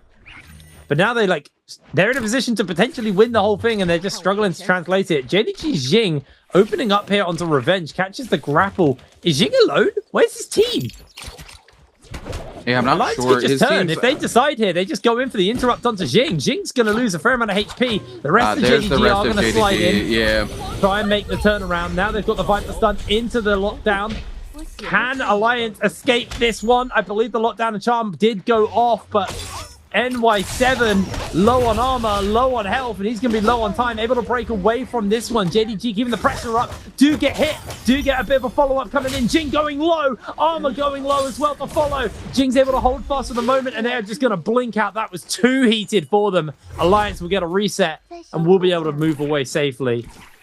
Yeah, Alliance needs to break away hot and fast here. They only have the 1 ultimate, and if they walk it back into that skirmisher comp, it is going to spell disaster for Yuma here, who doesn't have the gear to really back up that Monk ultimate and make anything of it. As we cut over, we are going to see so many teams looking to contest for our first Realm of Yang here. It's Alliance with 5, DRG with 3, GG with 3, KLA on 0, OUG with 0, and Team JL with 6. JDG still sitting at 0. Yeah, JDG struggling a little bit here. EWG and GG going to be going off for this fight. I see the Valor comp inside the Realm of Yang again. Opening up. I think it's actually a mirror match, isn't it?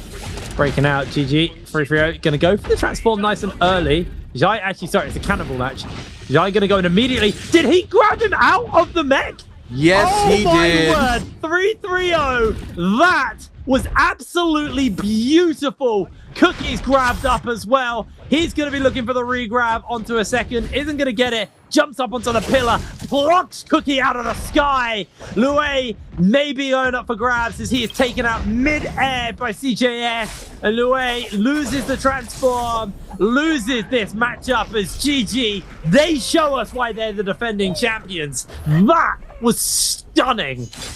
GG gonna go to 6 here, gonna make things difficult for Alliance as we cut back over to Team OUG, trading blows with members of JL. JL gonna lose another member here as it turns into a 2v1. JL's VVV trying to clutch things out here. 58 seconds left if they want to stall this out. Can VVV come out on top? A huge F on the side of VVV here, able to come in. The parry going to come through, though. VVV going to take way too much damage here, and that's going to be it as OUG looks to clean this up. Wait, did they actually pick up another elimination there?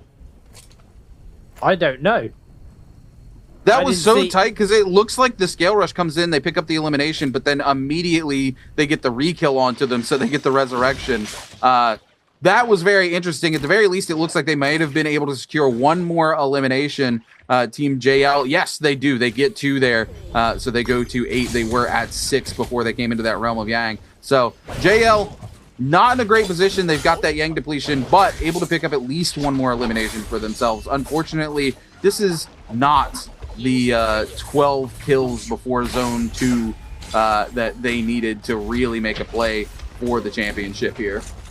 It's impressive, but I do think it's probably not going to be enough. GG, just keeping that momentum going. And kind of speaking of momentum, honestly, I feel like Alliance going down. Again, this is what happened last time, is they lose a lot of momentum because now they're playing catch-up. They died so late at the end of Zone 1 that now they're just behind the momentum of everyone else. Everyone else is running around with purples and gold weapons and stuff like that. And the Vermilion Bird's Bite is just going to give them even more rebirth, so even more chances to kind of go for resets. And Alliance is still probably scrapping together some gear. If they can find a nice third party where they can come in and maybe grab some goodies, that's going to be their opportunity back in. But I'm starting to worry a little bit about Alliance. They went down too late into Zone 1. And it's something we don't really talk about enough, but it is a major problem as 330 actually gets a healing off just in the nick of time. Somehow staying alive, but finally does go down. That's the birthmark pop from him. CGS gets parried, so he's going to drop his weapon, actually. Maybe able to pick it up before getting taken out. Is that VVV going to keep the pressure up here onto GG? JL could get nasty for them. They have that rebirth on them, but in comes the tidal wave. LXM puts some damage down. VVV going very low. Is going to evade for the moment. Another spear coming out from LXM. Can they make the connection happen? It is a 1 versus 3 from LXM. I don't know if he has enough in the tank, as down he goes. KLA, though, coming in with that third party onto JL. They know they've got no abilities left. They've used everything to get that cleanse down. Slam comes in from KGG, pops the ultimate, trying to hit One Fang, who actually sidesteps the meteor really efficiently there, but VVV losing so much HP. JL gonna lose one player. One Fang goes down. KLA with the perfect punish. TXJ goes down any second now, and it is gonna be that perfect punish. It is gonna be that shutdown, and JL hopes and dreams their opportunity to bring this game back have quickly disappeared from them. OUG getting taken out by Wolves as well in the middle of this fight. I would say that. OUG actually taking out Wolves. Zem going low. Down go Wolves. OUG are on the board. Oh my goodness. Wolves going to be eliminated here. And I think, you know, maybe we should call them puppies at this point. OUG going to continue back to the game as we move over to Team Alliance here. Trading blows. It looks like they're going to actually push in and try to capitalize on KLA, who burnt all of their ultimates in this last fight.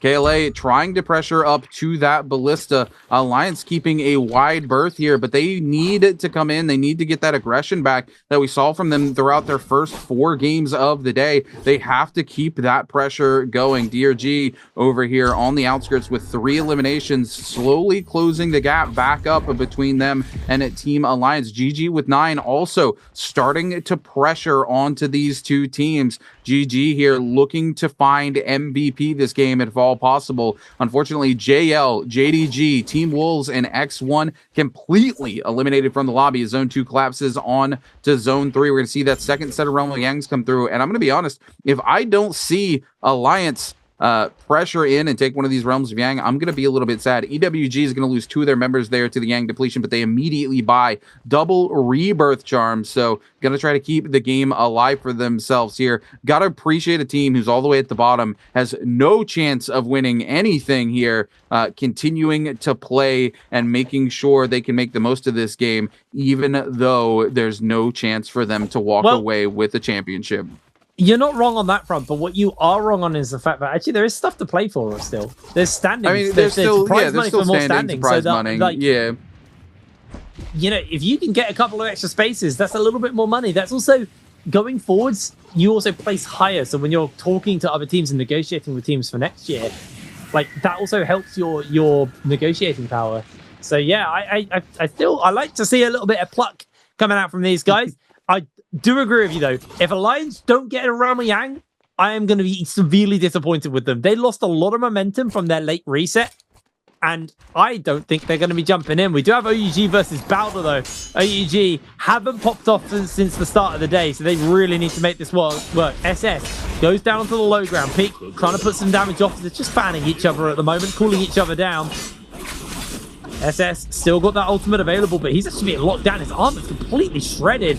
You sitting in the pocket. They're going to throw down the Kurumi ultimate to reset, and now you jumps out. Sandstorm broken down, but it's not really going to buy too much here as you finds himself in a heap of danger. The Furen shove comes in. One comes back in response. SS has to re-energize his armor. Getting locked down. Is going to get some of the armor back. Peak was able to do a pretty good job of locking him in place. Is now the King able to get himself opened up onto parry. Golden fan stolen away from you. And SS just fumbled his fan.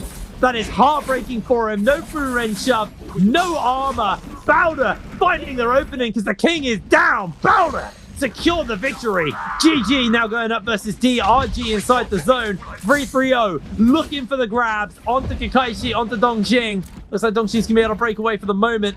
3-3-0 was so efficient on those grabs last time. A massive game-making play for his team, but the Furen shoves are lined up the moment he comes down, and this could get dicey here for GG. Health bar's going low.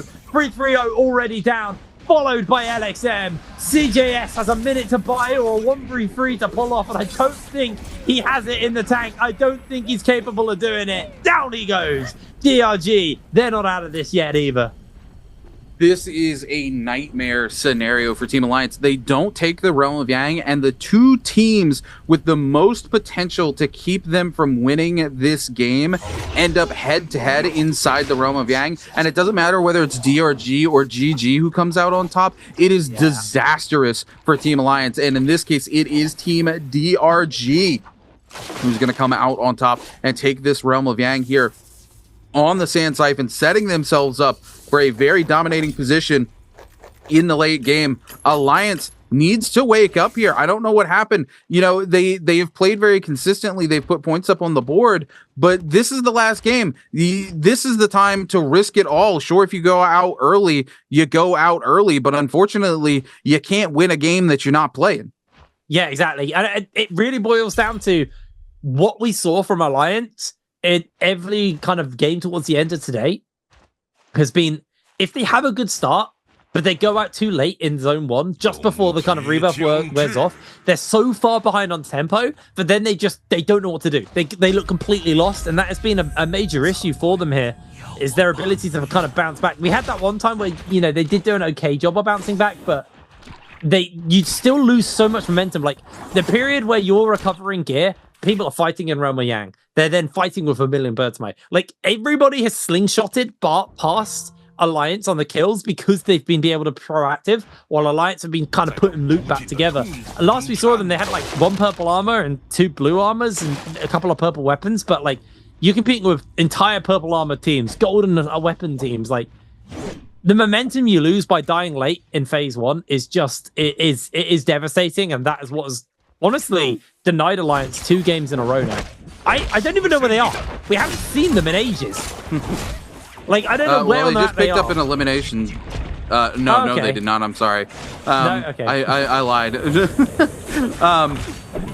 We are here in the fight with OUG versus EWG. EWG, by the way, with a bounty onto Team Alliance. OUG, though, coming in looking to clean up EWG so they can cleanse that Yang depletion. And sure enough, they are going to eliminate the members of EWG down to a single member left remaining alive. OUG able to cleanse 2 of those Yang depletion. It looks like Xinyu and the King know where that other member is, but DRG waiting in the wings, so OUG's got to play this very carefully as they look to hunt him down. SS actually misses 2 back-to-back grapples and looks to be collapsed onto here by DRG. Now, OUG was set up for success here with these eliminations onto EWG, but now DRG coming in, SS getting separated, missing those 2 grapples, actually just catching him entirely out here. Karumi trying to come in and save this. The Furin shoves being locked down OUG's SS. DRG though with massive parries, and SS being forced to burn Furin shove after Furin shove, just trying to cover for the team here. DRG actually on the other side of the zone in a really strong position just to gatekeep OUG. OUG trying to make the play for it here. A massive parry on the side of SS, forced to burn the Furin though, not able to find the follow-up as they trade Furin for Furin here. They will find the over-the-shoulder throw here. SS, OUG keeping it alive for as long as possible. The King though going so low, but KLL shows up for the fourth party, if you will, now, and we're going to see OUG's The King go down to KLA as they find their 4th elimination of the game. As we cut over to Alliance versus Team GG, the mirror match here. GG trying to get this Yang depletion cleansed away from him here. Alliance's Yuma going so low, going to come out here looking for the opportunity to make something happen, but the double grab, Yuma going to go down, Revenge goes down, and that's it for Team Alliance, ladies and gentlemen. Too passive. Oh, I hate to be that guy that keeps saying it, but Alliance have just looked way too passive in the tail end of the day, and it's cost them heavily.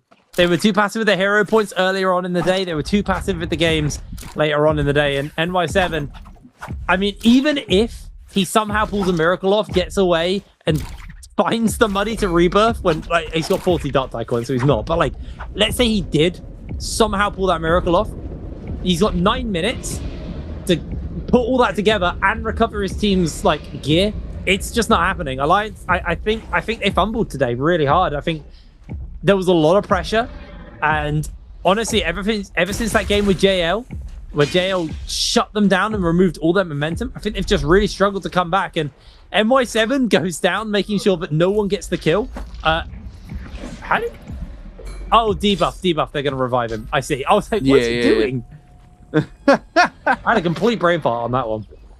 I mean, they do need to deny GG as many points as humanly possible here, so I kind of get it. At this point, now you're just playing for 2nd place. You need to hope GG goes out, much less if GG takes the whole thing. Honestly, I think it's going to be lower than 2nd. GG having an amazing game, DRG having a good game, OG having a good game, KLA seem to have found their win. Like, I think a lot of these teams could surpass. I think Alliance might slip out of podium position. Yeah, really unfortunate for Alliance, though. And I have to agree with you wholeheartedly. The problem is their first 4 games, they brought the aggression. They didn't play passively. Into their last 4 games of the day, they just, after taking the loss there in game number 5, which I don't think was realistically avoidable once JL made the decision to drop on that spot. There's just not a whole lot they could do about that situation. But going into you win the the 3v3, next, mate. That's how you do it. I mean, yeah. But I mean, winning, yeah. I think it was the worst possible situation for them in that game. I think it was kind of inevitable that they just kind of get bullied out of that lobby. But going into game number 5, there was no reason for them to play so hyper passive. And it just ends up being like a perfect storm of things going bad for them, where, like you said, they're always going down. They're using their resurrections right before the zone collapses. And I think part of that is lack of aggression. I think they went too passively into those opening fights, trying to, peek together, 1 kill here, 1 kill there. They stay into those fights too long. They get third-partied because of it, and they go down. They still go down when they have resurrections, but now they're just playing from the worst possible position where the tempo is against them. And I think because of that, that's why we see Alliance go down, and they're not going to be walking away your champions today. Yeah, absolutely. It's it's one of those situations where it's rough for them, but unfortunately, it wasn't enough. If it's not enough, you're not going to win. And there's still plenty of teams who I think right now are enough. And GG, my eyes are cleanly kept on them right now. These guys have been so good towards the end of the day, getting closer and closer to actually finding that MVP. And they haven't had an MVP today, which has been a big criticism from me. They are the defending champions, and this is how GG play. They wait till the last moment to show up. GG's never late. They arrive exactly when they intended to. I can't remember the quote now. It's been a while since I watched that film. You open it up onto KLA here. Bowder going to put some damage down. The free range shoves have been committed. Bowder full on sending it. Again, they can't win today, but they still want to get as high a placing as they can. They want to change the course of their day. Not able to commit fully to anything else, but they did have a couple of shoves left on that free range shove from securing the White Tigers. As they jump into the pocket of GG, then in GG packing.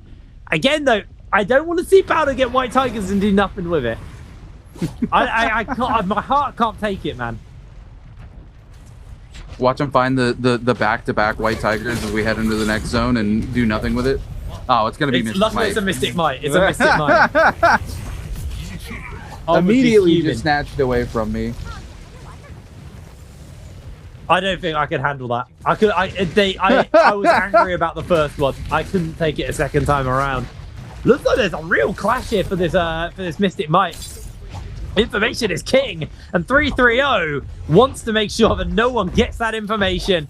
Honestly, I don't think it's worth it. I don't think the teams will care that much about a Mystic Might. So it looks like GG should be able to get their hands onto this one. Question is are they going to de-transform GG? Yep, 330 is going to de-transform, so he gets the golden armor. That's golden armor on 3 members. GG, this is as good as it gets. This is your chance to take the day. You are leading the kill score. You've got the Mystic Might. You've got the golden armor onto your monk.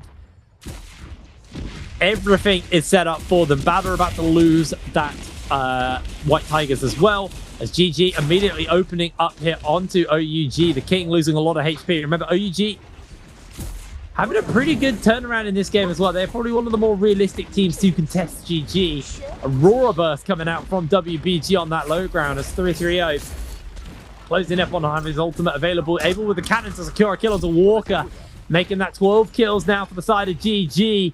Cannon continues to fire down, able to refresh those ultimates. Thank you to the Mystic Might and the Spirit Well, able to secure that one. GG holding fast at the moment. Cannon fire coming in onto Zinyu. The king just eating a bit of it. I think DRG needs to make a move here onto GG. They can't afford to continue to play passively. You know, their 6 eliminations early on were great. As soon as GG was able to cleanse that Yang depletion after that fight inside the realm of Yang, come back out and start popping off again, DRG just has too much of a hill to climb here. They have got to look to eliminate GG as soon as possible if they have any shot of making this happen. And given how much they climbed the leaderboard so fast in the very end of the day here, you don't want to give away this pole position where you have more points than literally anybody else. Yeah. You have the biggest pop-off game of the day, and then you just let GG walk all over you. I mean, it's GG are setting up for a historic back-to-back 2024 domination here at the NBPL. They need to go in for it though. KLA able to secure themselves a 5th kill. And every second GG wait, the harder it does get for them to make sure that this is going to be the game plan. But they've still got a bit of time on that realm, on that zone. And I think they're playing it nice and chill. They got 1 kill with that Mystic Might. That was more just them shooting cannon fire out, but just get a bit of information. GG 330. He's only got 1 repair kit left though, so does need to be a little bit careful if he wants to keep this cannon fire up, if he wants to keep this harassment on the lobby up. Just landing shot after shot. Zone's going to be moving very, very soon as DRG also pretty strong right now. Golden pole sword, golden armor onto Dongqing. He's going to be looking for it. 330 getting opened up onto. Is just going to back off for a second here. Everyone's going low. 14 very low as well. 330 just waiting for an opportunity to get the cannon fire in. He's able to get it with the shot, securing them their 13th kill. GG 1 step closer to taking their 2nd title of the year. Cannon fire remains to go down, continuing to fire up. They can see that the king is low. 330 hasn't transformed yet. He's waiting for the prime opportunity. They want to save that Bowder ultimate as well until as late into the game as possible. Zone's getting close. Health bars starting to get low on everyone. The king incredibly low. Kakaishi's able to get the kill. He actually batters a couple of members of GG back into the zone. They're going to have to heal up, and the cube's actually used there. 330 holding fast though. The Flamer, causing some issues as here comes the transform. 3-3-0, looking to pluck some people out of the sky. Catches one. Can he catch another? Don't think he's going to be able to, so he's just going to get the smack back on. Use low HP. There's going to be one grab onto QGG from the side of KLA. Looking for the second grab. Not going to be able to get it as he looks for you. Use playing an interrupt onto him. 3-3-0 starting to go a little bit low. Gets himself the grab. About to time out though, so he has to get the punch down in. Looking for another grab. Can't find it. Stamps into the zone. The Valda ultimate still hasn't been used by LXM. He's holding fast for it for now.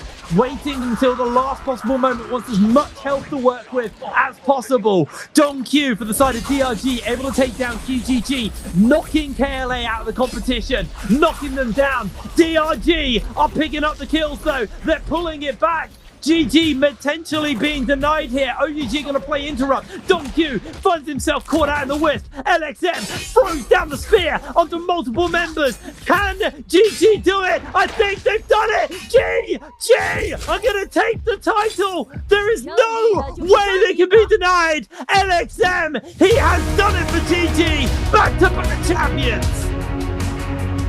What a game, ladies and gentlemen. GG is going to be your Summer Split Finals champion. 黄沙百战穿 Ladies and gentlemen, let's congratulations together to our grand final championship, which belongs to Team GG. 接下来，请我们的所有的冠军成员来到我们的台前，去捧起属于你们 Welcome our 的 team 冠 mate 军奖 and 杯， also our 享受 coach 属于你 together 们的 to the 荣 center 耀 of the 时刻。 stage. And 捧 now 杯 it's 吧， time 少 to 年们！ enjoy your honor. 同样，现场所有的玩家朋友们，也把你们的呐喊声和掌声 And 再 also 次 it's 给到 time 他 for 们， us. 让我 We 们一 can 起 say 恭喜 congratulations 2024 together for our NBPL 夏季赛 2024 NBPL 冠军 Summer 成功 Split 晋 Grand 级。 Final Championship. Team GG.